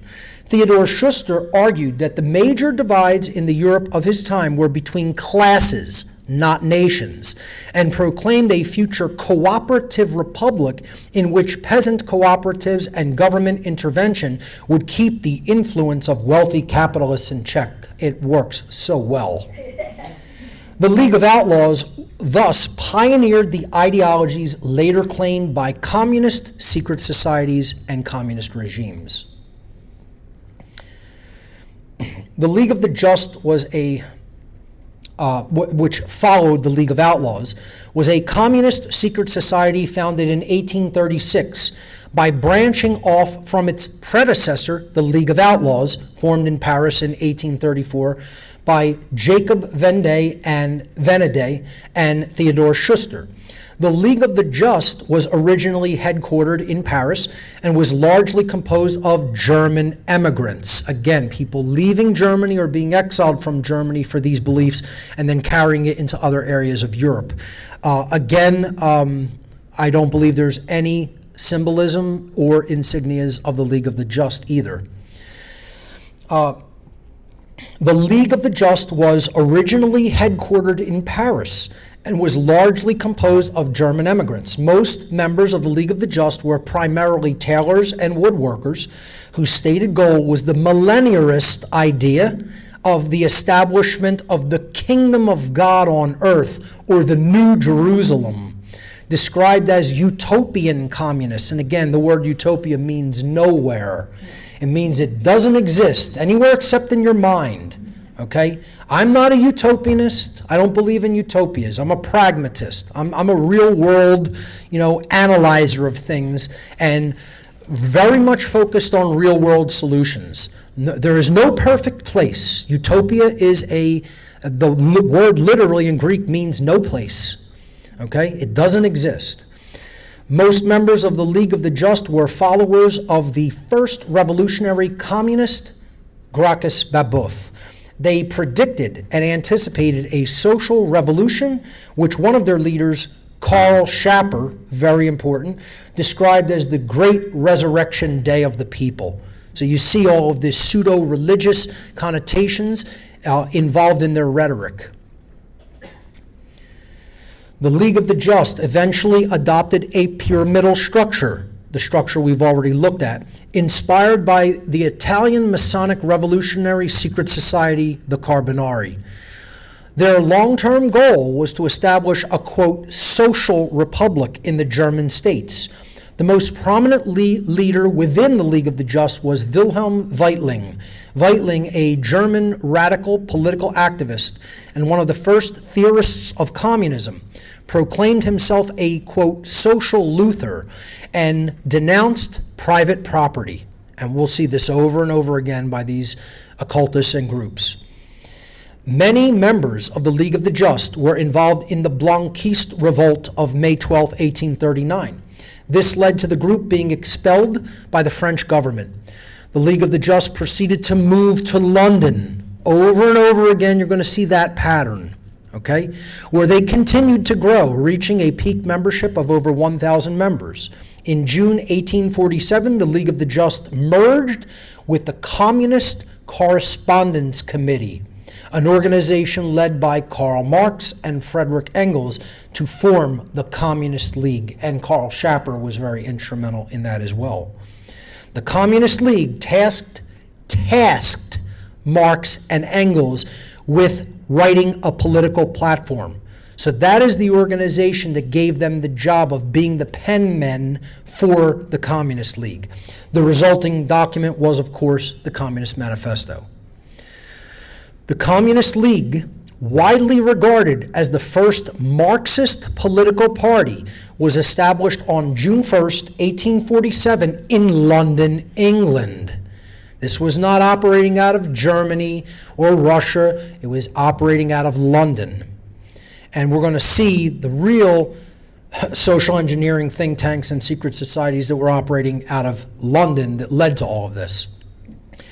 The organization was formed through the merger of the League of the Just, headed by Karl Schapper, and the Communist Correspondence Committee of Brussels, Belgium, in which Karl Marx and Friedrich Engels were the dominant personalities. In January 1847, disparate parts of the German communist movement began to congeal into a single organizational entity when the League of the Just suggested the idea of unity with the Communist Correspondence Committee. On January 20th, 1847, Karl Schapper requested that Karl Marx join the League of the Just.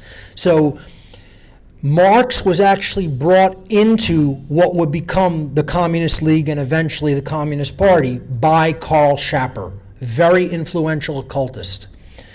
Both Marx and Engels joined the League of the Just shortly thereafter, followed by other members of the Communist Correspondence Committee. And this is the plain red flag used by many of these organizations. They did not have symbolism, they just bore a plain red flag. In June 1847, the first Congress of the League of the Just took place in London. At this conference, the League adopted a new charter and formally changed its name to the Communist League. The Communist League was structured around the reformation of primary party units known as communes, consisting of at least 3, but not more than 10 members. These were in turn to be combined into larger units known as circles. The agenda of the Communist League called for the overthrow of the bourgeoisie and establishment of the rule of the proletariat and the construction of a new society free of both private property and social classes. In November and December 1847, the Communist League held a congress in London. Both Marx and Engels attended, and they were assigned the task of composing a political manifesto for the organization. This became the Communist Manifesto. In 1850, a German spy, Wilhelm Stieber, stole the Communist League's register of members and sent it to France and several German states, bringing about the imprisonment of several of its members. From October 4th to November 12, 1852, the Prussian government conducted the Cologne Communist trial against 11 members of the Communist League who were suspected of having participated in the 1848 uprisings, a series of protests and rebellions in the states of the German Confederation and Austrian Empire. 7 of the 11 members tried were sentenced to prison terms up to 6 years. Following the Cologne Communist trial, the Communist League was formally disbanded in November 1852. Let's look at Karl Schapper, one of the main members of the Communist League and instrumental with its creation. Karl Schapper was a German socialist and communist. He was one of the pioneers of communism in Germany and a close associate of Karl Marx. I would say he was one of Marx's closest mentors. In 1832, Schapper participated in a failed insurrection in Frankfurt, Germany, and was imprisoned. He managed to escape after 3 months and made his way to Switzerland, where he became a follower of the utopian communist Wilhelm Weitling. Schapper subsequently joined Young Germany, a radical socialist think tank of writers, which existed from about 1830 to 1850. Young Germany was modeled on and affiliated with Giuseppe Mazzini's Young Italy, another secret society operating out of Italy. Young Germany, who Schapper was a member, was regarded as dangerous by many politicians due to its progressive viewpoint, and in December 1835, many of its publications were banned in Germany by the Frankfurt Parliament, which claimed that its members were attempting to, quote, attack the Christian religion and, quote, destroy all morality by championing moral relativism through their writings. In 1834, Schapper participated in Giuseppe Mazzini's unsuccessful attempt at an armed invasion of Savoy from Switzerland and was once again imprisoned. This is going to become very clear and significant once we talk about who Giuseppe Mazzini was, if you don't already know that. In 1836, Schapper was deported from Switzerland for his political activities and went to Paris, where he joined the League of the Just. As a member of the League of the Just, Schapper helped forge links between German socialists and radical French communist groups of the 1830s and 40s. In 1839, Schapper became involved in an unsuccessful insurrection in Paris by the revolutionary secret society known as the Society of the Seasons, and was again imprisoned. In 1840, Schapper was expelled from France and went to London, where he established the Communist League in 1847. In the Communist League, Schapper helped pave the way from the utopian communism of Weitling to the materialist socialism of Marx and Engels. He was responsible for organizing the publication of Marx and Engels' Communist Manifesto in 1848. This was the man responsible for publishing and distributing the Communist Manifesto. In 1864, Schapper was involved in the founding of Karl Marx's communist organization, First International, in London, and was elected to its first governing body, the General Council, in 1865. Schapper died from tuberculosis in London on April 28, 1870. Now, as I said before, you have to understand Schapper's role in all of this and the fomentation of communism throughout Europe by understanding the nature of his relationship with Giuseppe Mazzini. Giuseppe Mazzini was the spearhead of the Italian revolutionary movement. His efforts helped bring about a unified Italy in place of separate states in the 19th century. Mazzini was an Italian nationalist in the historical radical tradition and a proponent of a social democratic state. meaning democratic socialism, or as we're going to talk about, incremental socialism. Mazzini helped define the modern European movement for popular democracy. In 1827, Mazzini traveled to Tuscany, where he became a member of the Carbonari, secret society. It all leads back to them in many ways. In 1831, Mazzini was expelled to France and settled in Marseille, where he became a popular figure among Italian exiles. That year, he founded a new political society called Giovine Italia, Young Italy, a secret society formed to promote Italian unification. Mazzini believed that a popular uprising would create a unified Italy and would touch off a European-wide revolutionary movement. Young Italy sought to unite revolutionary groups who wanted to achieve unification through force. Most of Mazzini's associates in Young Italy were members of the Carbonari and borrowed much of the new organization's structure and technique from Carbonari traditions. From Mazzini's headquarters in Marseille, Young Italy established an extensive network of supporters throughout the Italian peninsula, distributed propaganda, and infiltrated the armed forces and government bureaucracies, again, a prominent tactic within socialism and communism. Young Italy had over 60,000 members by 1833, with branches in Genoa and other cities. After imprisonment for his revolutionary activities, Mazzini reformed Young Italy in 1834. Mazzini went on to create several organizations aimed at the unification or liberation of other nations in the wake of Young Italy, including Young Germany, Young Poland, and Young Switzerland, all under the support and umbrella of the continent-wide Young Europe. The Young Europe movement inspired a group of young Turkish cadets and students who later named themselves the Young Turks.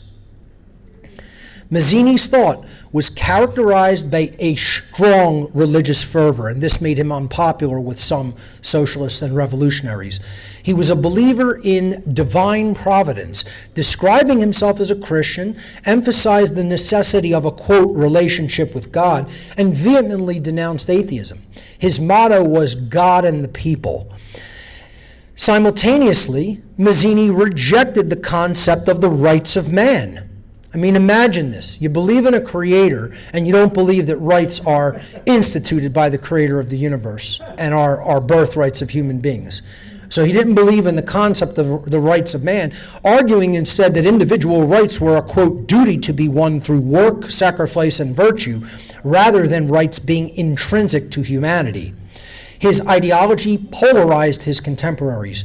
For some, he was a godlike figure, and he was denounced by others as a traitor. Some praised Mazzini as the savior of Italy, while others called him the evil genius of Italy, and claimed that he was attempting to, quote, impose a new religion on the population of Europe. Karl Marx did not agree with Mazzini's ideological worldview. Marx believed that Mazzini's point of view had become reactionary and the proletariat had nothing to do with it. Again, but most real conspirators, again, adopted more of the putsch or coup d'etat by a very selective, highly trained conspirator organization, which would infiltrate institutions, take them over from the inside, then institute a socialist revolution. Mazzini was more of that type of revolutionary. Mazzini's socio-political thought has been referred to as Mazzinianism, a term later used by Benito Mussolini and his fascist regime to describe their political ideology and spiritual conception of life. The 20th century activist Albert Charles Bruce argued that, quote, socialism is found in its entirety in the doctrine of Giuseppe Mazzini, one of the most powerful influences of socialism during this time period. Okay, so here's where it gets very interesting. In 1860, Giuseppe Mazzini had formed a secret society called the Oblonica, derived from the Latin noun obolus, or obelisk, Within this group, Mazzini established an inner order which eventually evolved into La Cosa Nostra, the Italian mafia, with many of its members coming to America during the 1890s with the beginning of Italian immigration in America. Mazzini was certainly an occultist and became involved in Freemasonry earlier in his life. In the 1830s, he made efforts to carry on the activities of the infamous occult order, the Bavarian Illuminati, through the Alta Vendita Lodge, the highest Masonic lodge of the Carbonari. In 1834, only a few years after the death of its first Grand Master, Adam Weishaupt, Giuseppe Mazzini was appointed head of the Order of the Illuminati in Bavaria, Germany. So that brings us to the famous Order of the Illuminati. Now, one thing I want to make perfectly clear, I am not talking about a worldwide secret society that is trying to take over the world in the modern day. We are talking about an old secret society operating out of Bavaria, Germany, and then spread to other parts of Europe. I despise and detest the term Illuminati being applied to the psychopaths who run our world today. They are not illuminated or enlightened. They are garbage, psychopathic lunatics and should not be referred to as enlightened. This is the hubris of a completely diseased psyche of people like this to call themselves enlightened. So I hate the term Illuminati for, the grand conspiracy trying to take over things. It is a conspiracy and it is worldwide, but it's a conspiracy of totally immoral, psychopathic lunatics. Call them that, don't call them the Illuminati. But there was an order known as the Illuminati that we need to talk about because they very, very, very significantly influenced socialism throughout Europe. So let's take a look at the Bavarian Order of the Illuminati. The Bavarian Order of the Illuminati, also known as the Enlightened Ones, which is what Illuminati means in Latin, was founded by Adam Weishaupt on Beltane, May 1st, 1776, the same year that the American Revolution kicked off in earnest, as the, quote, Ancient Illuminated Seers of Bavaria. So that was its formal name, the Ancient Illuminated Seers of Bavaria. Again, Bavaria, a state in southern Germany. Its name was soon changed to the Order of the Illuminati. And as I'm going to tell you in a moment, it did have another name prior to that. It was secretive, hierarchical, and heavily modeled upon the Jesuit order, or the Society of Jesus. Weishaupt, born February 6, 1748 in Ingolstadt, Bavaria, Germany, was educated by the Jesuits, who converted him to Catholicism. Although he became a Catholic priest, he purportedly later developed an intense hatred for the Jesuits, and he became an atheist.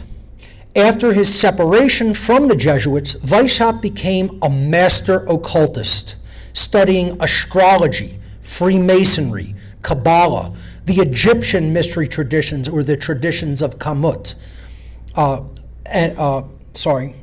the Eleusinian mysteries, Solomonic magic, the teaching of the Essenes, and perhaps most influentially, Pythagoreanism. One of the fundamental teachings of Pythagoras, a 6th century BC Greek philosopher, was that human beings should combine all their belongings into a form of mutual ownership. And you really want to go back to where communism comes from, you got to go back to ancient Greece and Pythagoras. Okay? Much later in human history, this Pythagorean doctrine became the underlying ideology behind the inception of communism in the modern day. In 1770, Weishaupt was chosen by the international banker Mayer Amschel Rothschild to develop an organization that could be used for political revolution to weaken the status of Great Britain in Europe. And that is what the Illuminati would become. In 1773, Weishaupt began focusing on establishing this revolutionary organization. To confuse his detractors, he based the organizational structure on the one used by the Jesuits. However, his intention was to have a secret coalition of liberalism. Additionally, Weishaupt wanted to use the Illuminati to replace Christianity with what he called a religion of reason, to strive for, quote, the perfection of morals, and, quote, make of the human race one good and happy family. It's always under that umbrella. Prior to its official founding on May 1st, Beltane, Walpurgisnacht, 1776, the original name of the order was Bund der Perfectibilisten, or League of Perfectibilists, or League of Perfectionists. Okay? And they felt that they would perfect themselves and become, again, as Buonarroti put it, the sublime, perfect masters of the world. Their original symbol was a shield similar to the Jesuit shield, but they replaced the Jesuit phrase, extension of the kingdom of God, which is one of the Jesuits' mottos, with the words, the perfection of man. Okay, and you can't find that shield anywhere. I looked all over for it, and it has been scrubbed, and there's probably it was so secretive that they did not really keep copies of it or have it engraved anywhere. It was just very, very, very, kept under wraps. So Weishaupt soon changed the name to Illuminatenorden. That means the Order of the Illuminati. So that is the actual German name of the Order of the Illuminati, the Illuminatenorden. The symbol of the order became the primordial archetype and Freemasonic symbol of the sun, a circle with a dot in the center depicted there. And that is a rudimentary representation of the all-seeing eye, which eventually became associated with the Order of the Illuminati. Headquartered in Munich, Germany, and beginning with only 5 members, Adam Weishaupt, Franz Massenhausen, Max Merz, Agathon Bauhaus, who he was so secretive we don't even know what his real first name was. He called himself Agathon, and Andreas Sutor. The Illuminati became fully operational by the summer of 1778. Other lodges were eventually created in Ingolstadt, Heidelberg, Upper Bavaria, and Frankfurt in Germany. Originally, the Order of the Illuminati had 3 degrees: novice, minerval, and illuminated minerval. Select members became members of the Areopagus. We already heard about that in the Sublime Perfect Masters, the Order's ruling council. Some members, called insinuants, were permitted to recruit for the Illuminati. All members were required to adopt classical code names from history, as were members of other revolutionary secret societies that we already talked about. A system of mutual espionage kept Weishaupt informed of the activities of all of his members. Their rituals and ceremonies were similar to that of the Freemasons. Describing the Illuminati, Weishaupt himself wrote this: "The great strength of our order lies in its concealment. Let it never appear in any place in its own name, but always covered by another name and another occupation. The order wishes to be secret and to work in silence." And that's how darkness always operates. Evil and darkness never do their work in the light of day, because some good people would rise up against them to stop them. That's why they always want the cloak of secrecy. Few knew the true direction and agenda of the order. Only those within the inner circle, known as the Areopagite, the tribunal or the ruling council, were aware of their true purpose. Weishaupt described to all other members that their ultimate objective was the creation of a one-world government to, quote, prevent future wars. It's gone so well ever since. Weishaupt once described the true purpose of the Illuminati as this, quote, nothing less than to win power and riches, to undermine secular and religious government, and to obtain the mastery of the world, end quote. He wrote, quote, the art of Illuminism lay in enlisting dupes as well as adepts, and by encouraging the dreams of honest visionaries or the schemes of fanatics, by flattering the vanity of ambitious egotists, top ideology of Satanism, and by working on unbalanced brains, or by playing on such passions as greed and power to make men of totally divergent aims serve the secret purpose of the sect. These people swell our numbers and fill our money box. They must be made to nibble at the bait. But let us beware of telling them our secrets, so that our real purpose should remain impenetrable to our inferiors.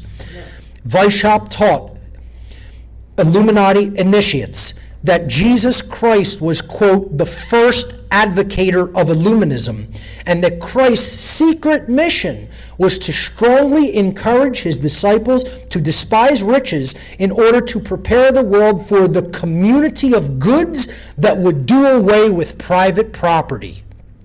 A repeated theme throughout all socialist ideologies throughout time. Women were also enlisted into the Illuminati.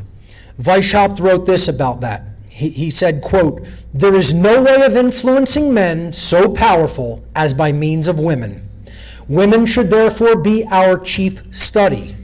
We should insinuate ourselves into their good opinion, give them hints of emancipation from the tyranny of public opinion and of standing up for themselves. This sex has a large part of the world in their hands, end quote.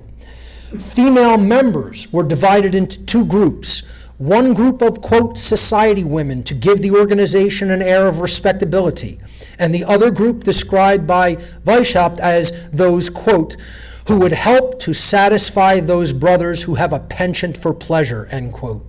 The Illuminati used monetary and sexual bribery to gain control of men in high places, then blackmailed them with the threat of public exposure and financial ruin.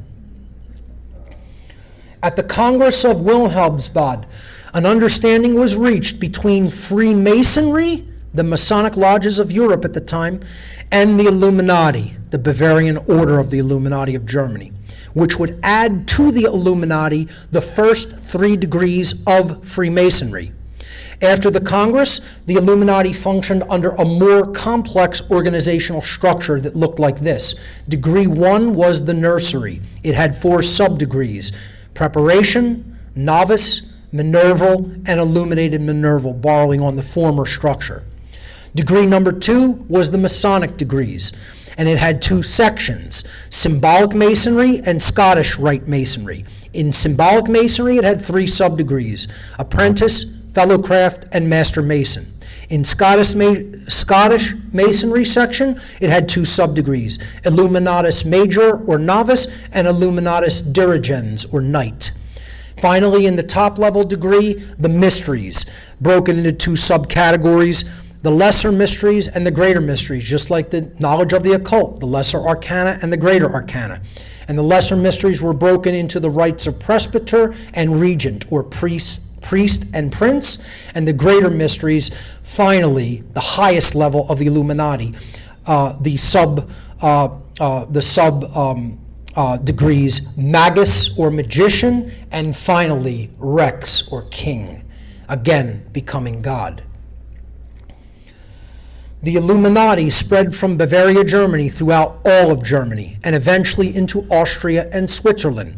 Soon they had members from all walks of life, including students, merchants, doctors, lawyers, judges, professors, civil officers, bankers, and ministers. It's really kind of identical to what I have described that I saw in the Dark Occult order that I participated in. They had institutional members in positions of power throughout every walk of life and every social institution on the face of the earth.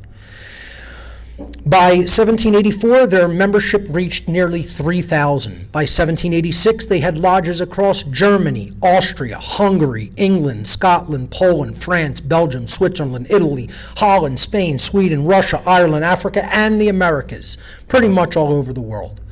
By the Third Masonic Congress of Frankfurt in 1786, the Illuminati virtually controlled all the Masonic lodges of Europe.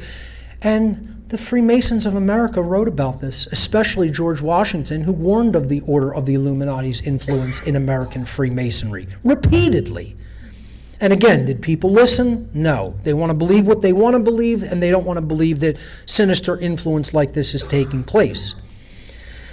So, and at its meetings, their goals were solidified as this. They would try to institute pantheism for higher degrees and atheism for lower degrees and the general populace. Communal ownership of goods, again, socialism. The abolition of private property.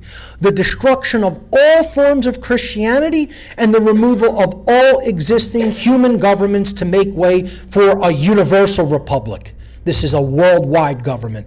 Under their system, in which the, quote, utopian ideology of complete separation from moral and religious restraint should reign. This is Satanism. This is moral relativism.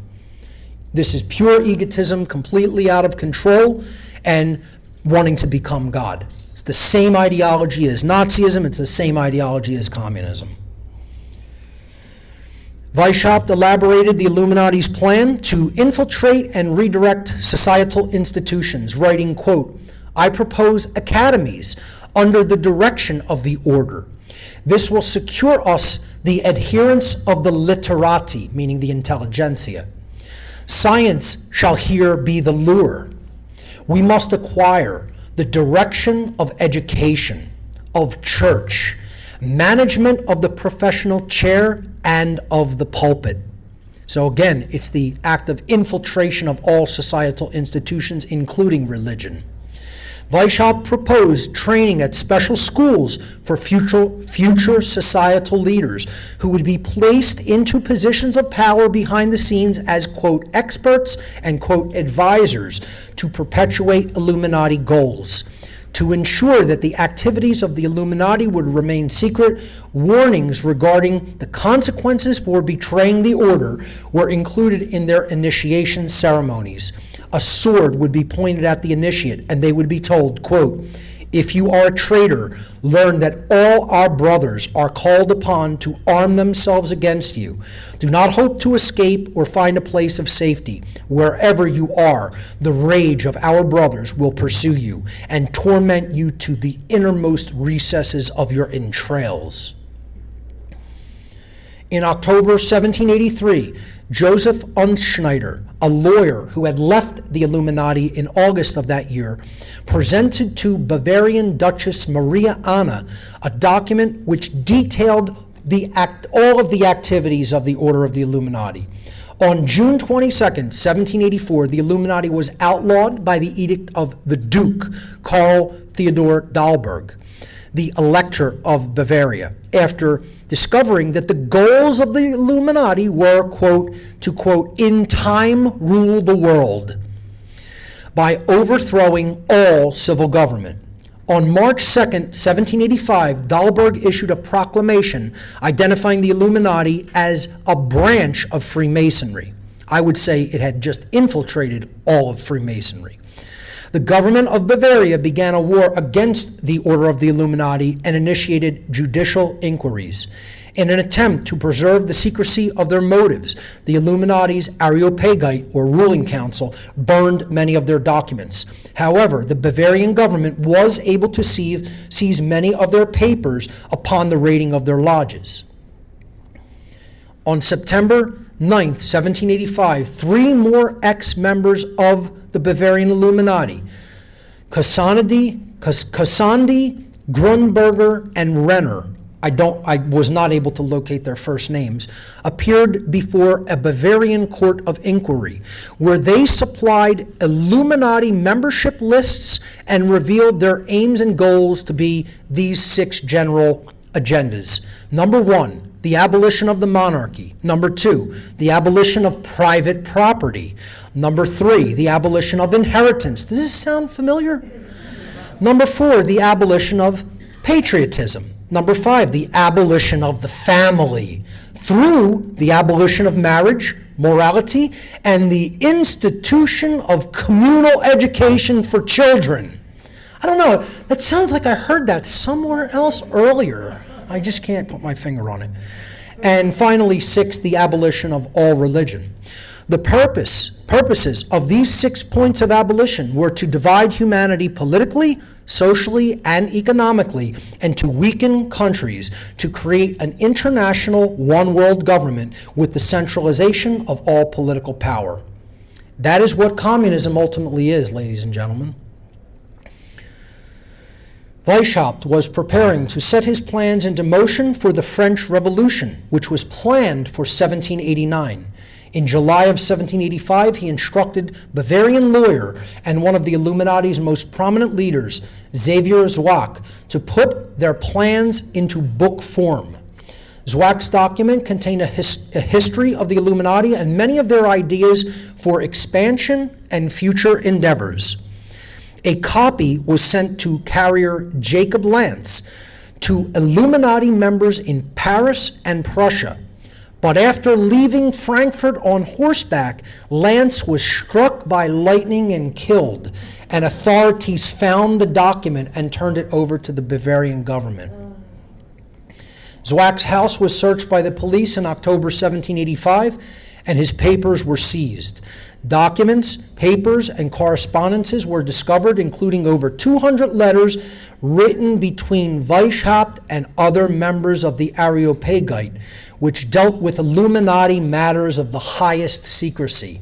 The following year, more information was seized from the houses of other Illuminati members, which contained their secret codes and symbols, calendar timetables, geographic locations, insignias, ceremonies of initiation, recruiting instructions, statutes, a partial roster of members, and nearly 130 official seals from the government, which were used to counterfeit state documents.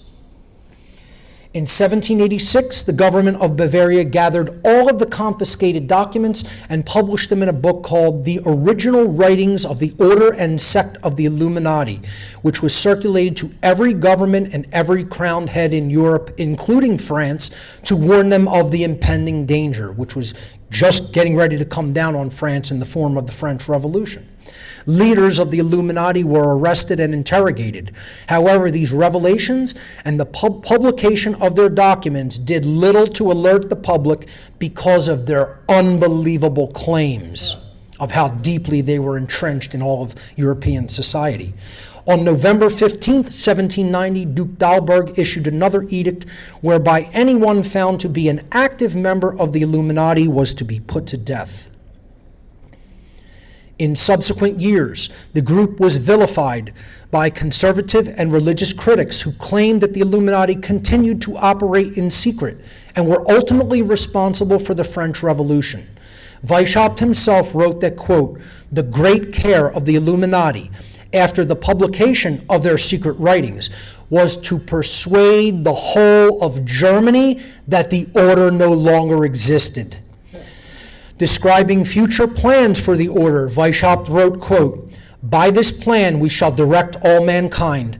Occupations must be allotted and contrived, that we may, in secret, influence all political transactions.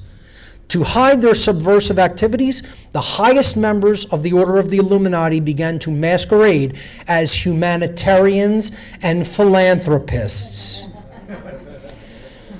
The Order eventually moved their headquarters to London, where it began to grow yet again. Weishaupt told Illuminati members to infiltrate the blue lodges of Freemasonry and to form secret circles within them. Only Freemasons who proved themselves as internationalists, what we now refer to as globalists, and those who were also atheists would be initiated into future incarnations of the Order of the Illuminati. By 1787, the Illuminati had secretly spread to France by French revolutionary leader Gabriel Mirabeau. Mirabeau introduced Illuminati principles at the Paris Masonic Lodge of Reunited Friends, which later became the Philhellenes, searchers after truth, again another name that theosophists have called themselves. Noted members of the French Illuminati lodges included the Marquis of Girondin, the Count of Saint-Germain, Count Alessandro Cagliostro, and Johann Wolfgang von Goethe. The Marquis de Luchet wrote in his essay on the sect of the Illuminati in January 1789, quote, listen to this quote, deluded people, you must understand that there exists a conspiracy in favor of despotism and against liberty, of incapacity against talent, of vice against virtue, of ignorance against light. Every species of error which afflicts the earth, every half-baked idea, every invention of the mind serves to fit the doctrines of the Illuminati. Their aim is universal domination, end quote. The Illuminati eventually infiltrated 266 Masonic lodges in France alone by 1789. Many French revolutionary leaders joined their ranks, including Maximilien Robespierre, who was alleged to have been chosen leader of the French Revolution by Adam Weishaupt himself. In April 1789, the Order of the Illuminati had infiltrated French Masonic lodges to such an extent that they had ceased operation and instead rallied under the name the French Revolutionary Club. When they needed a larger meeting place, they used the hall of the Jacobins Convent, again, the Jacobin Society. They essentially merged with them.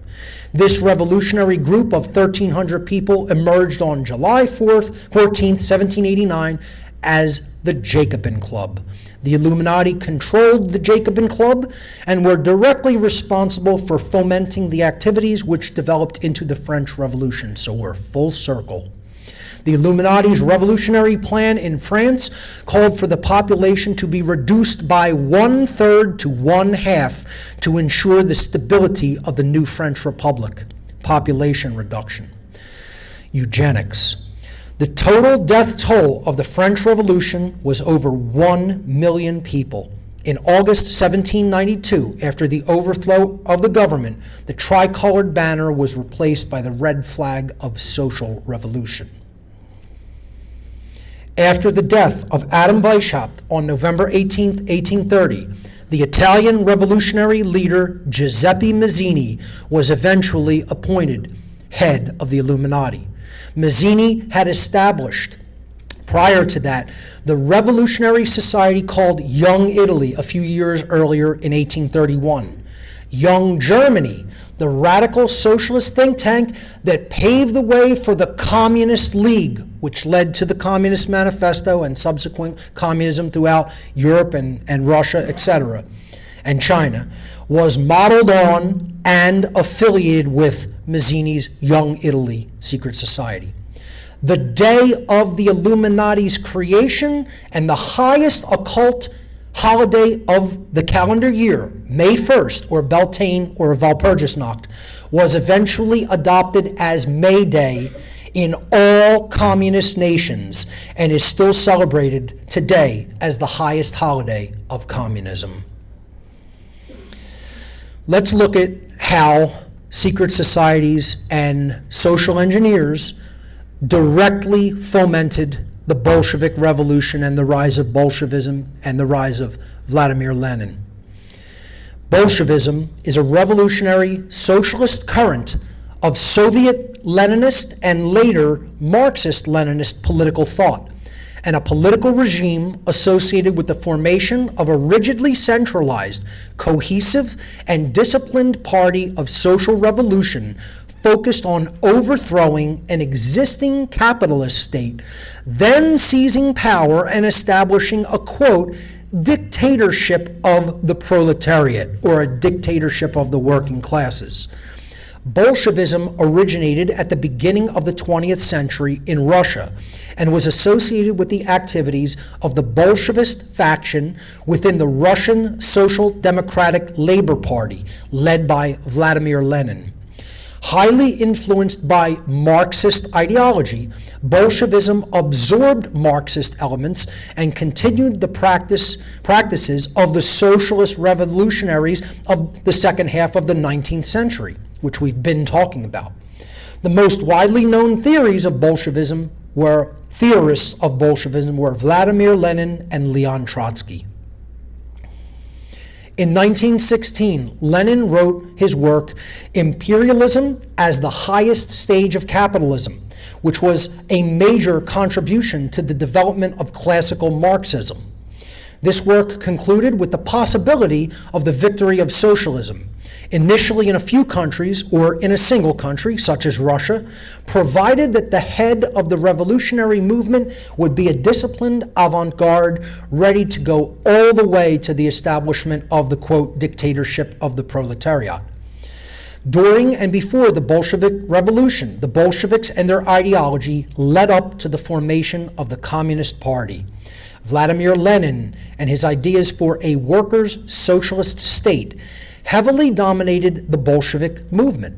Again, workers' socialist state, workers' socialist party. This was exactly how the Nazi party language was set up, the National Socialist German Workers' Party. They just differ in the approach that they're going to get people to totalitarianism.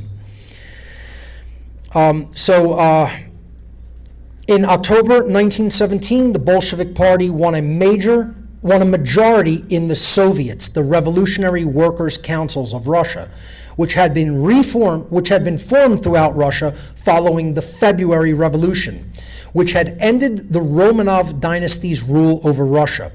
It subsequently organized what is known as the October Revolution, which overthrew the Russian provisional government and replaced it with state power under control of the Soviets, these revolutionary workers' councils, led by the Bolsheviks and with other left-wing socialists. Lenin viewed the subsequent Russian Civil War as, quote, an inevitable continuation, development, and intensification of the class struggle. By the beginning of the February Revolution, the leading figures of the Bolshevik faction were mostly in exile. This is very critical to understand here, okay? The main ideologues of Bolshevism had already been exiled out of Russia, and they were in other countries prior to the Bolshevik Revolution, including Lenin, who was exiled to Switzerland. After a highly secretive journey through train and boat through all of Europe, Lenin was eventually smuggled back into Russia after being exiled from it on April 16th, 1917.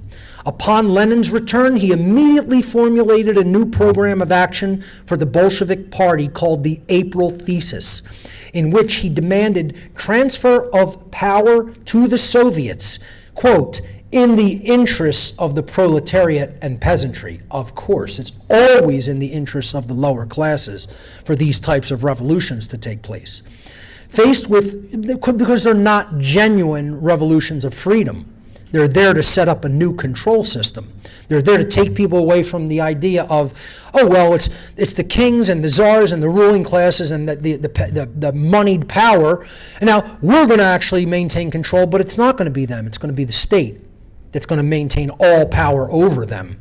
It's just a new religion. That's all they're inventing. They're just trotting out one religion after another, getting people to believe into them, and their system of control is continuated. Okay, so upon his return, he immediately he formed the April thesis in the interest of proletariat and peasantry. Faced with resistance, even among other supporters of Bolshevism, Lenin eventually managed to institute his plan with the support of the lower classes. They always fall for it. Lenin rejected, and when I say lower classes, we're talking about financially lower classes here. Lenin rejected the critical argument of his political opponents regarding Russia's unpreparedness for a social revolution and the inevitability of a Russian civil war. In April 1917, the split of the Russian Social Democratic Labor Party was finalized. Lenin's April thesis received the support of the majority of delegates, and the Bolsheviks took over the Russian government. After an assassination attempt upon Lenin, the Bolsheviks initiated a campaign of political repression and executions known as the Red Terror, mirroring the reign of terror of the French Revolution, which began in September 1918 and lasted until 1922. The Red Terror was chiefly carried out through the Cheka, the Bolshevik secret police, and was modeled on the reign of terror of the French Revolution. The purpose of the Red Terror was to seek out and eliminate all political dissent, opposition, and any other threats to Bolshevik power. The French Jacobin terror campaign was a blueprint for the Soviet Bolshevik Red Terror. Prominent Bolshevik leader Leon Trotsky had previously compared Vladimir Lenin to Maximilian Robespierre as early as 1904. And here you see the result of the Red Terror. Adopting the Leninist slogan, "Plunder the loot," the Bolsheviks proceeded to carry out complete confiscation of private property, which they considered to be, quote, acquired through the exploitation of the working people. However, the Bolsheviks never truly determined whether the property they confiscated was obtained through exploitation, or if in fact the owners adequately paid for the higher labor, or whether the owners had created the property with their own labor. They never even bothered to check any of that. They just took it. That's it, with violence. In 1918, Social Democrat Alexander Parvu described Bolshevism thusly, quote, "The essence of Bolshevism is simple: to ignite the revolution everywhere, not choosing the time, regardless of the political situation and other historical realities. Whoever is against the enemy, whoever is against is the enemy, and the conversation with the enemies is short. Whoever is against is the enemy, and they are subject to urgent and unconditional destruction." In March 1918, the Bolshevik Party adopted the name the Russian Communist Party. In December 1925, the party name was again changed to the All-Union Communist Party. And finally, as late as October 1952, it was finally renamed to the Communist Party of the Soviet Union. In Western political science and journalism, some authors analyze Bolshevism from the standpoint of the similarities and differences with fascism and Nazism, with some describing it as being synonymous with political extremism, ideological fanaticism, intolerance, and a propensity for violence. In 1925, philosopher and linguist Nikolai Trubetskoy described Bolshevism in the Eurasian Times newspaper like this, quote, "The positive significance of Bolshevism may be that having removed the mask and showed everyone Satan in his undisguised form, It led many through confidence in the reality of Satan to faith in God, which I thought was an appropriate quote for this presentation because it looked at it from a perspective of Satan wearing a mask, which is highly accurate. Much has been historically documented regarding the covert, sealed train journey of April 1917 that transported Vladimir Lenin and his Bolshevik revolutionaries safely through the midst of a war-torn Europe into Russia, where they began to implement the Bolshevik Revolution. Regarding Lenin's journey, British statesman Winston Churchill remarked this. He said, quote, "They transported Lenin in a sealed truck like a plague bacillus from Switzerland into Russia, after which Lenin and Trotsky seized Russia by the hair of its head," end quote. Unfortunately, few ever asked the question, how was the exiled Lenin's journey ever allowed to proceed through all of Europe almost entirely unhindered? So let's look at that, because that's exceedingly important as to how the Bolshevik Revolution got started.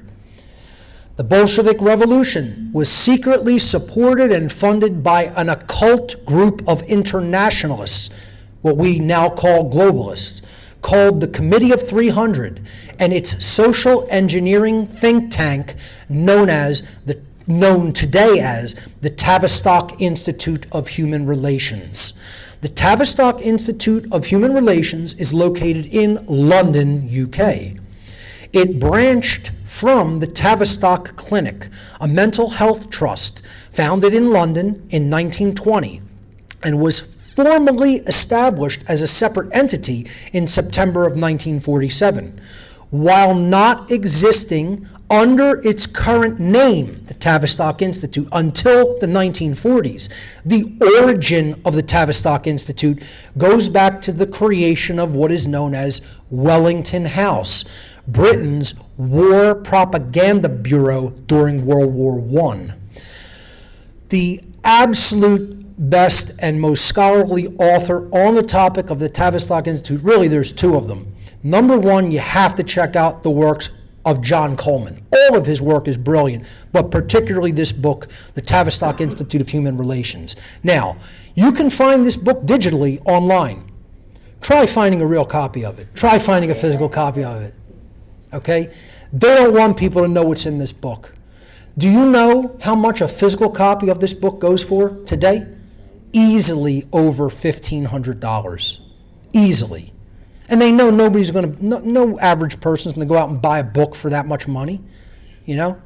Most people don't want to spend that much money on a car, let alone a book. Okay? So you can find this digitally. It is out there digitally. Physical copy is going to be a lot harder to come by. The other person is Daniel Esculin, who I highly recommend his work on Tavistock. Wellington House was originally directed by Alfred Harmsworth, the first Viscount Northcliffe, or Lord Northcliffe, appointed Lord to the British royalty, and his younger brother, Harold Harmsworth, the first Viscount Rothermere, or Lord Rothermere. So there's Lord Northcliffe, and here is Lord Rothermere. Their mandate was to produce an organization capable of manipulating public opinion and directing that manufactured opinion for public support for a declaration of war by Great Britain against Germany during World War I. Funding for Wellington House was provided by the British royal family and later by the Rothschild banking family, to whom Lord Northcliffe was related through marriage. Also by the Milner Group of Lord Alfred Milner, more on him later, and Rockefeller family trusts. That's where their funding came from. A prominent member of Wellington House was renowned historian Arnold Toynbee.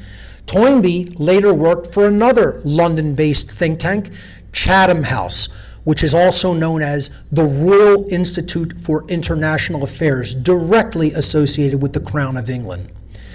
In his book, America and World Revolution, Toynbee advocated for a world government, stating, quote, "If we are to avoid mass suicide," meaning the Anglo-American establishment, "we must have our world state quickly.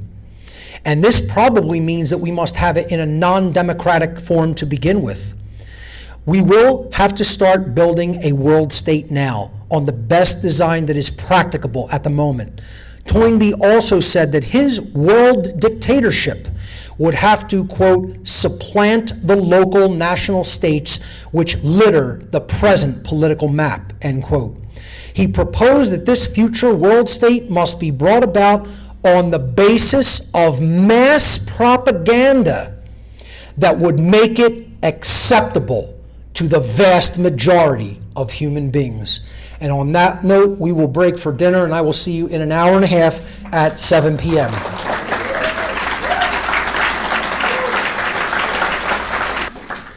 Excellent. I hope everybody enjoyed their dinner and is ready for our last session today. So we ended off talking about Arnold Toynbee and his role in Wellington House and calling for a world dictatorship, saying that it had to be brought about on the basis of mass propaganda that would make it acceptable to the vast majority of human beings. American journalist Walter Lippmann and psychologist Edward Bernays were also prominent members of Wellington House. Bernays, the nephew of psychologist Sigmund Freud and author of the books Propaganda, Crystallizing Public Opinion, and Public Relations, pioneered the use of psychology and other social sciences to shape and form public opinion so that the public thought such manufactured opinions were their own. Bernays wrote, quote, "If we understand the mechanism and motives of the group mind, it is now possible to control and regiment the masses according to our will without them knowing it," unquote. He called this technique engineering consent. That is basically known as social engineering in the modern world. One of his best-known techniques of achieving this goal was the indirect use of what he called third-party authorities to shape desired opinions. He stated, quote, "If you can influence the leaders, either with or without their conscious cooperation, you automatically influence the group which they sway." And there's Bernays. Edward Bernays and Walter Lippmann were appointed on behalf of Wellington House to handle the manipulation of American public opinion in preparation for the United States' entry into World War I. Under the direction of Wellington House, they also became members of a civilian committee which briefed and directed U.S. President Woodrow Wilson during and after the war. Not coincidentally, Woodrow Wilson was the first American president to publicly denounce capitalism and proclaim himself in favor of a socialist one-world government. On October 12, 1913, Woodrow Wilson signed the Revenue Act of 1913, a bill that would lead to NAFTA, GATT, and the World Trade Organization, and create the federal income tax, fulfilling plank number 2 of the Communist Manifesto in the United States. On December 23, 1913, Wilson signed into law the Federal Reserve Act, which created a new central bank system in the United States, the Federal Reserve System, fulfilling plank number 5 of the Communist Manifesto in the United States. The deceptive language of the Federal Reserve Act was written under the guidance of Edward Bernays and Walter Lippmann of Wellington House. Bernays and Lippmann had previously set up the National Citizens League with lawyer and self-identified Zionist Samuel Untermyer as its chairman to promote the Federal Reserve Bank, the mechanism which would go on to deceptively secure control of America's currency and transfer it to a private monopoly. Before the Federal Reserve Act was sent to Wilson for his signature, a copy was given to another representative of Wellington House, an advisor to Wilson, Colonel Edward Mandell House, and another copy to banker J.P. Morgan, who, in this endeavor, represented the interests of the Rothschild international banking dynasty. Wilson's measures, all influenced by a tide of propaganda emanating from Wellington House, would further the destruction of the American middle class and act as instruments of slavery fastened around their necks without them truly becoming aware of it. In his book, The New Freedom, Wilson wrote, quote, "We stand in the presence of a silent revolution. We are upon the threshold of a time when the systematic life of the country will be sustained at every point by government activity. Now we have to determine whether it shall be directed from government itself or whether it shall be through instrumentalities which have already constituted themselves and which stand ready to supersede government." The Federal Reserve is no better example of that type of a international force and controlling agency within the United States. The modern science of mass manipulation of public opinion was born at Wellington House. From its elementary beginnings at Wellington House, the Tavistock Institute of Human Relations eventually developed into a highly sophisticated and top-secret social engineering organization, whose main purpose was to manipulate worldwide public opinion. Tavistock's social engineers became masters of mind control through the steering of mass human perception. Tavistock's long-term agenda viewed classical and Western civilizations as the only two civilizations that could bring a, quote, modern-day renaissance to the world, and saw them as threats to their plans for ushering in a new world order under an internationalist or globalist world government. Lord Alfred Milner, prominent member of Wellington House and a leading Fabian socialist, more on them later, had many contacts among the Bolsheviks in exile in Europe, including Vladimir Lenin.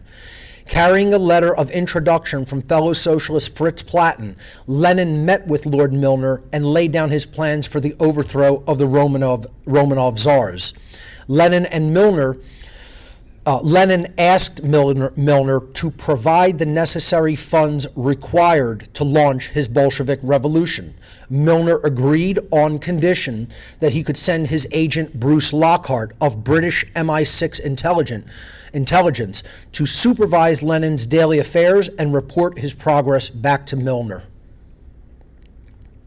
Lord Walter Rothschild and members of the Rockefeller family demanded that they be allowed to send their representative, Sidney Riley, to Russia to supervise the transfer of Russian natural resources and gold held in the Russian Central Bank to London. This was agreed to by Lenin. To seal the bargain, Lord Milner, on behalf of the Rothschilds, gave Lenin 60 million British pounds, while the Rockefellers contributed 40 million US dollars to Lenin and the Bolsheviks. Fritz Platten was put in charge of the logistics of Lenin's journey and oversaw it until the Bolshevik revolutionaries arrived safely in Petrograd, Russia. Lenin and his compatriots were provided with a private rail car by high-ranking members of the German government, which was always kept locked by agreements with stations along the line. Fritz Platten was in charge of the voyage and laid down the rules for the trip. The rules were: Lenin's carriage was to remain locked for the entire trip. No one could board the carriage without Platten's permission. The train would have extraterritorial status. None of the car passengers were to be asked for their passports at national borders. All tickets would be bought at regular prices, and no security issues were to be raised by the military or police of any country en route. Countries in complicity with the sealed train affair were Great Britain, Germany, Finland, which was then part of the Russian Empire, Switzerland, and Sweden. The train trip was also authorized and approved by German General Erich Ludendorff and German Emperor Kaiser Wilhelm. The Germans hoped that Lenin's presence in Russia would add to the chaos and instability weakening the country at that time. The journey began in Zurich, Switzerland, and proceeded to the German town of Sassnitz at the edge of the Baltic Sea, where the Bolshevik passengers had to detrain. The Swedish government then provided them ferry transport across the Baltic to Trelleborg, Sweden. They continued the journey by train at Malmö, Sweden to Stockholm, then through Finland, and finally to Petrograd, Russia, where Lenin's revolution would take full form, soon leading Russia into Soviet communism. Understanding the conspiracy that led to Lenin's return to Russia, it is an inescapable conclusion that without the complicity of the members of the think tank that would become the Tavistock Institute of Human Relations, the Bolshevik Revolution would have been stillborn. And that leads us to the emergence of communism in its full-fledged form in the Soviet Union. After Vladimir Lenin and the Bolsheviks seized power in the Bolshevik Revolution and created a one-party state under the Russian Communist Party, Joseph Stalin joined its governing Politburo and served in the subsequent Russian Civil War. Stalin was instrumental in the establishment of the Union of Soviet Socialist Republics, the USSR, or the Soviet Union, in 1922. Following Lenin's death in 1924, Stalin assumed leadership over Russia. Stalin was a Soviet revolutionary who led the Soviet Union from 1924 until his death in 1953, initially governing the country as part of a communist collective and eventually consolidating power to become a dictator by the 1930s. Ideologically adhering to the Leninist interpretation of Marxism, Stalin formalized this ideology as Marxism-Leninism, retaining the Marxist belief that the state would, quote, wither away as socialism transformed into pure communism. Stalin believed that the Soviet Union would remain until the final defeat of capitalism. Under Stalin, socialism in one country became a central tenet of the Communist Party's ideology. This clashed with the original Bolshevik view that socialism could only be achieved by the process of worldwide revolution. As a Marxist and an anti-capitalist, Stalin believed in an inevitable class war between the world's proletariat and bourgeoisie. He believed that the working classes would prove successful in this struggle and would establish a, quote, dictatorship of the proletariat, regarding the Soviet Union as an example of such a state. He also believed that this proletarian state would need to introduce repressive measures against foreign and domestic enemies to ensure the full crushing of the classes that supported private property ownership, and thus the class war would greatly intensify with the advance of socialism. As a propaganda tool, Stalin employed the tactic of the shaming of enemies, which would be used to blame all economic, political, and military failures and all hardships endured by the populace on political opponents of the communists, and this is a common tactic today. Stalin's Soviet state would also utilize a new standardized economic system that was industrialized, collectivized, centrally planned, and technologically advanced. As a result of Stalin's 5-year plans, Russia underwent agricultural collectivization and rapid industrialization, creating a centralized command economy.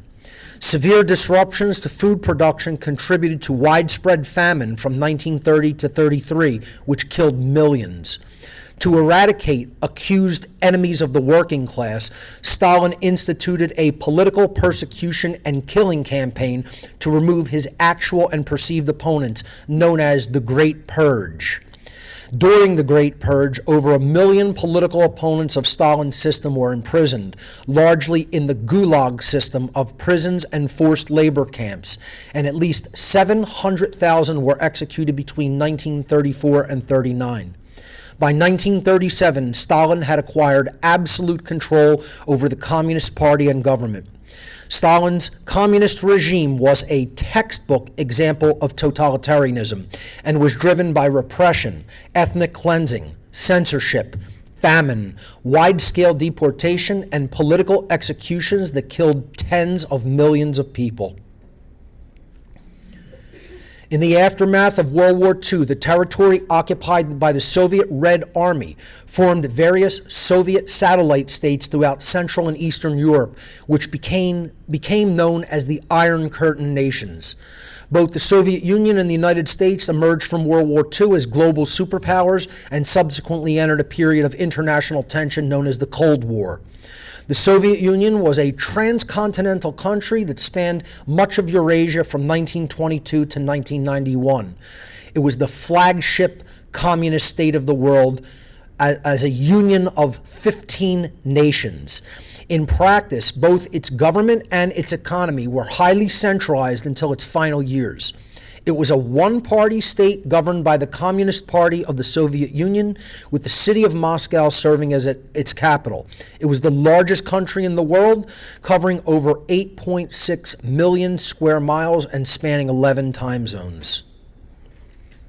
Accounting for deaths by political executions, gulags, forced resettlement, deportation, starvation, and malnutrition due to famine, at least 20 million people were killed by Stalin's communist regime.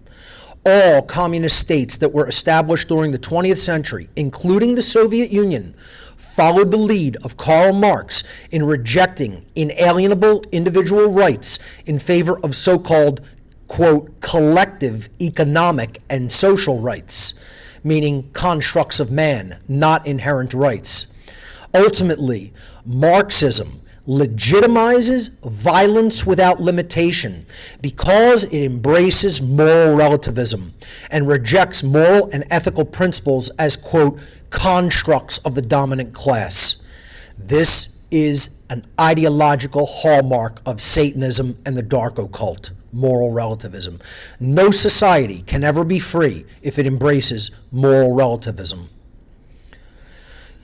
Communists on becoming God. Let's look at what they did in comparison to what Nazis did. And of course, we already heard about the ways that they murdered people, but this was their socialist New World Order of masters and slaves. The Soviet Union kept complete control over their people. Even the very thoughts of the populace were kept tightly in check. Soviet laws were unimaginably strict. Soviet psychologists literally classified people who were unhappy living under the Soviet regime as insane. Anyone who was expressing desires for freedom or justice were diagnosed as having sluggish schizophrenia. Symptoms listed in Soviet psychology books included, quote, reform delusions, or, quote, struggling for truth. Thousands of people were sent to mental hospitals for suggesting that the Soviet society could be better, and hundreds of psychologists worked on teams dedicated to diagnosing dissidents with schizophrenia. The Soviets created a policy of militant atheism and wanted to systematically stamp out religion wherever it could be found. Atheism was promoted as scientific truth, and churches were torn down. In their place, the Soviets literally built museums of atheism. And this is the Vilnius Museum of Atheism, shown in the picture there, from a former church. Unemployment became a capital crime in the Soviet Union. Anyone who didn't show up to work could be thrown into a gulag. Soviet law labeled anyone who was unemployed as a person leading, quote, a parasitic existence. The day you lost your job, you became a criminal, and you could be thrown into a forced labor camp for the offense. Even 20 minutes of lateness to work brought one into the realm of capital offense. Leaving work early could lead up to 4 months in prison, and missing a shift could lead to 6 months of corrective labor. It was a crime to attempt to feed yourself from nature. There were specific laws against collecting wild fruits, nuts, and berries. You could find yourself in a gulag for picking a single cherry off a tree.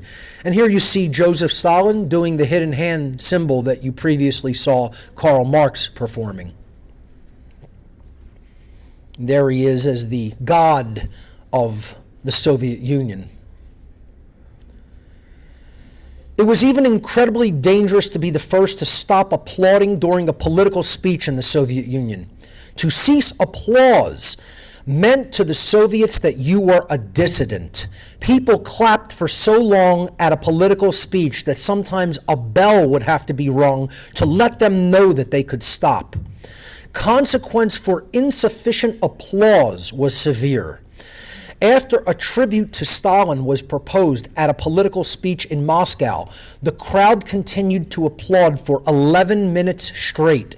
No one in the audience had the courage to stop applauding, so people clapped until their hands became red.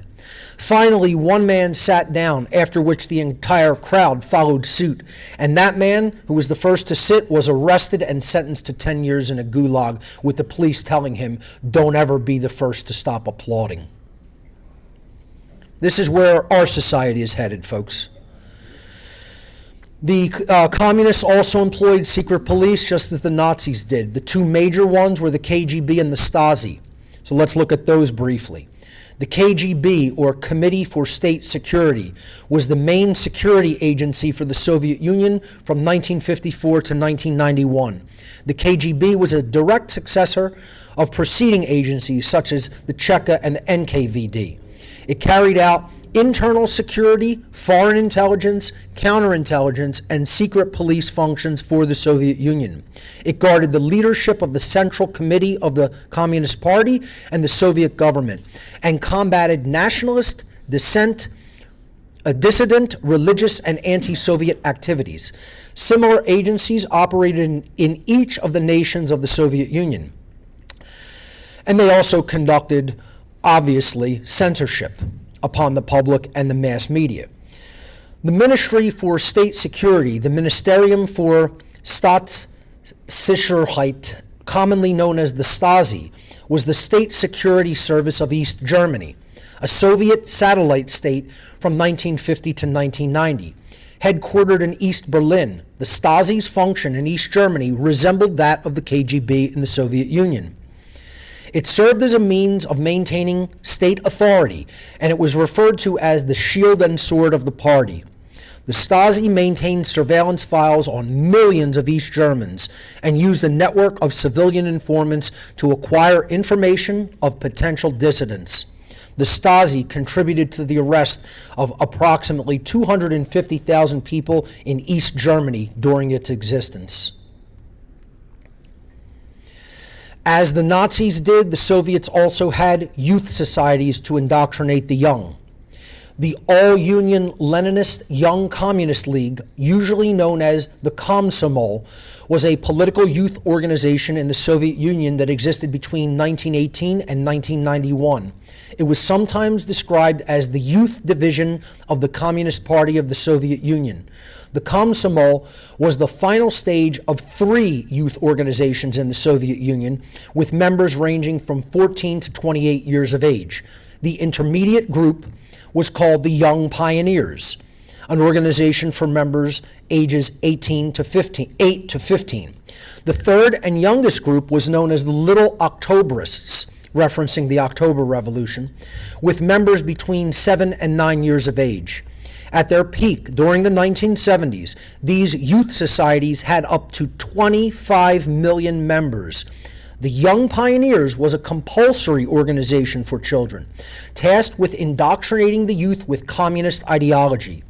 In line with the Soviet doctrine of state atheism, the Young Pioneers tasked their members to, quote, set up an atheist's corner at home with anti-religious pictures, poems, and sayings. And here you see the 3 badges of the Soviet youth societies there on the right. And here is a depiction of the Young Pioneers, a picture actually.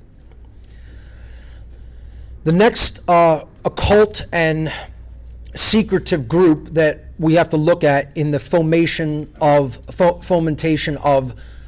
communism throughout Europe and the rest of the world, but specifically in England and in the UK, is the Fabian Society. Absolutely critical influence, especially in the UK. and their implementation of what is known as incremental socialism. The Fabian Society, founded on January 4th, 1884 in London, is a British socialist organization whose purpose is to advance socialism via gradualism or incrementalism, rather than by revolutionary overthrow. This strategy is known as incremental socialism, and this is the favored approach for bringing a whole civilization into communism today, is to do it through incremental means, so that the population cannot see the march toward socialism and communism, and they just allow it to happen in their ignorance. If you do it all at once, people would suddenly recognize it and ask questions and not go along with it. But if you incrementally introduce it, people don't see the incremental changes. The Fabian Society was historically related to radicalism, a left-wing political tradition. The Fabian Society has had powerful influence on British politics, specifically upon the Labour Party of Great Britain, which actually grew out of the Fabian Society. The Fabian Society also founded the London School of Economics in 1895. The Fabian Society now functions primarily as a political think tank and is one of 20 socialist societies affiliated with the UK's Labour Party. The Fabian Society was named after the Roman general Quintus Fabius Maximus, who was nicknamed the Delayer. His Fabian strategy sought gradual victory against a superior force through persistence, harassment, and wearing the enemy down over time, rather than through climactic battles. The logo of the Fabian Society is a tortoise, which represented the group's strategy for a slow, imperceptible transition to socialism. Its coat of arms is a wolf in sheep's clothing, represented its preferred methodology of infiltration for achieving its goals. The wolf in sheep's clothing symbolism was later abandoned by the Fabian Society due to its blatant connotations. Noted Fabian Society members included playwright George Bernard Shaw, author H.G. Wells, psychologist Graham Wallas, and logician Bertrand Russell. Annie Besant, noted occultist and leader of the Theosophical Society in the early 1900s, was also a member of the Fabian Society. Besant wrote, quote, "A democratic socialism controlled by majority votes can never succeed, but a truly aristocratic socialism is the next step upward in civilization." Besant was the personal mentor of fellow Fabian Society member Jawaharlal Nehru, the first Prime Minister of India, who subsequently framed the economic policy for the nation of India upon Fabian socialism. Members of the Fabian Society have included noted political leaders of many other countries. Obafemi Awolowo, Premier of the Western state of Nigeria, was a Fabian Society member in the late 1940s. The founder of Pakistan, Muhammad Ali Jinnah, was an avid member of the Fabian Society in the early 1930s. Lee Kuan Yew was the first Prime Minister of Singapore, and stated in his memoirs that his initial political philosophy was strongly influenced by the Fabian Society. Mikhail Aflaq, widely considered as the founder of the Arab Ba'athist movement, was a Fabian socialist. And Salama Musa of Egypt, a prominent advocate of Arab socialism, was a member of the Fabian Society since 1909. 20th century members of the Fabian Society included UK Prime Ministers Ramsay MacDonald, Clement Attlee, Harold Wilson, Tony Blair, and Gordon Brown. 229 members of the Fabian Society were elected to the British Parliament in the 1945 general election. The major influence of the Fabian Society on the Labour Party of the UK and on the English-speaking socialist movement worldwide has made it one of the main inspirations of international socialism. And this man is largely responsible for that, Antonio Gramsci. Antonio Gramsci was an Italian Marxist, socialist, and social engineer. He was the founding member and one-time leader of the Italian Communist Party. Gramsci was one of the most influential Marxist thinkers of the 20th century and a key thinker in the development of Western Marxism. After an attempt on Italian dictator Benito Mussolini's life in November 1926, the Italian fascist government passed emergency laws after which police arrested and imprisoned Gramsci for his anti-fascist political views. Gramsci died in prison on April 27, 1939, at the age of 46. Classical Marxism had predicted that socialist revolution was inevitable in capitalist societies. By the early 20th century, no such revolution had occurred in the most advanced nations on the earth. As capitalism seemed more entrenched than ever, Gramsci suggested that capitalism maintained control not just through violence and political and economic coercion, but also through ideology. Gramsci argued that the bourgeoisie had developed a hegemonic culture which propagated its own values and norms so that they became the common values of the everyday person. But people in the working class had come to identify their own good with the good of the bourgeoisie and would even help to maintain the status quo rather than revolting against it. Gramsci argued that capitalist power through cultural hegemony needed to be challenged by building a socialist counter-hegemony.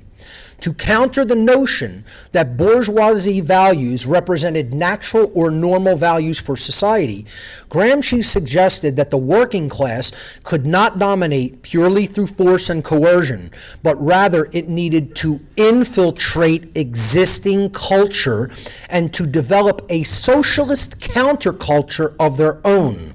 This is what's in full sway in our world right now. Gramsci felt that socialists could do this by exerting intellectual leadership and making alliances with a variety of societal forces, thus creating a nexus of institutions, social relations, and ideas.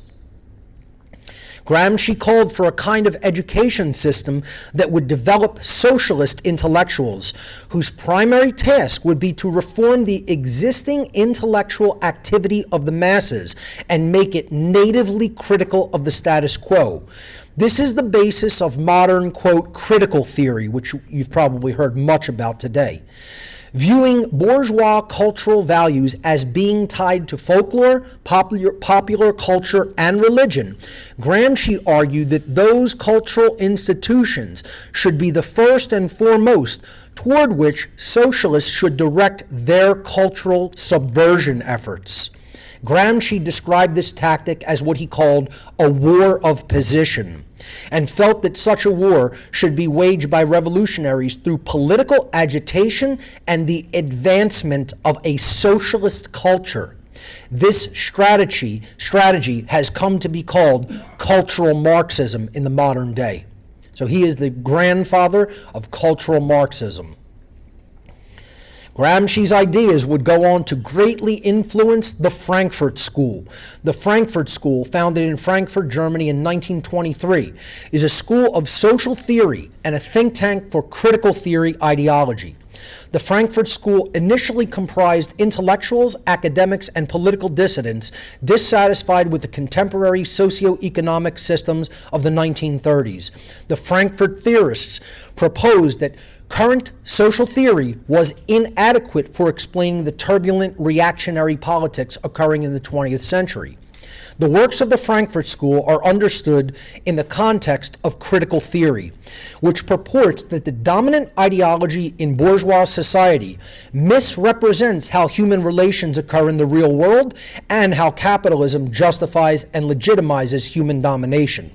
The Frankfurt School perspective of critical theory is based on Freudian, Marxist, and Hegelian premises of idealist philosophy. Critical theory draws its investigational resources and methods directly from Marxism. In the 20th century, dogmatic proponents of the worldviews of secular materialism and postmodernism within the Frankfurt School declared war on the very ideas of truth and objective reality, repackaging and vilifying them as being, quote, the oppressive tools of capitalism. Imagine that. That there's an objective reality and that any truth exists. That very idea is a capitalist notion. That's what the Frankfurt School promulgated through the masses of people. The Frankfurt School made it culturally fashionable within the politics and culture of Western civilization to disregard any verifiable aspects of human reality that did not conform to and promote Marxist causes and ideology. So if it doesn't conform with my existing socialist and communist ideology, it can't be real. It just needs to be thrown out as an idea because it conflicts with what I already believe. All members of the Frankfurt School were atheists. Again, stressing secularism and materialism. The Long March Through the Institutions is a slogan coined by social activist Rudi Dutschke in 1967 to describe a strategy for establishing the conditions for a socialist revolution. The Long March is to be implemented via a slow, incremental societal conversion to socialism, which would be accomplished by socialists entering professional institutions and from those institutional positions gradually exerting influence over human culture. This process, this war is well underway. I mean, it's in its advanced stages, I would say. The Long March includes the concerted effort to build up socialist counter-institutions. It has been described as, quote, working against the established institutions while working within them, and by, quote, learning how to use and program computers, how to teach at all levels of education, and how to utilize the mass media. These are things that the socialists are doing and true freedom advocates are not doing. The phrase, the Long March, is a reference to the prolonged struggle of Chinese communists, which more about them later, which included long physical marches of their armies through China. The concept of the Long March through the institutions is extremely similar to Antonio Gramsci's idea of a war of position, in which he argued for the creation of a socialist counter-hegemony. I would be remiss if I didn't include in this presentation a short analysis of Sabbatean Frankism, because it is so influential in the destructive ideologies that we've been talking about. Sabbatean Frankism was a heretical Jewish religious movement of the 18th and 19th centuries, centered on the leadership of the Jewish Messiah claimant Jacob Frank. Frank rejected traditional religious norms and taught that his followers were obligated to transgress as many moral boundaries as possible. Sabbatean Frankism has its roots in the Sabbatean sect of Turkey, a religious movement that identified the 17th century Jewish rabbi Sabbatai Zevi as the Jewish Messiah or world savior. Zevi's teachings can ultimately be summarized by this maxim, quote, what is holy is unholy, and what is unholy is holy. Unlike traditional Judaism, which asserts that cumulative acts of righteousness will eventually bring the coming of the Messiah, the Sabbatean interpretation inverted the traditional Jewish view to support the opposite conclusion, postulating that it would be easier to accelerate the flow of chaos, to utterly destroy civilization than to perfect it. And once the world is forced into complete ruin, God would then be forced to start the Messianic age to save the world. This is lunacy.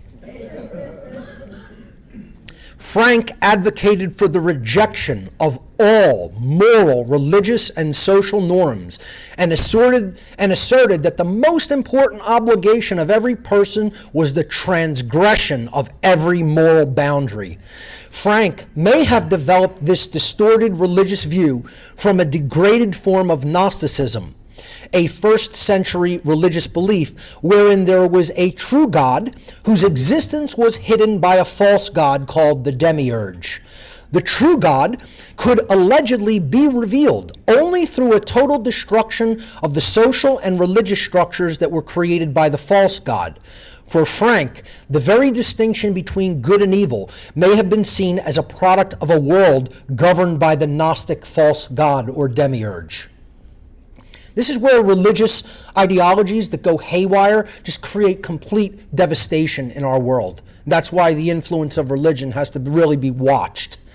Sabbatean Frankism has been described by some researchers as the historical roots of cultural Marxism, and by others as the paradigm of the modern left. Communism, socialism, fascism, corporatism, and critical theory are all ideologically linked to Sabbatean Frankism, in that they all seek the inversion of moral values and to replace them with irrational, destructive impulses and the satanic worldview that, quote, everything is permitted. Some researchers have postulated that Karl Marx himself may have subscribed to Sabbatean Frankist ideology and purposefully built upon their ideas as a mechanism to ideologically subvert and eventually destroy Western civilization. As an ideology of inversion and destruction, which is exactly what Satanism is, Sabbatean Frankism parallels the most famous quote from John Milton's Paradise Lost: "Better to reign in hell than serve in heaven." This is the very essence of the worldview and ideology of all dark occultism. Next, let's take a look at the indoctrination system of the communists, the Prussian educational system, and outcome-based education, which was eventually adopted by just about every nation of Europe and eventually the United States. The Prussian educational system was established in Prussia as a result of educational reforms in the late 18th and early 19th century and has had widespread influence since. The Prussian education system was introduced in the late 18th century and was significantly enhanced after Prussia's defeat in the Napoleonic Wars. The Prussian educational reforms inspired similar changes in other countries, and variations of it remain in widespread use today under various names. Characteristics of the Prussian education system included compulsory attendance, national testing for all students, a prescribed national curriculum for each grade, and mandatory kindergarten, all hallmarks of the modern U.S. educational system. It soon widely inspired educational models in other German states and a number of other countries, including Japan and, of course, the United States. State-oriented mass education systems were instituted in the 19th century throughout the rest of Europe. The Prussian reforms in education spread quickly throughout Europe, particularly after the French Revolution. This form of public education was subsequently widely institutionalized throughout the world and developed in parallel with nation building. The basic foundations of the Prussian education system were laid out by Frederick II, King of Prussia, from 1772 to 1778. Frederick II and others who furthered the Prussian system sought to take education out of the hands of family and transfer it to the state. Since independently educated individuals could not always be counted on to submit to government objectives, the Prussian system sought to create obedient soldiers for the Prussian army, obedient workers for Prussian mining, obedient civil servants for the Prussian government, obedient clerks for Prussian industry, and citizens who thought alike about all major political issues. Subsequent nation states that adopted the Prussian model used this so-called education system, which is an indoctrination system, to build a powerful controlling state apparatus. Variations of the Prussian education system were adopted by both Germany and Russia pre their totalitarian regimes, during and after their totalitarian regimes of Nazism and Communism. In the 1840s, Horace Mann, the secretary of the Massachusetts Board of Education, who later became known as the father of American education, traveled to Europe to study the Prussian system. Mann was seeking a way to change what he deemed unruly children into, quote, disciplined citizens, more like obedient citizens. After assessing the Prussian model as an effective methodology to implement state-controlled education, Mann's next step was to sell the Prussian system to the American public in the name of equality.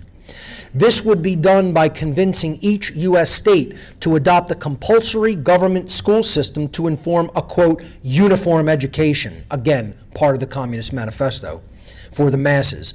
The primary goal of this system was not intellectual development, but rather to condition the students for obedience, subordination, and collectivism. In other words, social engineering. Understanding these origins of mass public education, it becomes exceedingly clear why, quote, free education for all children in public schools was a key plank of the Communist Manifesto. The Prussian education system was the original model for what has come to be called outcome-based education, an educational model that bases education around desired outcomes for the student.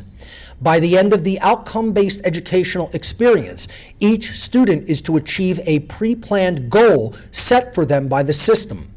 There is no single specified style of teaching or assessment in outcome-based education. Instead, all aspects of the system are specifically designed to achieve specified student outcomes. Thus, the role of the faculty in this system adapts to instructor, trainer, facilitator, or mentor based on the outcome that is desired. This model should more properly be called a system of indoctrination, since its main objective is to instill into students what it wishes for them to learn, rather than teaching students proven methods for truth discovery, such as the trivium method, which was removed from public schooling. It could be correctly described as what to learn instead of how to learn.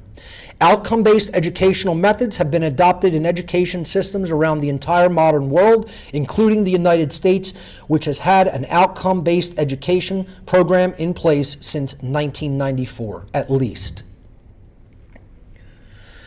Let's look at Chinese communism and its influence in the modern world.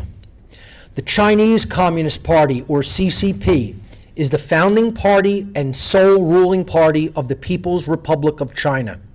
It was founded on July 1st, 1921 by Chen Duxiu and Li Dazhao with the help of the Far Eastern Bureau of the Communist Party of the Soviet Union and the Far Eastern Bureau of Communist International. Both Marxism and the Bolshevik Revolution heavily inspired the Chinese Communist Party. Chen Duxiu and Li Dazhao were among the first Chinese intellectuals to publicly support Leninism and the idea of a socialist world revolution. Both regarded the Bolshevik Revolution in Russia as a groundbreaking event, believing it to herald a, quote, new era, how many times have we heard that today, for the world. Chen Duxiu served as the first General Secretary of the Chinese Communist Party from 1921 to 1928 and was referred to as China's Lenin. And there is Duxiu and Dazhao. Mao Zedong became the chairman and dictator of the CCP in 1945. He described Chinese communism as, quote, Marxist-Leninism applied and developed in China. Under the leadership of Mao Zedong, the CCP emerged victorious from the Chinese Civil War in 1949, after which Mao proclaimed the establishment of the People's Republic of China. Since then, the CCP has governed China, and Mao Zedong continued to be its most influential member of the CCP until his death in 1976. Zedong attempted to purge the party of capitalist and reactionary elements during the Chinese Cultural Revolution of 1966.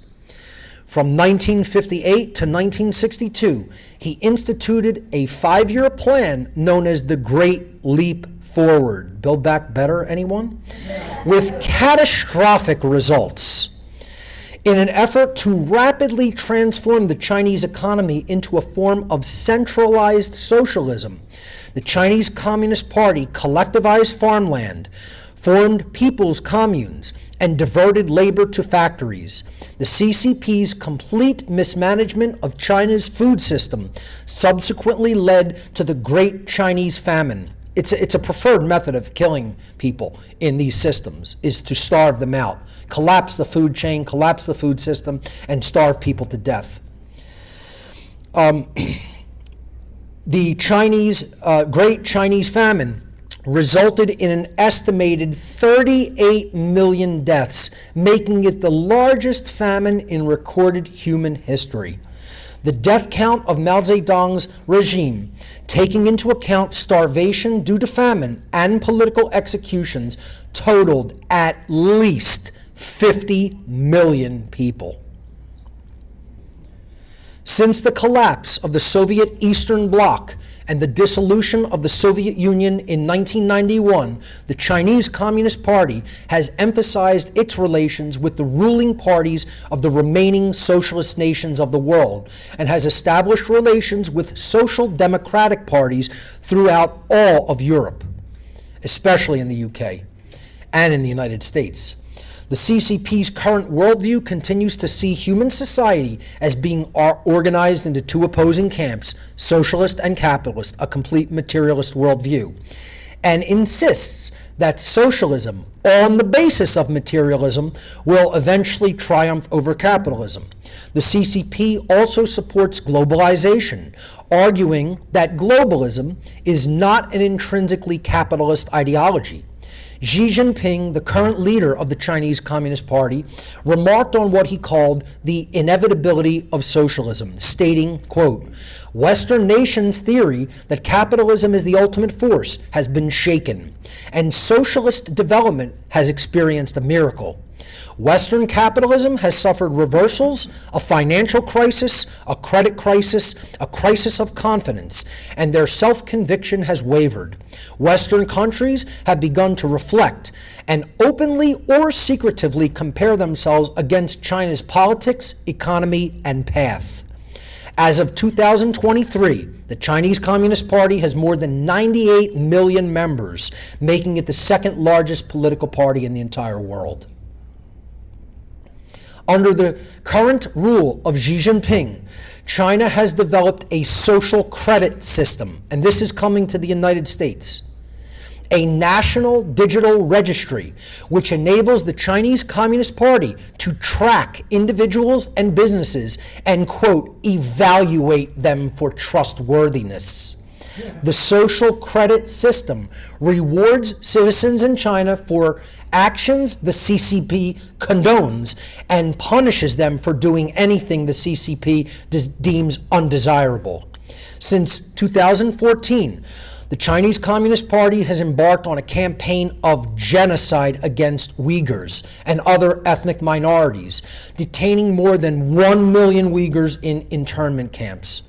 Under Xi Jinping's modern communist regime, China has been branded by Amnesty International as, quote, the world's worst executioner. China often holds mass rallies to announce people being sentenced to death in medieval-style public trials. Chinese prosecutors litigating execution cases have a conviction rate of 99% and doom thousands of political prisoners to execution every year.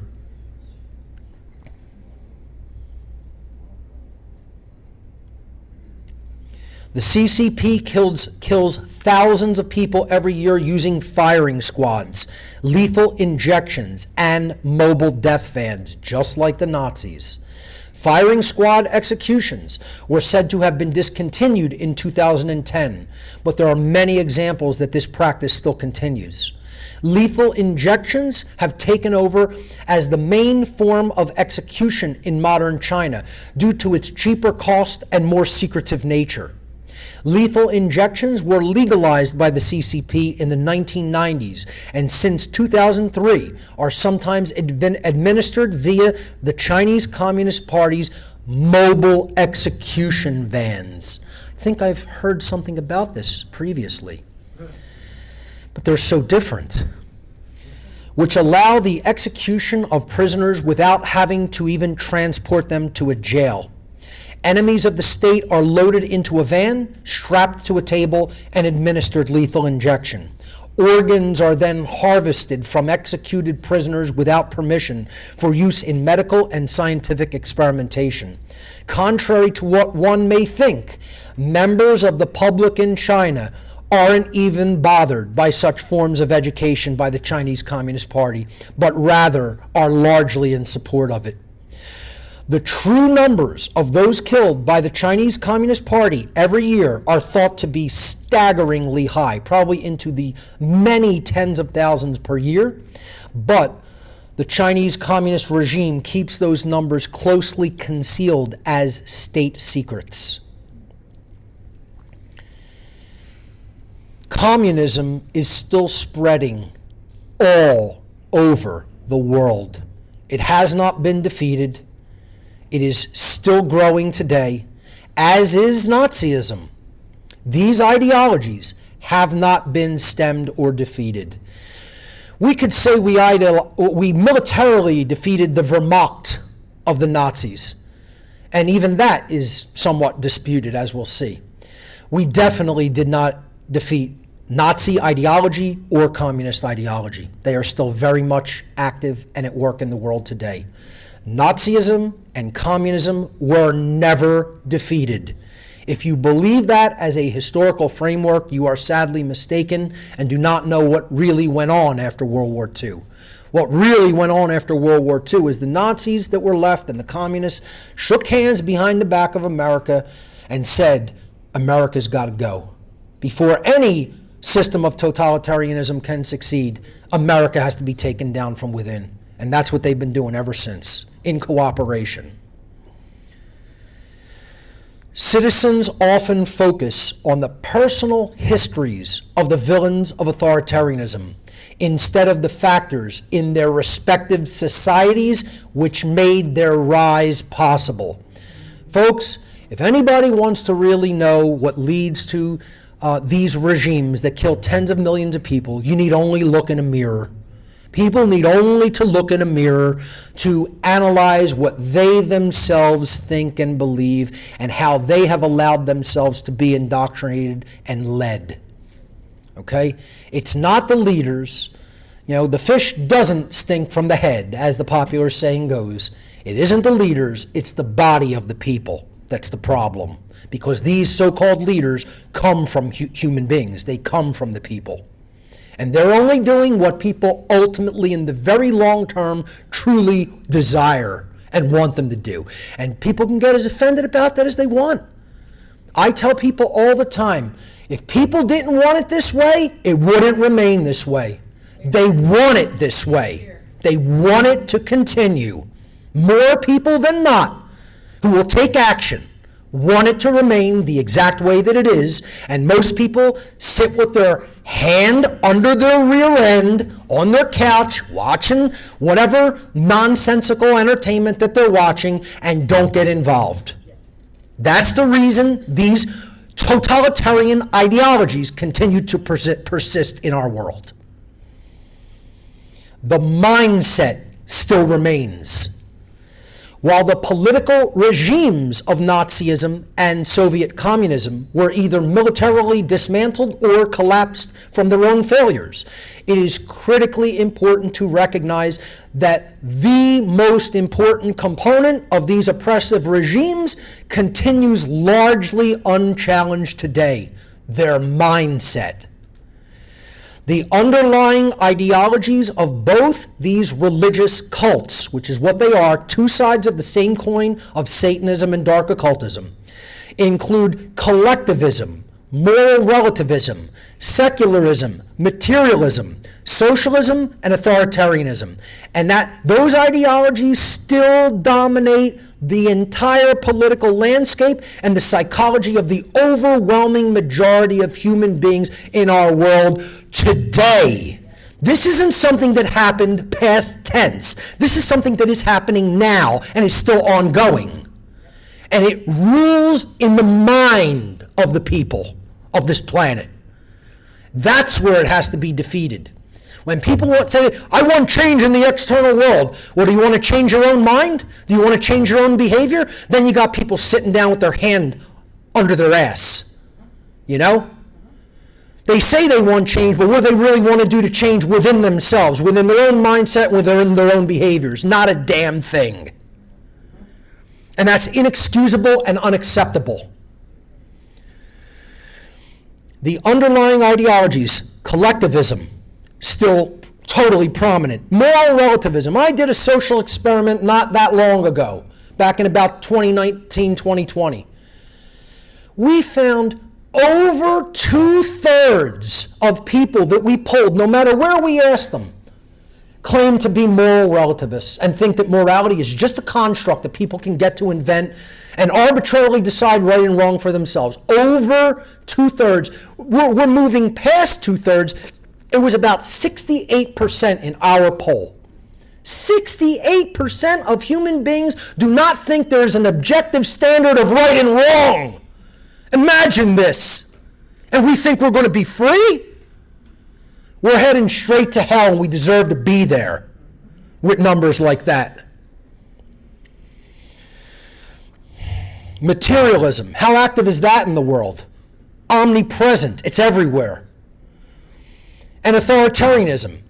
How many people just support government, period, and don't understand that it's based on violence and coercion and is a form of covert slavery? The nerve of people supporting modern day slavery, you know? As if it wasn't difficult enough to stamp out chattel slavery, now we have even more intrusive form of slavery because it holds sway over the mind and people can't even see it as a destructive religion. It's disgusting. This is especially true in the psychology of young people. All of these ideologies completely dominate the mindset of the youth. Completely dominate their mind because of what they're taught in what we laughingly call educational institutions that are nothing but government indoctrination centers.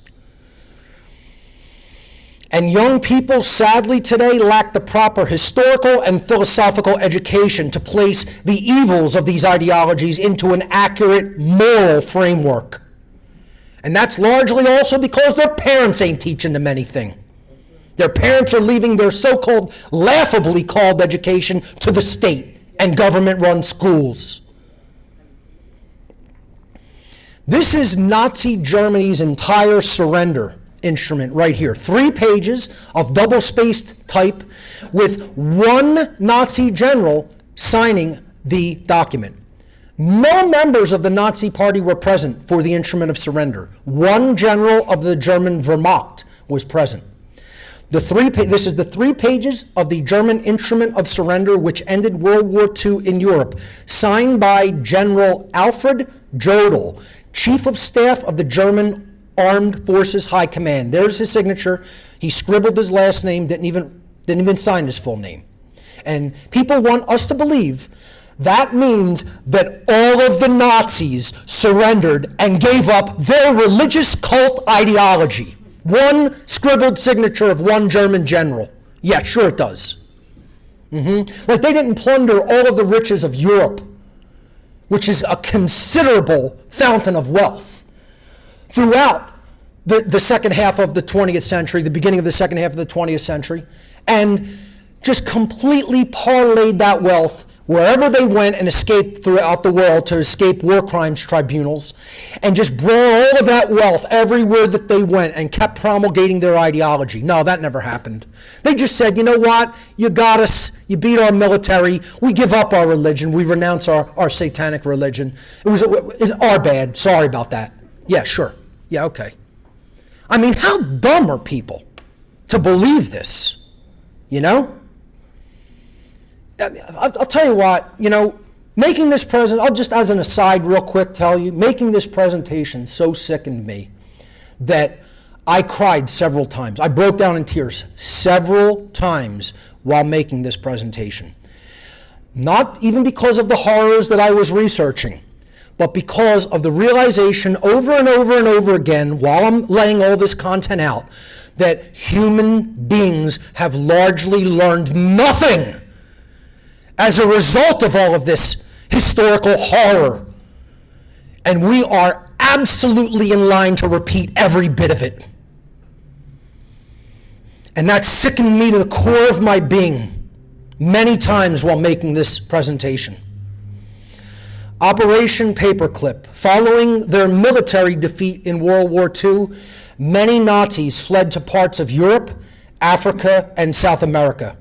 What is lesser historically known is that many of them were deliberately brought into the United States by a top-secret U.S. government program. Operation Paperclip was a secret United States intelligence program in which thousands of German scientists, engineers, technicians, medical professionals, and so-called educators were taken from Nazi Germany to the United States between 1945 and 1959 for government employment in their respective fields. Operation Paperclip was overseen by the Joint Intelligent Objectives Agency, JIOA, and largely carried out by special agents of the U.S. Army Counterintelligence Corps. This also was in joint operation with the Office of Strategic Services, which eventually became the United States CIA. Many of the personnel brought into the U.S. were members of the Nazi Party, and some were even Nazi Party leaders, Reich leaders. Modern day neo-Nazism, and it is more prevalent than anybody would be comfortable believing. And you know what? Where it's very prevalent still, even in the modern so-called freedom movement. Because you have so many people buying this absolute crap psyop that the Nazis weren't as bad as they're historically made out to be. It's completely disgusting, and the people that fall for that psyop are as dumb as a bag of crap and should be completely ashamed of themselves. They should know better, because there's such ubiquitous, ample historical documentation from a wide eclectic variety of sources to support what really went on during Nazi Germany and Soviet Russia and other communist nations, that anybody that can't grasp that historical framework is an idiot. And I don't care who that offends. Get as offended as you want about it. Okay? Because this whole program of excusing the Nazis for what they did, specifically them, is outrageous in the so-called truth movement. Just because some idiot makes a documentary about how bad the bombing of Dresden was, and the Allies were then the bad guys suddenly. People have no historical framework and no understanding of how actual military and warfare operations work. The Dresden bombing is an example of still completely controlled military operation. It's not even what is called total war. When that gets underway, it'll make Dresden look like you're sitting down having a little piece of cake and tea. And that's what people have no historical framework or understanding of from certainly a combat or military perspective.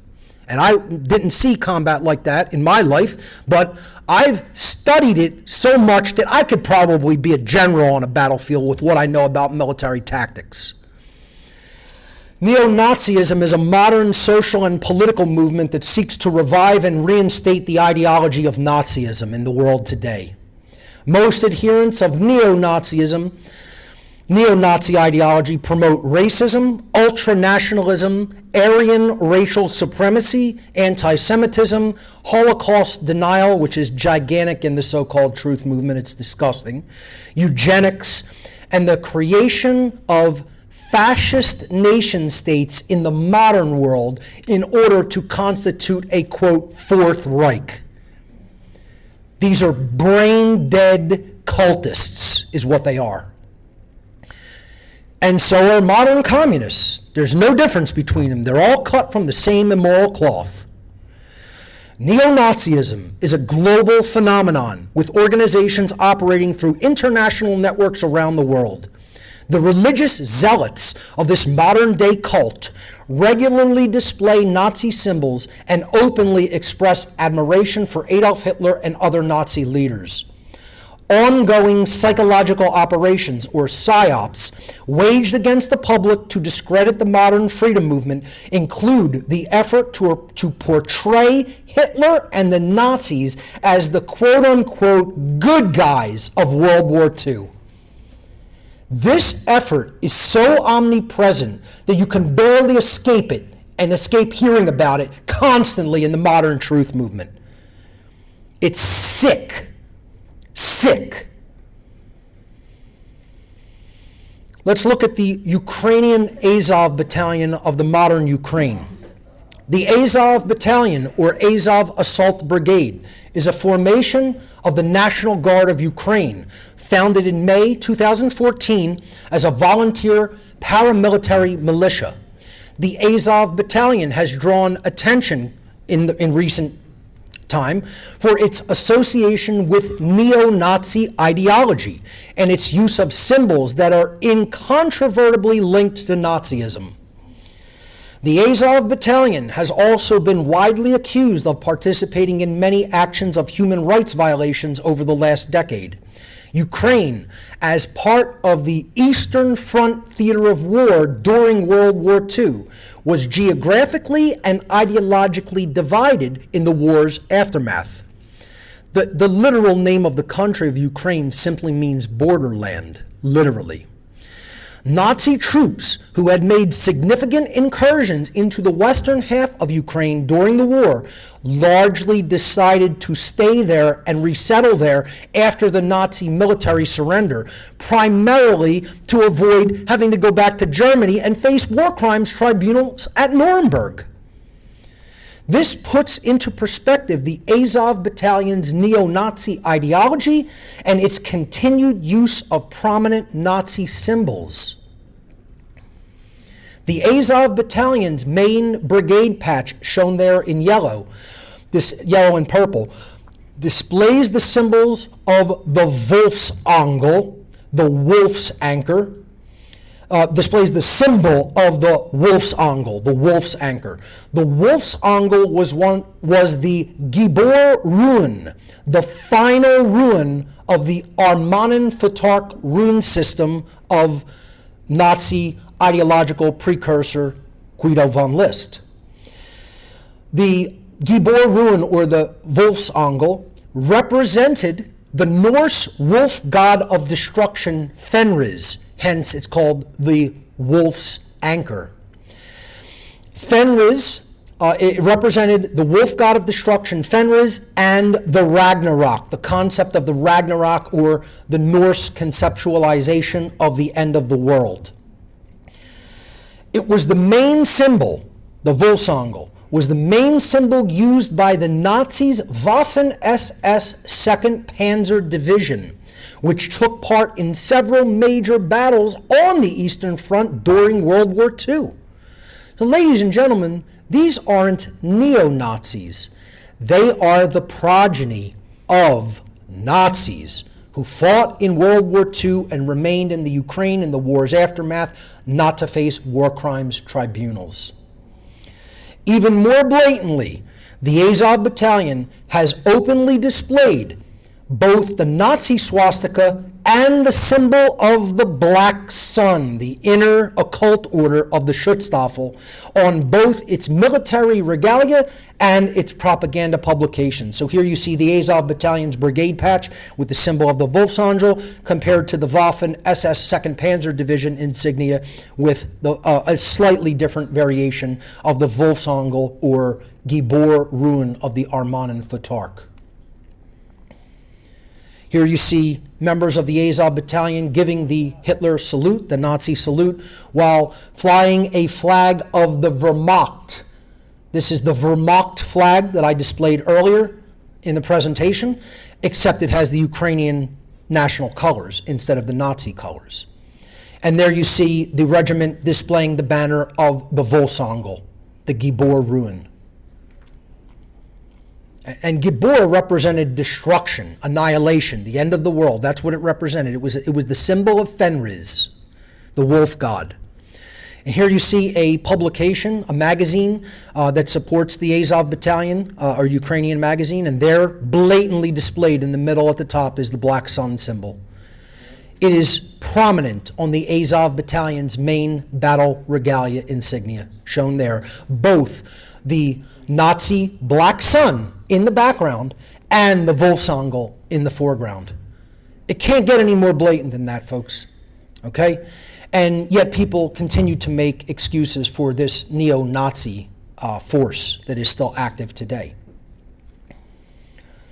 Let's look at fascism in modern Satanism. And I know a lot about this because I was very actively involved in the Church of Satan while this type of propaganda was being put forth. Highly active at this point. This magazine is like right around the time that I became appointed priest in the Church of Satan itself. Okay? They had an organization, they had a publication called The Black Flame. And again, there you have references to the Black Sun. Okay? This is Black Flame, Volume 4, Number 3 and 4, the International Forum, or International Magazine of the Church of Satan. Okay? And these are advertisements that were run by satanic organizations in the late 1990s in the Black Flame magazine. So here you see organizations which ran ads in the Black Flame, and they promoted fascism. Look right here. Fierce fascism. Nature's eternal fascism, it says on the right there. And in the middle one, fierce fascism for these satanic groups. And depicting well-known fascist symbolism from very early on in the presentation today. We saw the symbol of the fasces, and there they are right there on either side of the Armanen Inguz ruin, another ruin of the Armanen Futhark of Guido von List. And of course, the Volksangel. This organization right here is actually the Abraxas Foundation that was run by Nicholas Schreck, the grandson of the high priest of the Church of Satan, Anton LaVey. He married his daughter, Zena LaVey, and the Satanists hated this guy because he was one of the biggest blabbermouths about the satanic agenda in public media. He just wanted to come out and just say exactly what they were doing. He didn't care at all. Okay? Just let the unwashed masses that are going to be our eternal slaves hear what our plan is for them. And I guarantee you, the higher ranking Satanists are like, this he needs to shut up. You know? They hated this dude for it. Okay? He eventually did leave the Church of Satan and, believe it or not, came out of his satanic ideology, as did I, but he didn't go all the way to an understanding of natural law. He basically converted to become a Mahayana Buddhist. And I think it's sincere. A lot of people say, is that a front? Is he just, trying to work through Buddhism to implement Satanism? No, I don't think so. I think he eventually tired of the ideology and saw its ultimate destructiveness and just went toward a religious institution instead of toward natural law. But there he was a big fan of the Volksangel symbol, displayed it all the time on patches, on rings that he wore. It was a very prominent symbol used by Satanism during this time period, and we just saw it used by the Azov Battalion. So there's tons of fascist movements within the modern satanic movement today, blatantly, in your face, proud of it. See, these people aren't even hiding it anymore. They're coming right out in your face and saying, we're fascist, we're socialists, we're communists, we're Nazis.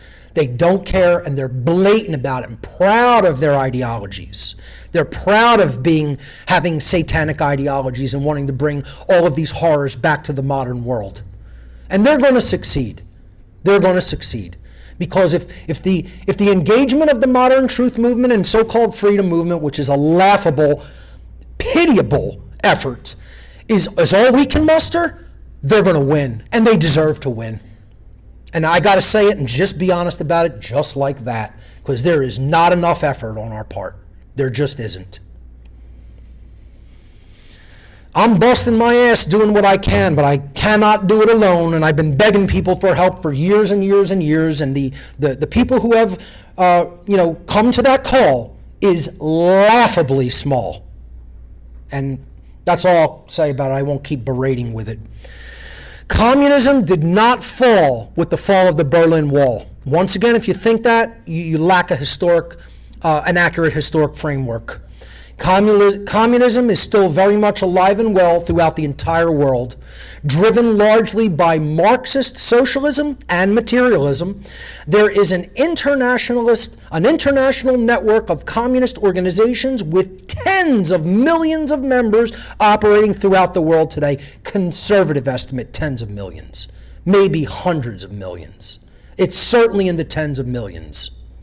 Communists, socialists, and those who support the ideologies which have led to the extermination of tens of millions of people in the 20th century alone are everywhere among us and still cling to this destructive cult with absolute religious fervor all around us. All you need to do is go right into Philadelphia on your way back to wherever your travels are going to lead you, and go around just asking people, and they'll be all too happy to tell you that they're communists. There's so many socialist and communist organizations in Philadelphia alone, you can't even count them.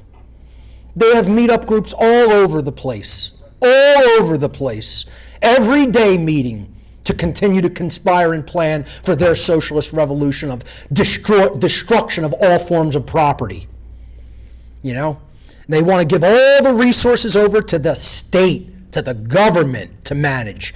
Yeah, we see how well communist Russia handled all of that and how well communist China handled all of it.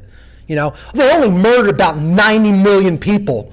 It was a resounding success how they managed human society. These people are intellectual infants and spiritual infants on top of it. They're about as dumb as a sack of bricks. I'm serious.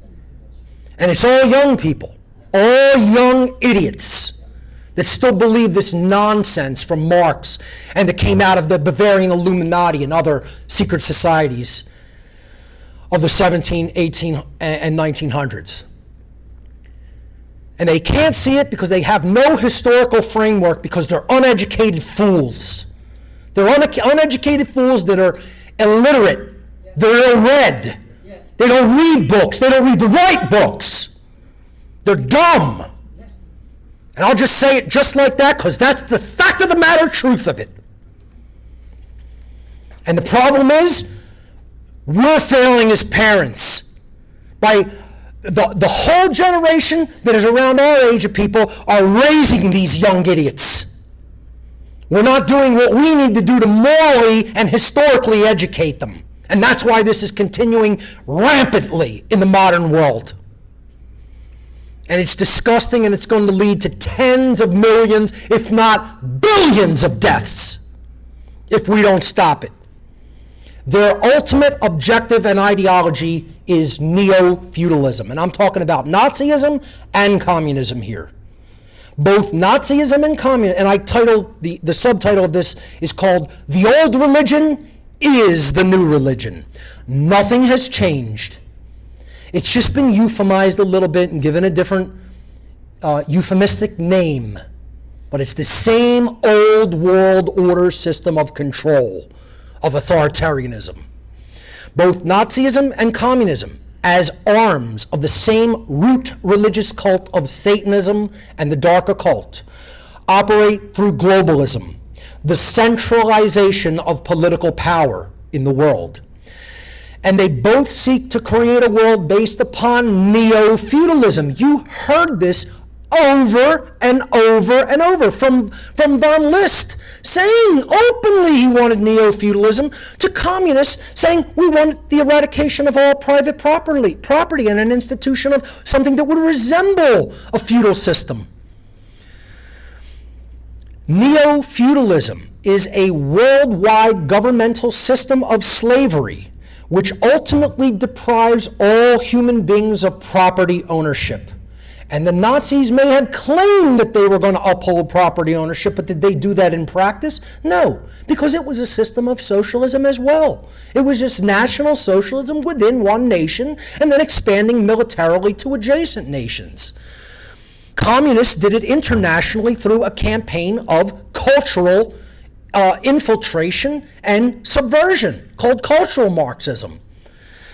The fact that people just can't see this is so mind-boggling. It's mind-staggering. It's staggering to the mind. I can't even believe that people cannot see these patterns and recognize that they are at work in our world today. Under neo-feudalism, all property is ultimately owned and controlled by the supreme authority or governmental system. A satanic ruling class based upon the belief in human authority, whose whims are to become godlike and not to be challenged by the slaves over which they rule. That's the New World Order system they're trying to create. The old system of authority was kingship or royalty.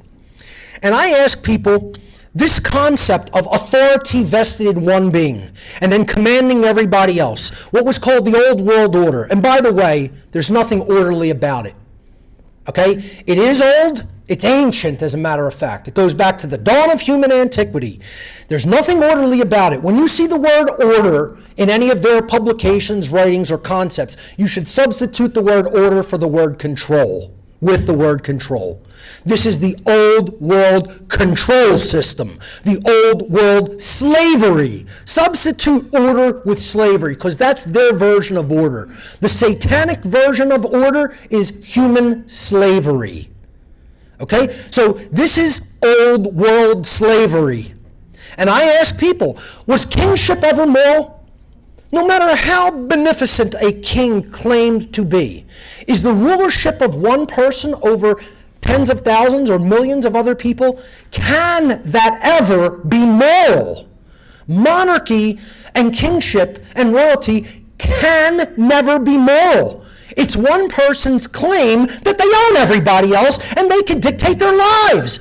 That's slavery.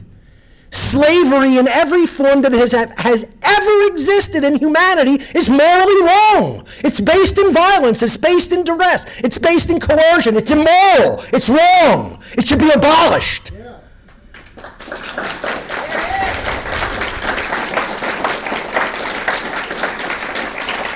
Kingship is just a euphemism for slavery. When people tired of the old world system of slavery, what did the rulers do? They feigned social change. They faked it and said, we're bringing in a new system whereby the people are the rulers. They control the authority, the authoritative body. And what's that called? That's called government. Let's bring government in as the new religion. It's the same as the old religion. It's the same as the old slavery system. The New World Order is exactly identical to the Old World Order. We've just changed the names and we've put a nice euphemistic mask on the face, just like the Satanists did with Nazism and communism. It's all a sack of junk and crap that needs to be thoroughly and resoundingly, ideologically, philosophically, and spiritually rejected. So government can never be moral. It is entirely based in coercion, duress, and violence. It is the idea of authority just vested in a few. We just went from one ruler to transferring the authority and the violence into a handful of people, an oligarchy, and call them government, euphemistically. It's the same system of slavery that has always existed among humanity. Nothing has changed because the mindset hasn't changed. And until the mindset hasn't changed, expect the same results that we've witnessed throughout human history. Mass death, mass executions, total depopulation, and a total iron fist coming down on human beings' face. That's what's coming.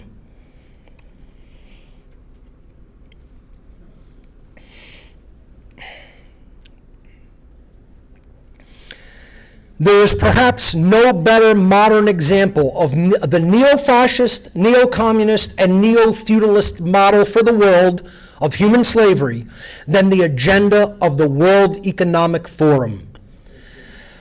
Led by dark occultists and social engineers and transhumanists, I might add, Klaus Schwab and Yuval Noah Harari, who most people have probably never heard of. This room probably has heard of these sick psychopathic Satanists, but the average person in the world probably does not know who these people are, okay? Led by dark occultists and social engineers Klaus Schwab and Yuval Noah Harari, the World Economic Forum's motto, this is a world think tank trying to bring in a complete totalitarian regime that they call the Great Reset. Their motto, before being removed from their website due to a preponderance of negative criticism when they put it on their website, was literally the neo-feudal dystopian creed, quote, "You'll own nothing and you'll be happy." You see, folks, I don't wait for things to get taken down. I download them. I don't let them sit on a website and go, that'll be here next week. That's the image from the World Economic Forum's website. You'll own nothing and you'll be happy. You'll be a happy slave who's not allowed to own any property, that doesn't even own themselves or their own mind. You'll love it. You'll love your bondage. You'll love your chains. This is how sick these Satanists are. Since self-ownership and property rights are the inherent foundation of natural law, the moral law of the universe, if the right to own property is removed from human beings, all rights are removed from human beings as well. All rights are property rights. Our right to life is our property. My life is my property. Your life is your property. Freedom is a property right. Free will is property. My things are my property. There's a reason this computer belongs to me. My stuff is on it. I'm taking care of it. I acquired it lawfully without harming others. Okay? There's entire aspects and characteristics of what constitutes property and ownership. And I've gone through them extensively in my podcast and in the Natural Law Seminar, which I'm going to talk about momentarily. But the concept here is these people want no property. That's the basis of both national and international socialism. All socialism advocates for the abolition of private property. If property is removed, all human rights are removed with it. That's not my opinion. That's not an ideological viewpoint. That's the objective reality in nature. I just happen to understand it, whereas most people don't. Defeating dark occult dialectic cults once and for all. These are dialectical cults, pushing people with one wing into total extermination, and with the other wing coming around from the other side and pushing them into the same extermination camp. It's just a dialectic, and it leads to the same place. Don't fall for the dialectic. We have to change our mind. We have to rise above, educationally and morally rise above these ideologies. Here's the worst possible mindset that one can take in the modern world. And you hear this all the time by morons. It can't happen today. Let me get the inflection right.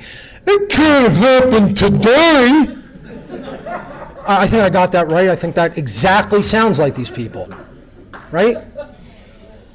Not only can't it not happen today, it can happen today. And not only can it happen today, ladies and gentlemen, it is happening today. It is occurring right now while we sit here. The dark occult sorcerers have manipulated human consciousness into a dialectic by which they choose their death sentence. Whether they choose it through the right arm or the left arm is absolutely of no consequence or meaning. They are choosing self-extermination by continuing to even believe in the ideologies that lead to the formation of these cults. Collectivism, materialism, secularism, postmodernism, moral relativism, and on and on. We have to stamp these out in the mind and in the heart and in the soul. They can't be eradicated even through violent revolution. We need a transformation of consciousness to take place within. Or these sorcerers are going to rule over us forever. And it isn't really even going to be forever because they'll extinct us eventually. They're going to get 1 billion people in the next human reset. And there's my prognostication. That's my prediction for the world. In the next human reset that they implement, and they're going to implement it successfully, they're going to kill off a minimum of 1 billion souls. You mark my words. The problem is, ladies and gentlemen, it has always been this way, and it's no different today. We are not different from the Nazis and the Soviets and the communists and the Bolsheviks, etc. We are cut from the same moral cloth, or immoral cloth as the case should be. Most people today think in an overly optimistic and quite unrealistic fashion when attempting to compare the modern moral state of human beings to those who conducted and took part in the human atrocities of the Nazi and communist regimes. The truth of the matter is far more sobering. The vast majority of people today are no different at all in their immoral state of consciousness when compared to the totalitarians of the past. We are raising children in that capacity. We are advocating for these immoral systems of behavior. We are not speaking out against evil when we see it blatantly occurring in our world. They are cut from the exact same immoral cloth, and there is an abundance of evidence supporting this very sad and very unfortunate conclusion, and I'm going to present some of that evidence. One of the first things people should really look at to show we're in no better of a moral situation than the Nazis were is the Milgram experiments. The Milgram experiments were a series of social psychology experiments on obedience to authority figures conducted by psychologist Stanley Milgram. They measured the willingness of participants in this psychological study to obey an authority figure who instructed them to perform acts conflicting with their personal conscience.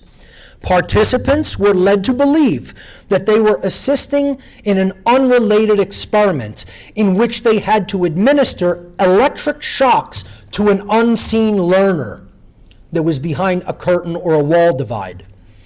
These fake electric shocks gradually increased to levels that would have been fatal had they been administered for real. The experiment found that a very high proportion of subjects would fully obey their given orders, with every single participant in the study going up to 300 volts of electricity, which could permanently damage a human being's central nervous system, but not completely kill them. And at least 65%, again, very close to the numbers that I've measured in social experiments regarding moral relativism, about 2/3, even slightly over 2/3. In this instance, 65% of participants went all the way up to the deadly shock of 450 volts, which would kill a human being if administered for real. The Milgram experiments began only 3 months after the start of the trial of German Nazi war criminal Adolf Eichmann, who was very instrumental in the extermination campaign of the Jews. Milgram devised this psychological study to explain the psychology of genocide and to answer the question, were the accomplices of the Holocaust, quote, just following orders, Or were they morally culpable for their actions? They were following their orders, and they were still morally culpable, is the truth of that, the answer to that question. The Milgram experiments were repeated many times all around the world since the original experiments back in, I believe it was the 1960s or 70s, probably the 60s. And right up to contemporary times, these experiments have been repeated with statistically identical results today. Nothing has changed. We're no more moral than the Nazis were. We're no more moral than the Soviets were. Humanity hasn't changed a bit. It hasn't graduated from its spiritual infancy. It hasn't understood what true morality is and not to support violence and coercion of governmental systems. We are still cut from the same tragically immoral cloth that the Nazis and communists ever were. Another experiment that proves this was the Stanford Prison Experiment, a psychological experiment conducted in August of 1971 by a research team at Stanford University led by the psychology professor Philip Zimbardo. The experiment was a 2-week, or scheduled to be a 2-week simulation of a prison environment that examined the psychological dynamics of such an environment upon its participants' behavior. Participants in this psychological experiment were recruited from the local community to take part in a, quote, psychological study of prison life. Volunteers were then randomly assigned to act as either prisoners or prison guards. The volunteers selected to be guards were given uniforms specifically to de-individuate them and were instructed to do whatever was necessary to maintain control over the prisoners and to prevent them from escaping.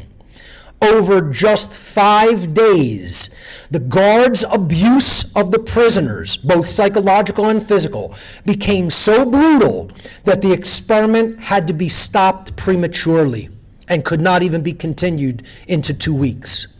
This showed that given quote-unquote authority over others, most human beings are extremely quick to completely abuse that so-called power and turn brutally violent toward their subordinates.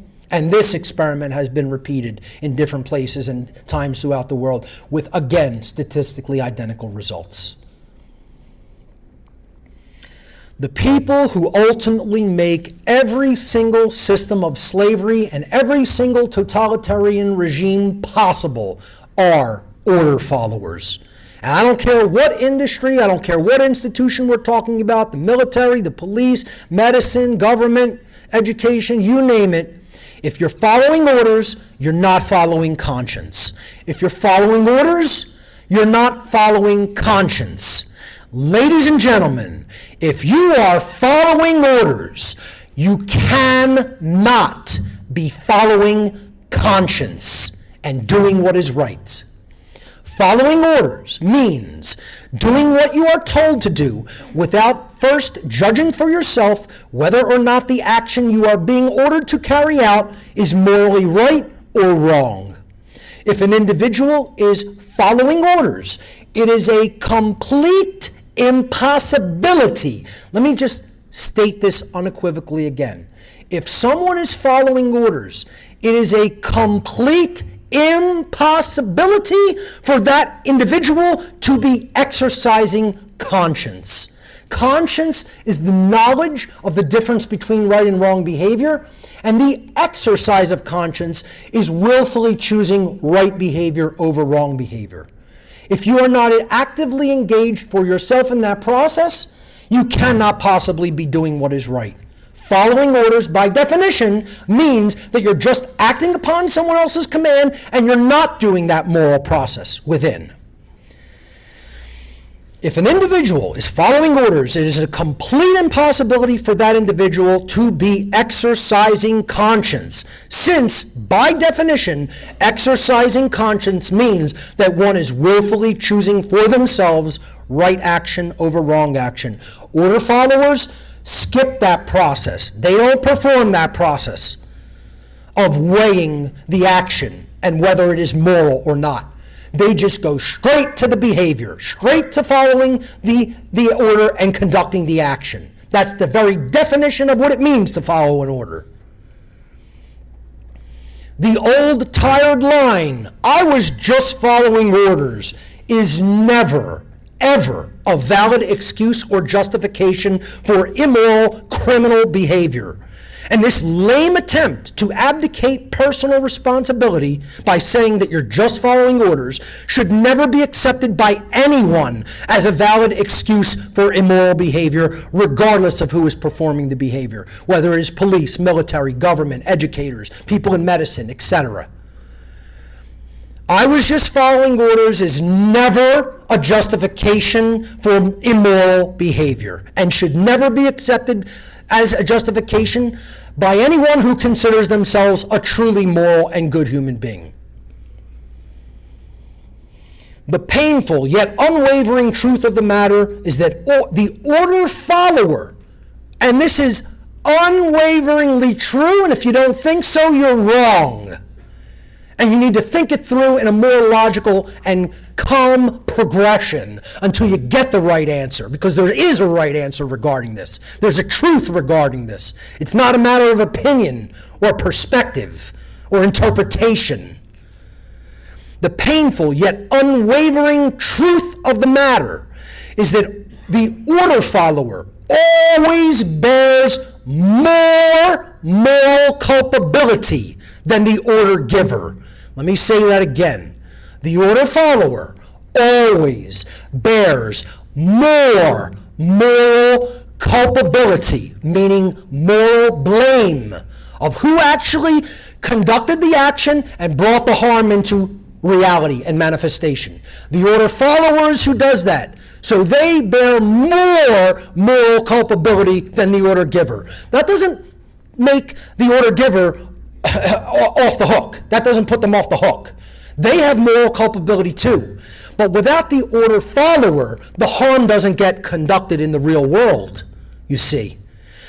Without the order follower, the order giver is a ravening madman telling people at random, "Go out and do this for me, go out and do this immoral behavior for me." And what people should go is look at him and go, "No, dude, you're nuts. We're not doing that." That's it. Very simple. Say no to evil. Say no to evil. That's the word of all power. That's the lost word of Freemasonry. No.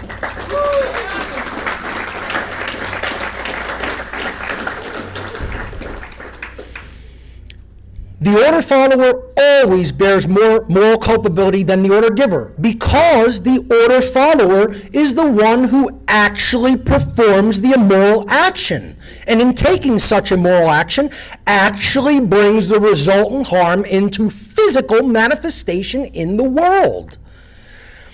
Order following is the pathway to every form of evil and chaos in our world. It should never be seen as a virtue by anyone who considers themselves a moral human being. Obedience is not a virtue, ladies and gentlemen. Obedience is not a virtue. Order followers have ultimately been personally responsible and morally culpable for every form of slavery and every single totalitarian regime that has ever existed upon the face of the earth. That is a true statement, not a matter of opinion. If you don't like it, I couldn't give a damn. Get as offended as you like. This is the result of just following orders. And take a good, hard, cold look at it, because you're going to see it. You're going to see it manifest in this world in your lifetime if we don't rapidly change the consciousness of a large portion of human beings on this planet. The only solution to human slavery is a spiritual solution. There is no other solution. We have to change our consciousness from within. To solve the problem of human slavery, which is the result of immoral actions and driven by immoral beliefs, such as Nazism and Communism and many other immoral beliefs that we've talked about here today.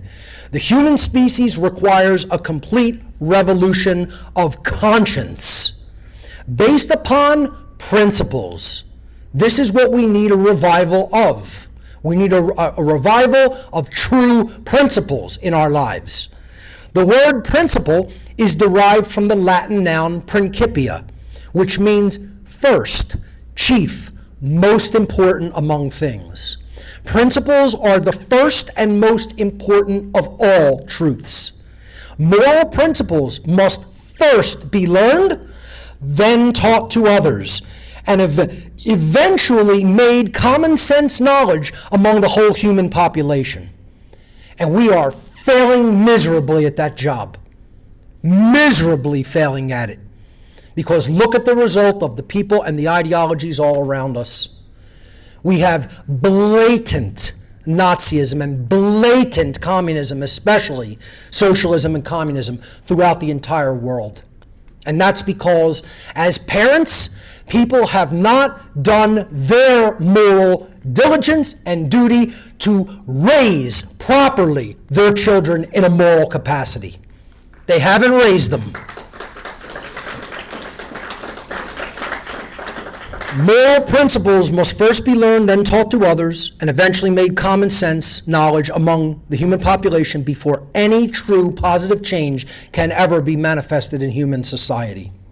Principles have to come first. We have to put those first things first in our lives. Here's the real answer here, folks, in one sentence. Become truly enlightened regarding objective morality and natural law first. Then teach those principles to other people publicly. That is the solution. As simple as it can be stated, that is the solution to human slavery. Natural law is the master key. It is the key that unlocks all the doors on all the gates of all the prisons in human life. Natural law is a set of universal, inherent, objective, non-man-made, eternal, and immutable conditions which govern the consequences of the behaviors of beings with the capacity for understanding the difference between harmful and non-harmful behavior. In other words, beings with the capacity for holistic intelligence. This law in the universe governs our actions, of the actions that we choose to conduct in the world. We make our decisions based on information that we input into our minds, then we act in the world. Our behavior is either moral or immoral, and we receive the consequences through the process of natural law. This is how all laws of attraction of our reality function. The understanding of natural law is centered upon bringing human conscience into alignment with objective morality. So, in other words, we have to bring our knowledge of what is truly right and what is truly wrong into true alignment with natural law, the governing dynamics of morality. Conscience is the definitive knowledge of which behaviors are rights because they do not initiate harm to other sentient beings, and which behaviors are wrongs because they do initiate harm to other sentient beings. The fundamental nature of the human condition of slavery is that most human beings do not have a full and accurate understanding of objective morality, the definitive difference between right behavior and wrong behavior. They don't have that knowledge. See, it sounds strange to even word it in just simplistic terms. The reason we're enslaved is because most human beings don't truly know the difference between right and wrong. That's why we're enslaved. We are enslaved as a species because the majority of people on this planet simply don't have the knowledge of which behaviors are rights and which behaviors are wrongs. And a species like that should not only be ashamed of themselves, they deserve everything that's coming toward them. Every single thing is richly deserved. Let me tell you something, folks. The universe is not broken. The universe does not operate upon chaos. It operates upon law. The universe is working perfectly. It's human beings that are fucked up. Make no mistake about it.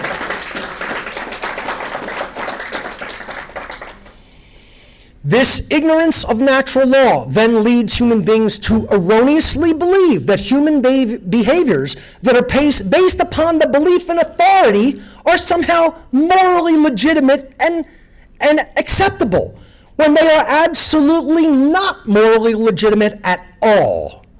As a result, many behaviors which most human beings conduct and condone are completely out of alignment with natural law, which leads to the continuation and furtherance of human slavery. This dynamic is expressed in the natural law of freedom, which states aggregate morality and aggregate freedom are directly proportional to each other. And I'm going to actually write a scientific paper that I'm going to actually try to have peer-reviewed in a scientific journal about the law of freedom. It might be one of my next major projects. This is the law of freedom under natural law. Freedom is governed by a law in creation. The aggregate or collective freedom of human beings is directly proportional to the aggregate morality of their behavior. As morality of a group of people increases, that body of people's freedom increases.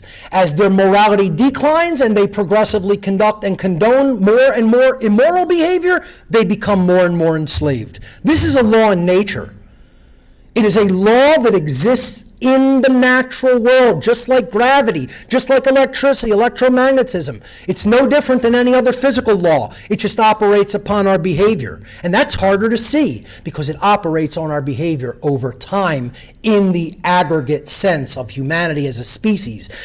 See, this is the law of karma, folks. This is how spiritual karma over a whole species operates. Karma doesn't work the way it does in the cartoons. There's no such thing as instant karma.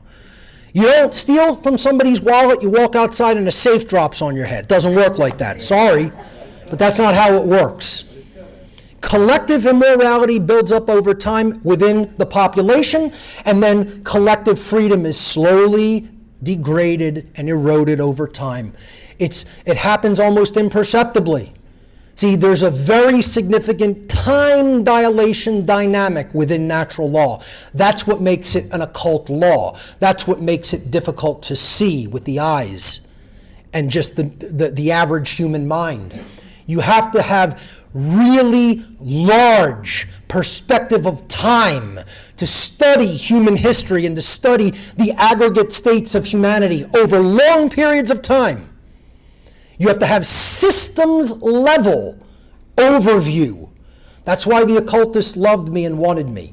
I'm very good at those dynamics. I gauge them very accurately before I even crunch numbers. I could just see it in my mind, the proportion and how it works. And they want that. That's what they want. If I wanted to, I have 154 IQ. I probably easily could have been an actuary and made millions of dollars. Okay? Actuaries are people who do that types of systems analytics for a living, mostly for Fortune 500 companies. They can see big patterns that are extant in society and societal trends. I probably could have done that because I have that type of an analysis capability of my mind. And that's why the occultists were grooming me. So anyway, at some point, I want to actually formalize this in a scientific way and actually bring an equation into this dynamic. There is an actual mathematical equation of the law of freedom, and this is it.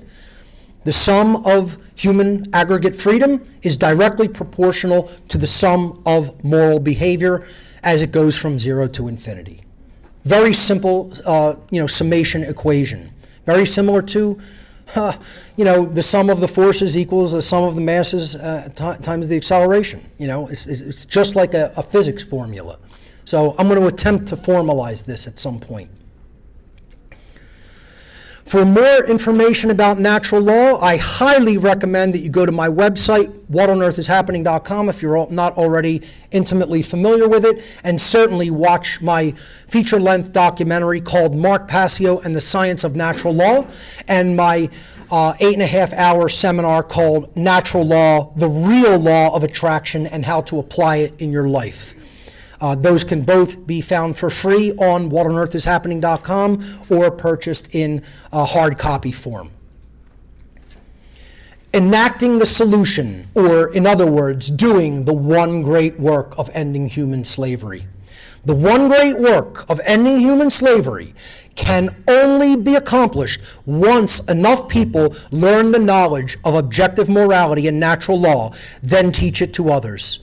A massive effort of moral education must be conducted by widely and freely communicating and publishing that critical knowledge via all forms of modern media for all human beings to learn. This occult knowledge is the birthright of every human being. And it is our moral obligation to see that that knowledge is disseminated widely and freely among the human population, because that's the only way we're ever going to win this war for our freedom and our souls. And if we do that, we might still, even at this late hour, stand a fighting chance against these sorcerers of consciousness, who willed their occult knowledge to create and maintain these cults of political power that are just masks on the same face of worldwide Satanism. Ladies and gentlemen, thank you so much for your kind attention today.